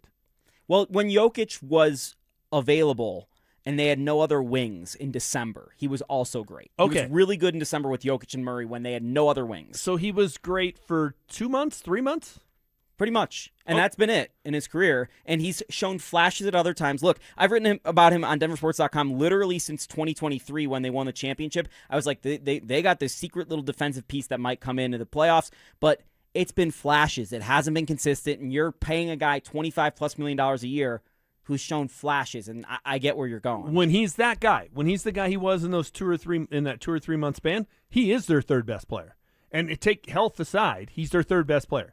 I think at that point he's better than AG because, like AG, he can play both ends of the floor. I think he's a more dynamic scorer. AG's kind of turned into lob dunks and three-pointers. And I give him a ton of credit for how much he's improved his shooting because I'm critical of players, Nikola Jokic on the list, when they don't get better every offseason. AG's offseason 2 years ago, free throws and three-point percentage, double-digit increase in his percentage shooting. Amazing.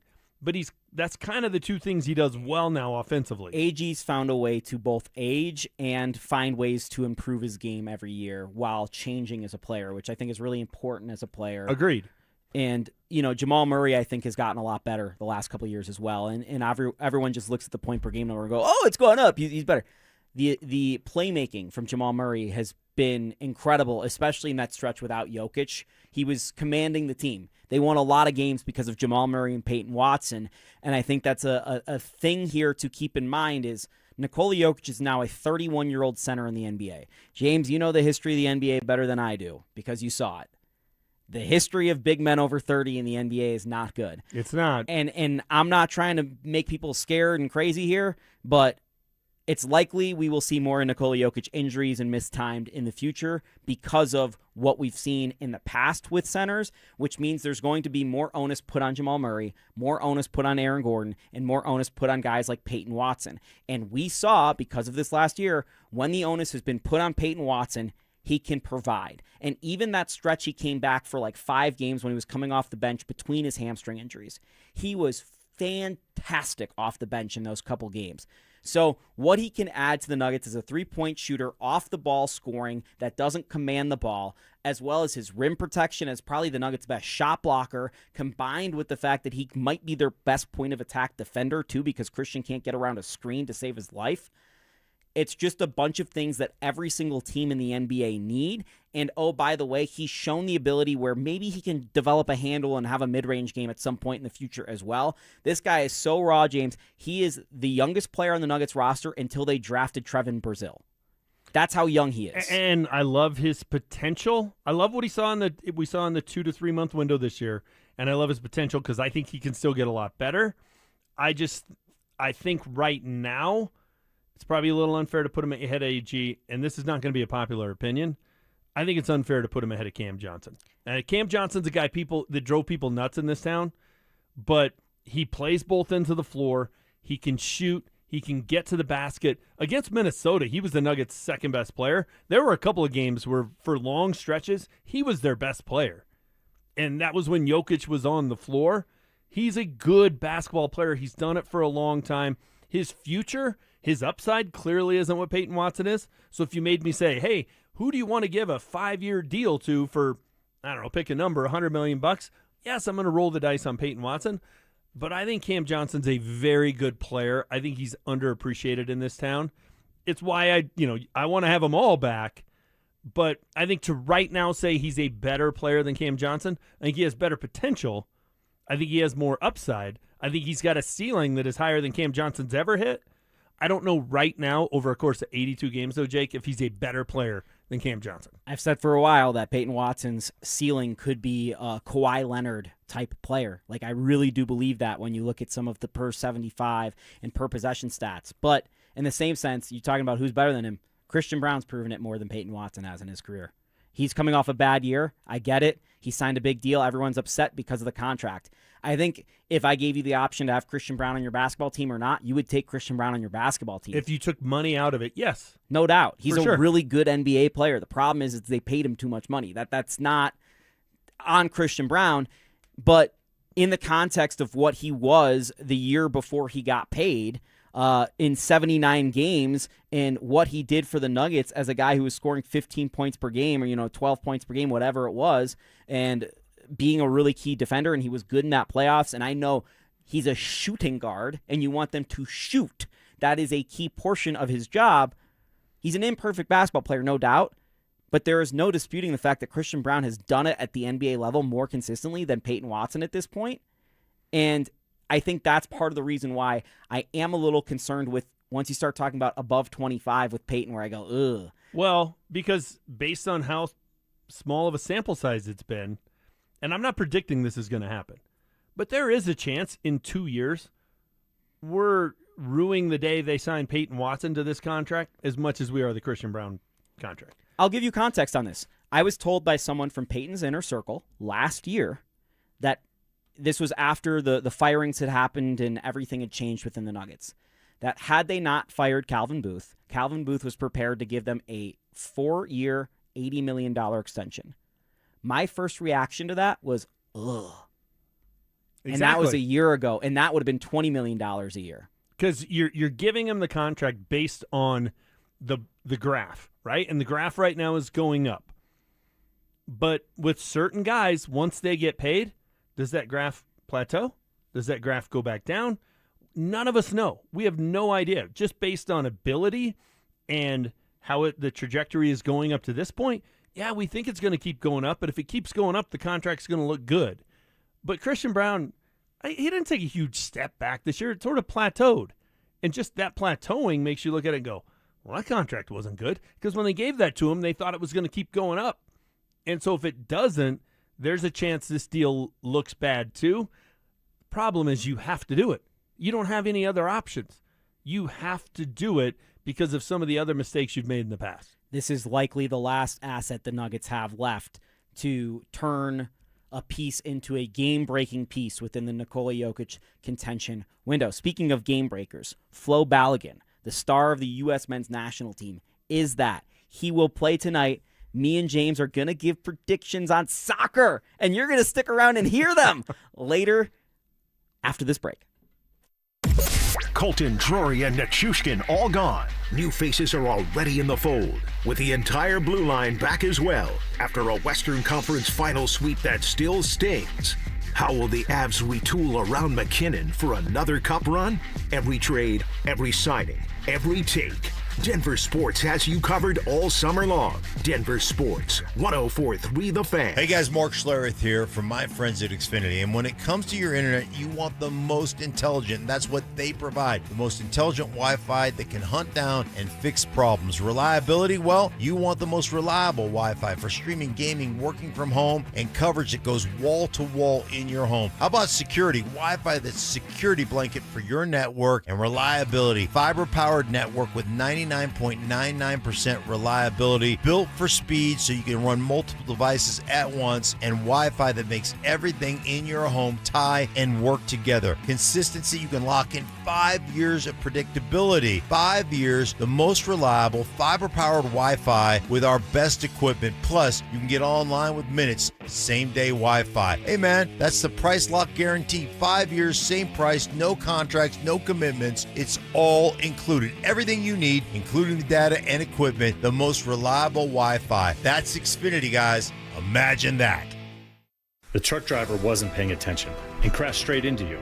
Now you're paying the price. You're looking at surgeries, missed work, and more. Call the truck crash lawyers at Berg Simpson Law Firm. Berg Simpson has been helping truck crash victims for 50 years. And with over $50 million recovered after truck crashes, our results speak for themselves. Call our team today and let us fight for every dollar you deserve. If you've been injured, call Berg Simpson for free now at 303-790-2525. BergSimpson.com. Good lawyers changing lives. The new 2026 Honda CR-V was built for Colorado, and July is the perfect time to get one at Champ Honda. Whether you're crushing and cruising city streets or heading to the mountains, the CR-V delivers the comfort and capability you need all summer long. Champ Honda has the largest inventory since before COVID, so you have plenty of great options to choose from. And with their one price, one person, 1 hour philosophy, you know you'll be treated fairly with no games and no hidden charges. And remember, they never charge dealer handling fees. When Vantage walks your property for a threat zone analysis, they don't send a salesman. They send a security pro with years of experience designing and installing these systems. The same pro who walks your property, designs your system, installs your cameras, and picks up the phone 3 years later when you need them. Same team, start to finish. That's the Vantage standard. Invest in real security for your home. Call Vantage at 720-366-7759 or visit vssicolorado.com today. We wouldn't be celebrating America 250 if it wasn't for a strong foundation set by the framers. Hamilton built America's financial foundation on sound money, later embodied by the gold standard. But we abandoned that discipline in 1971 and have seen inflation erode the dollar's value. What's the foundation of your savings? Is it gold or something that can be devalued? Hi, it's Dr. Ron Paul, and I encourage you to speak with my friends at Birch Gold Group about diversifying an existing IRA or 401k into a tax-sheltered IRA in gold. Learn more by requesting a free info kit on gold IRAs. Just text the word SECURE to the number 989898. Let Birch Gold help you build your foundation with gold. Text the word SECURE to the number 989898. Text SECURE to 989898. Mike Rowe here with a random fact. More than half of the homes that have basements in North America will experience water damage. It's true. Whether it's basement moisture, flooding, or bowing walls, do yourself a favor. Call Groundworks. I spent some time working with these guys. They're the real deal. Their people are trained and certified to waterproof your basement and stabilize your walls. Schedule a free inspection with Groundworks, the foundation and waterproofing experts. Licensed in all states where work is performed. See website for details. This segment on 104.3 The Fan is brought to you by ROX Rocks Heating and Air. Stream Stokely and Evans with Mark Schlereth, Dover and Cecil, The Drive, and all your favorite shows on the Denver Sports 104.3 The Fan app. Powered by Advanced Tax Solutions. Denver Sports 104.3 The Fan. It's Dover and Cecil on Denver Sports 104.3 The Fan.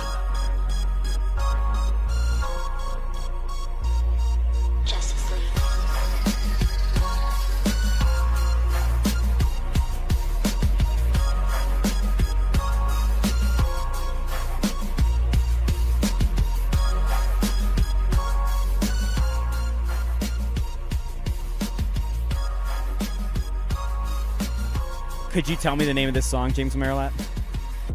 Gonna have to let it breathe for a second. The answer at that point probably is still no. Little Ashton Martin music by Rick Ross. Ah, never would have got that. Yeah, the boss. Ugh. Ugh. You could have spotted me a lot of the name of that song and the artist, and I still wouldn't have got it. I've been enjoying seeing the celebrities at the World Cup and the English announcers completely befuddled by the American celebrities trying to figure out who's who. Yeah. They're just like, is that Olivia Rodrigo? I think that was Olivia Rodrigo. It was not Olivia Rodrigo. Those are some of the good ones. I can kind of relate because a lot of the times now, especially, if it's Matt Damon, I know who it is. If it was anyone at Taylor and Travis's wedding, you knew besides Dean Blandino. Yeah, if it's not an NFL player and Dean Blandino, I'm out. I'm not going to know. So, yeah, I can relate to him. But it's if they screw up who a celebrity is, not the end of the world. It just adds to the entertainment. Would you have liked to be invited to Taylor and Travis's wedding? Yes. But not because I'm a Travis Kelce fan. I'm not. Taylor Swift's an unbelievable entertainer. She became so popular that it became trendy to bash her. It's the equivalent of everyone liked the movie Titanic when it came out. Everyone did. And then it became so popular and so huge that then it became trendy to bash it. Taylor Swift is that times 10. I would go to a Taylor Swift concert in a heartbeat. So you're going to ask me if I want to go to one of the biggest weddings of all time. Like, Princess Di and what's the other guy's name? Prince Charles? Is that who it is? I don't know. Yeah, it doesn't matter. I'm not a big Royals fan, but like that was a big event. What other wedding has been bigger than this? Gosh, that's a good question. I mean, this is probably since the royal wedding. Yeah, I mean, like And you're that talking was about some early 80s? Kardashians. I mean, that's not even in the same realm. No, like I would have loved to have gone to it. Back in the day, I think when Nixon was in office, his daughter got married and it was at the White House. Like, that's historic. That's cool. Yeah. That'd be fun to go to. I don't care who you voted for. That'd be fun to be there for it. Maybe that's the thing with the White House. It's like if I got invited to the White House, it's hard to say no. I'm You know what I going. mean? Like it's the White House. Yeah, for sure. And so, like, that wedding, because it's part of history. Like I've never been to Madison Square Garden. Like Me just either. even that would be cool. So, yeah, I would have I've been outside MSG. And then I know there was a lot of people there, but still a pretty select list. Like, everywhere you turn, there's a celebrity. To me, it's kind of like getting an invite to the Oscars. At this point, I don't know any of the movies that are up for Oscars, but if I'm there and, sitting over there's Harrison Ford, and back here's, there's Ben Affleck and Matt Damon, of course I'm going to take it. So I'm standing in a line for a drink with J-Lo? Why would you not? As one of our point people, like as a reporter, I talk to a lot of famous people for us, and I asked this question to you because it's funny. Who do you think you would be like a little starstruck by? And for me, in my experience, the answer is always different than who you actually are. Because like I said earlier in the show, like I've interviewed LeBron for us. I've interviewed Peyton Manning for us. I'm not starstruck by these guys. It doesn't make a difference to me.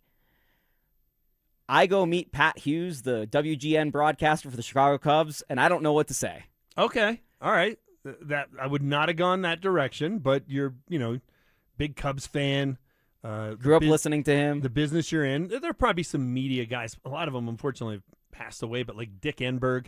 I grew up listening to Dick Enberg do big Broncos games. Like if Costas was at the Taylor Swift wedding, would you that- be starstruck by him? Yeah. Yeah, a guy that's done that many Olympics and that many NBA finals, and I watched him do all those NBA on NBC games with Jordan, because Jordan's on the list. Totally. Michael Jordan, Tiger Woods. Like, I think one of the most nerve-wracking things I can imagine would be getting the opportunity to play in a foursome with Tiger Woods. The first tee. Oh, my God.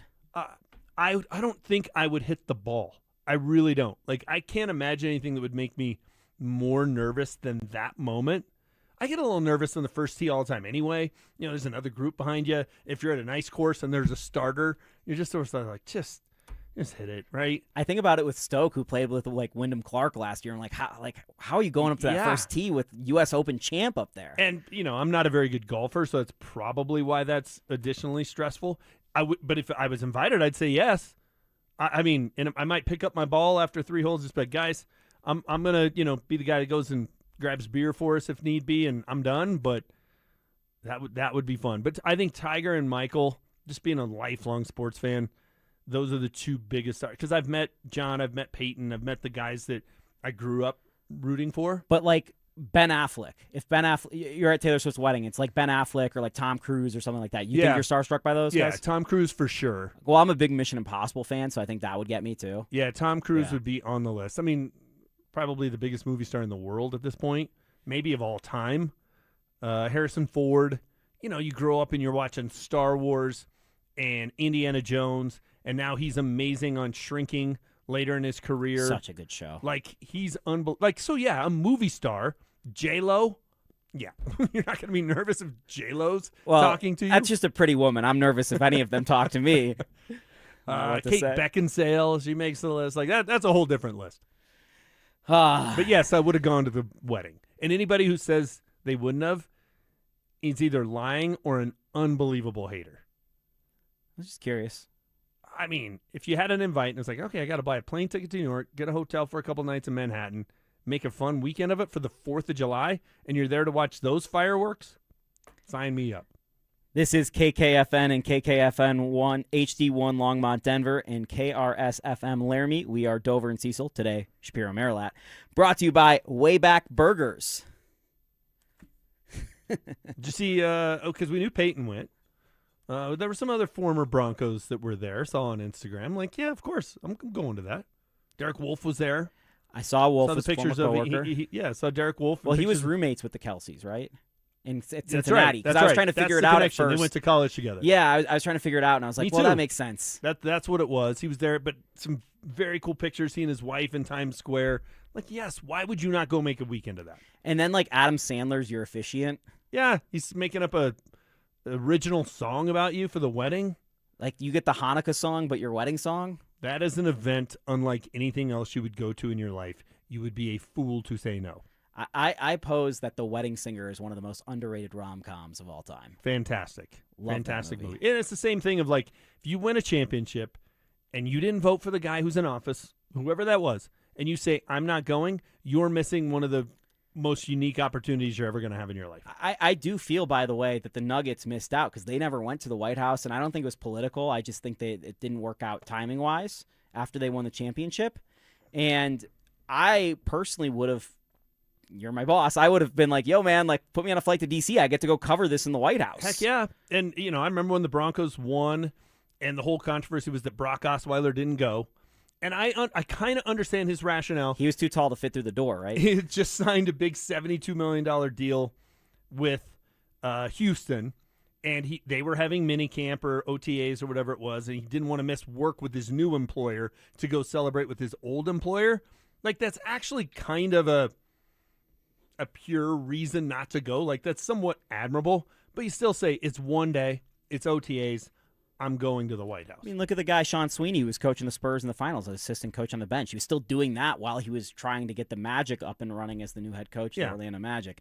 I think there's room for both things. We've been talking about the World Cup all day, and I'm going to talk about the World Cup a little bit right now, going off in a strange direction. But the World Cup qualifiers for basketball are going on right now, and the final score has come in from Serbia, and Nikola Jokic has led his Serbian national team to a win over Bosnia and Herzegovina, 94-81. He had 20, 10, and 11, a triple-double, which we talked about earlier. Very hard to do in international play because it's 40 minutes long. Yep. Nikola Jovic for the Serbian team had 32 points in their effort. They're 2-0. I think it's not till in August that the Serbian national team will be playing again, but I explained why, but really important games for Serbia to go ahead and win because a lot of this qualifying takes place during the NBA season. Does he have to play in any of the other games? He'll play probably in these August games. He's committed, but he won't play in like February, obviously, when he's with the Nuggets. Okay, so there's a few more days we have to hold our breath. 2 more days this hope summer. The most important player in the history of the franchise doesn't get hurt playing in a game that means nothing to anyone in Denver. And I get why he wants to play. I get it. But the risk and the reward, and you have a guaranteed contract that pays you $55 million a year, and you're out there doing something where you could get injured, and you're going to keep getting paid, and the organization is out of luck. Like, you have contracts that won't. Phil just walked in. Like, I don't know if it's still the case in NFL contracts here in Denver, but like, you can't go snow skiing. No, you because can't. they don't want you getting hurt doing something not on the football field. Well, you don't have guaranteed contracts, though, baby. And you don't have guaranteed contracts. That's the issue. That's why, like, for NFL players, you're not going to go out there and snowboard because you know that if you mess up or you get on a water ski. By the way, that's what happened to. Do you guys remember Nyheim Hines? Nyheim Hines, running back. Yeah. Right, he was with Buffalo. Buffalo ended up picking him up from Indianapolis Colts. I was there with Nyheim when he was with the Colts. So that year, Nyheim goes out there and he's on a water ski, tears his knee.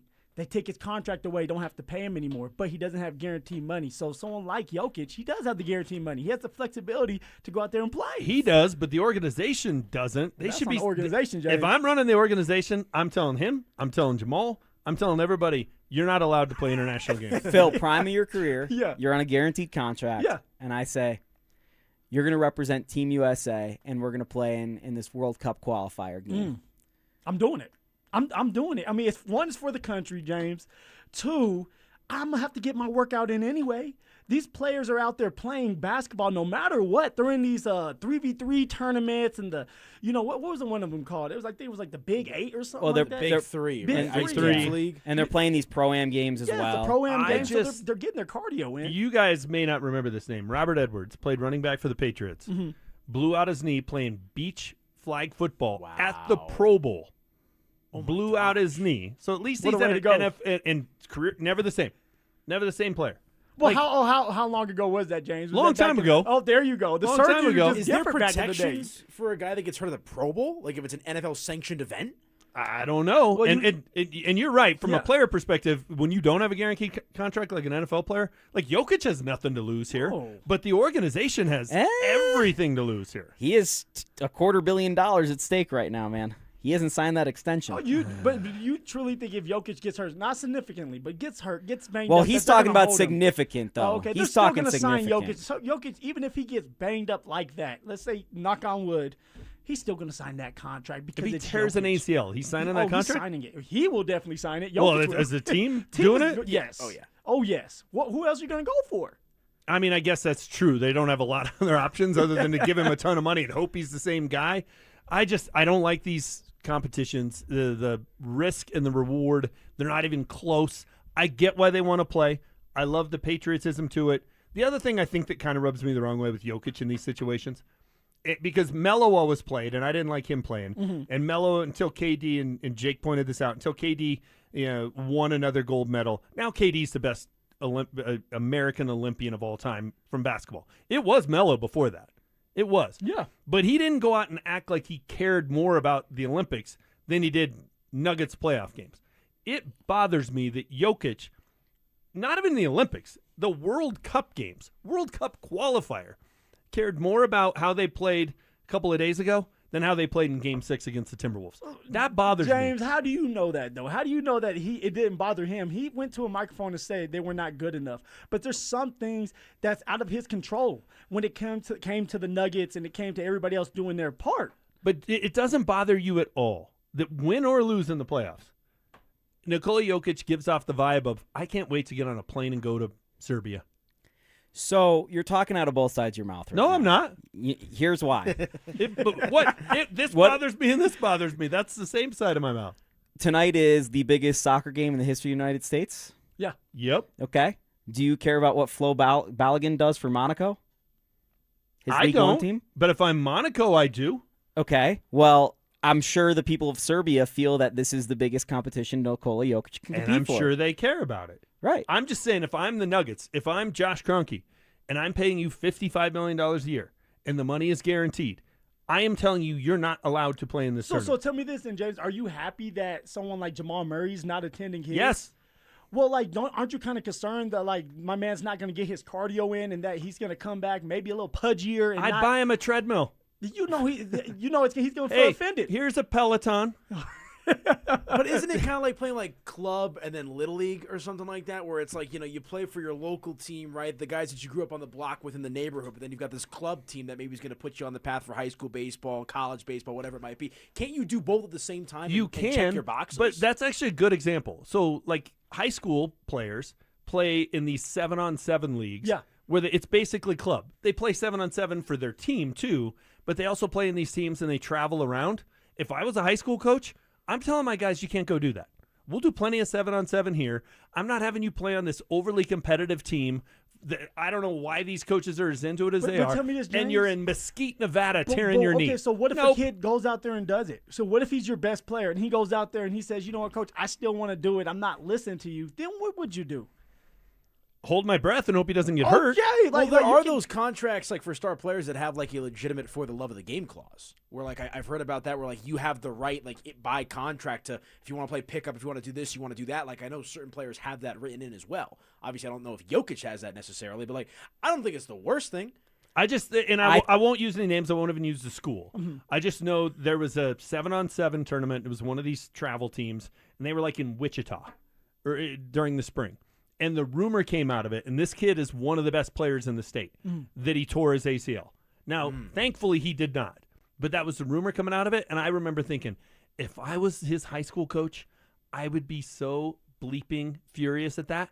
It's the high school equivalent of what we're doing here. And this involves the money aspect, too, with the Nuggets. I know it's an unpopular opinion, and it's not, rah-rah Serbia. Yeah. But the risk for the Nuggets is exorbitant, and they get their only reward is their star players getting in his cardio. But that's what you're looking for, right? Weren't we concerned about Jokic towards the end of the season, saying, "Hey, he looked out of shape. He looked a little bigger." Well, this year, right now, Jokic looks like he's in great shape. So here's where I'm going to push back on you. Go Phil. ahead, push back. And I said this to Anilo. I'm hard to push back on. Let's go. I said this to Anilo courtside before one of the playoff games. I said, Jokic looks skinny. Jokic looks like he's in the worst shape I've seen him in a while. And people were calling him pudgy in the playoffs. I thought he looked frail. And people saw these pictures come out about Jokic a couple weeks ago, and they're like, oh, Jokic looks skinny. He looks in shape. To me, that's not a good sign. I don't think skinny Jokic is a good sign. The Jokic I've seen on the court the last couple of days looks like the regular in-shape Jokic. There's fat Jokic. There's skinny Jokic. I want Jokic in the middle.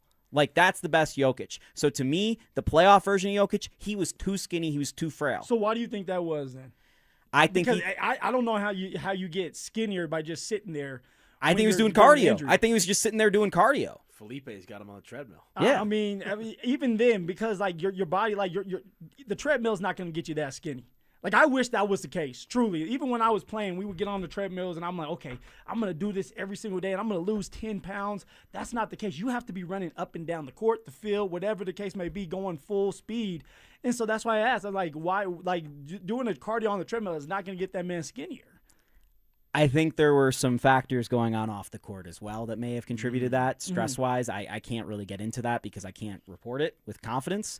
But I think there was a lot going on with Jokic last year that has not come out yet. And I'm curious to know if it will ever come out. What I will say about the contract stuff is I think it's really telling that the Nuggets didn't give Jamal Murray an extension until after the Olympics.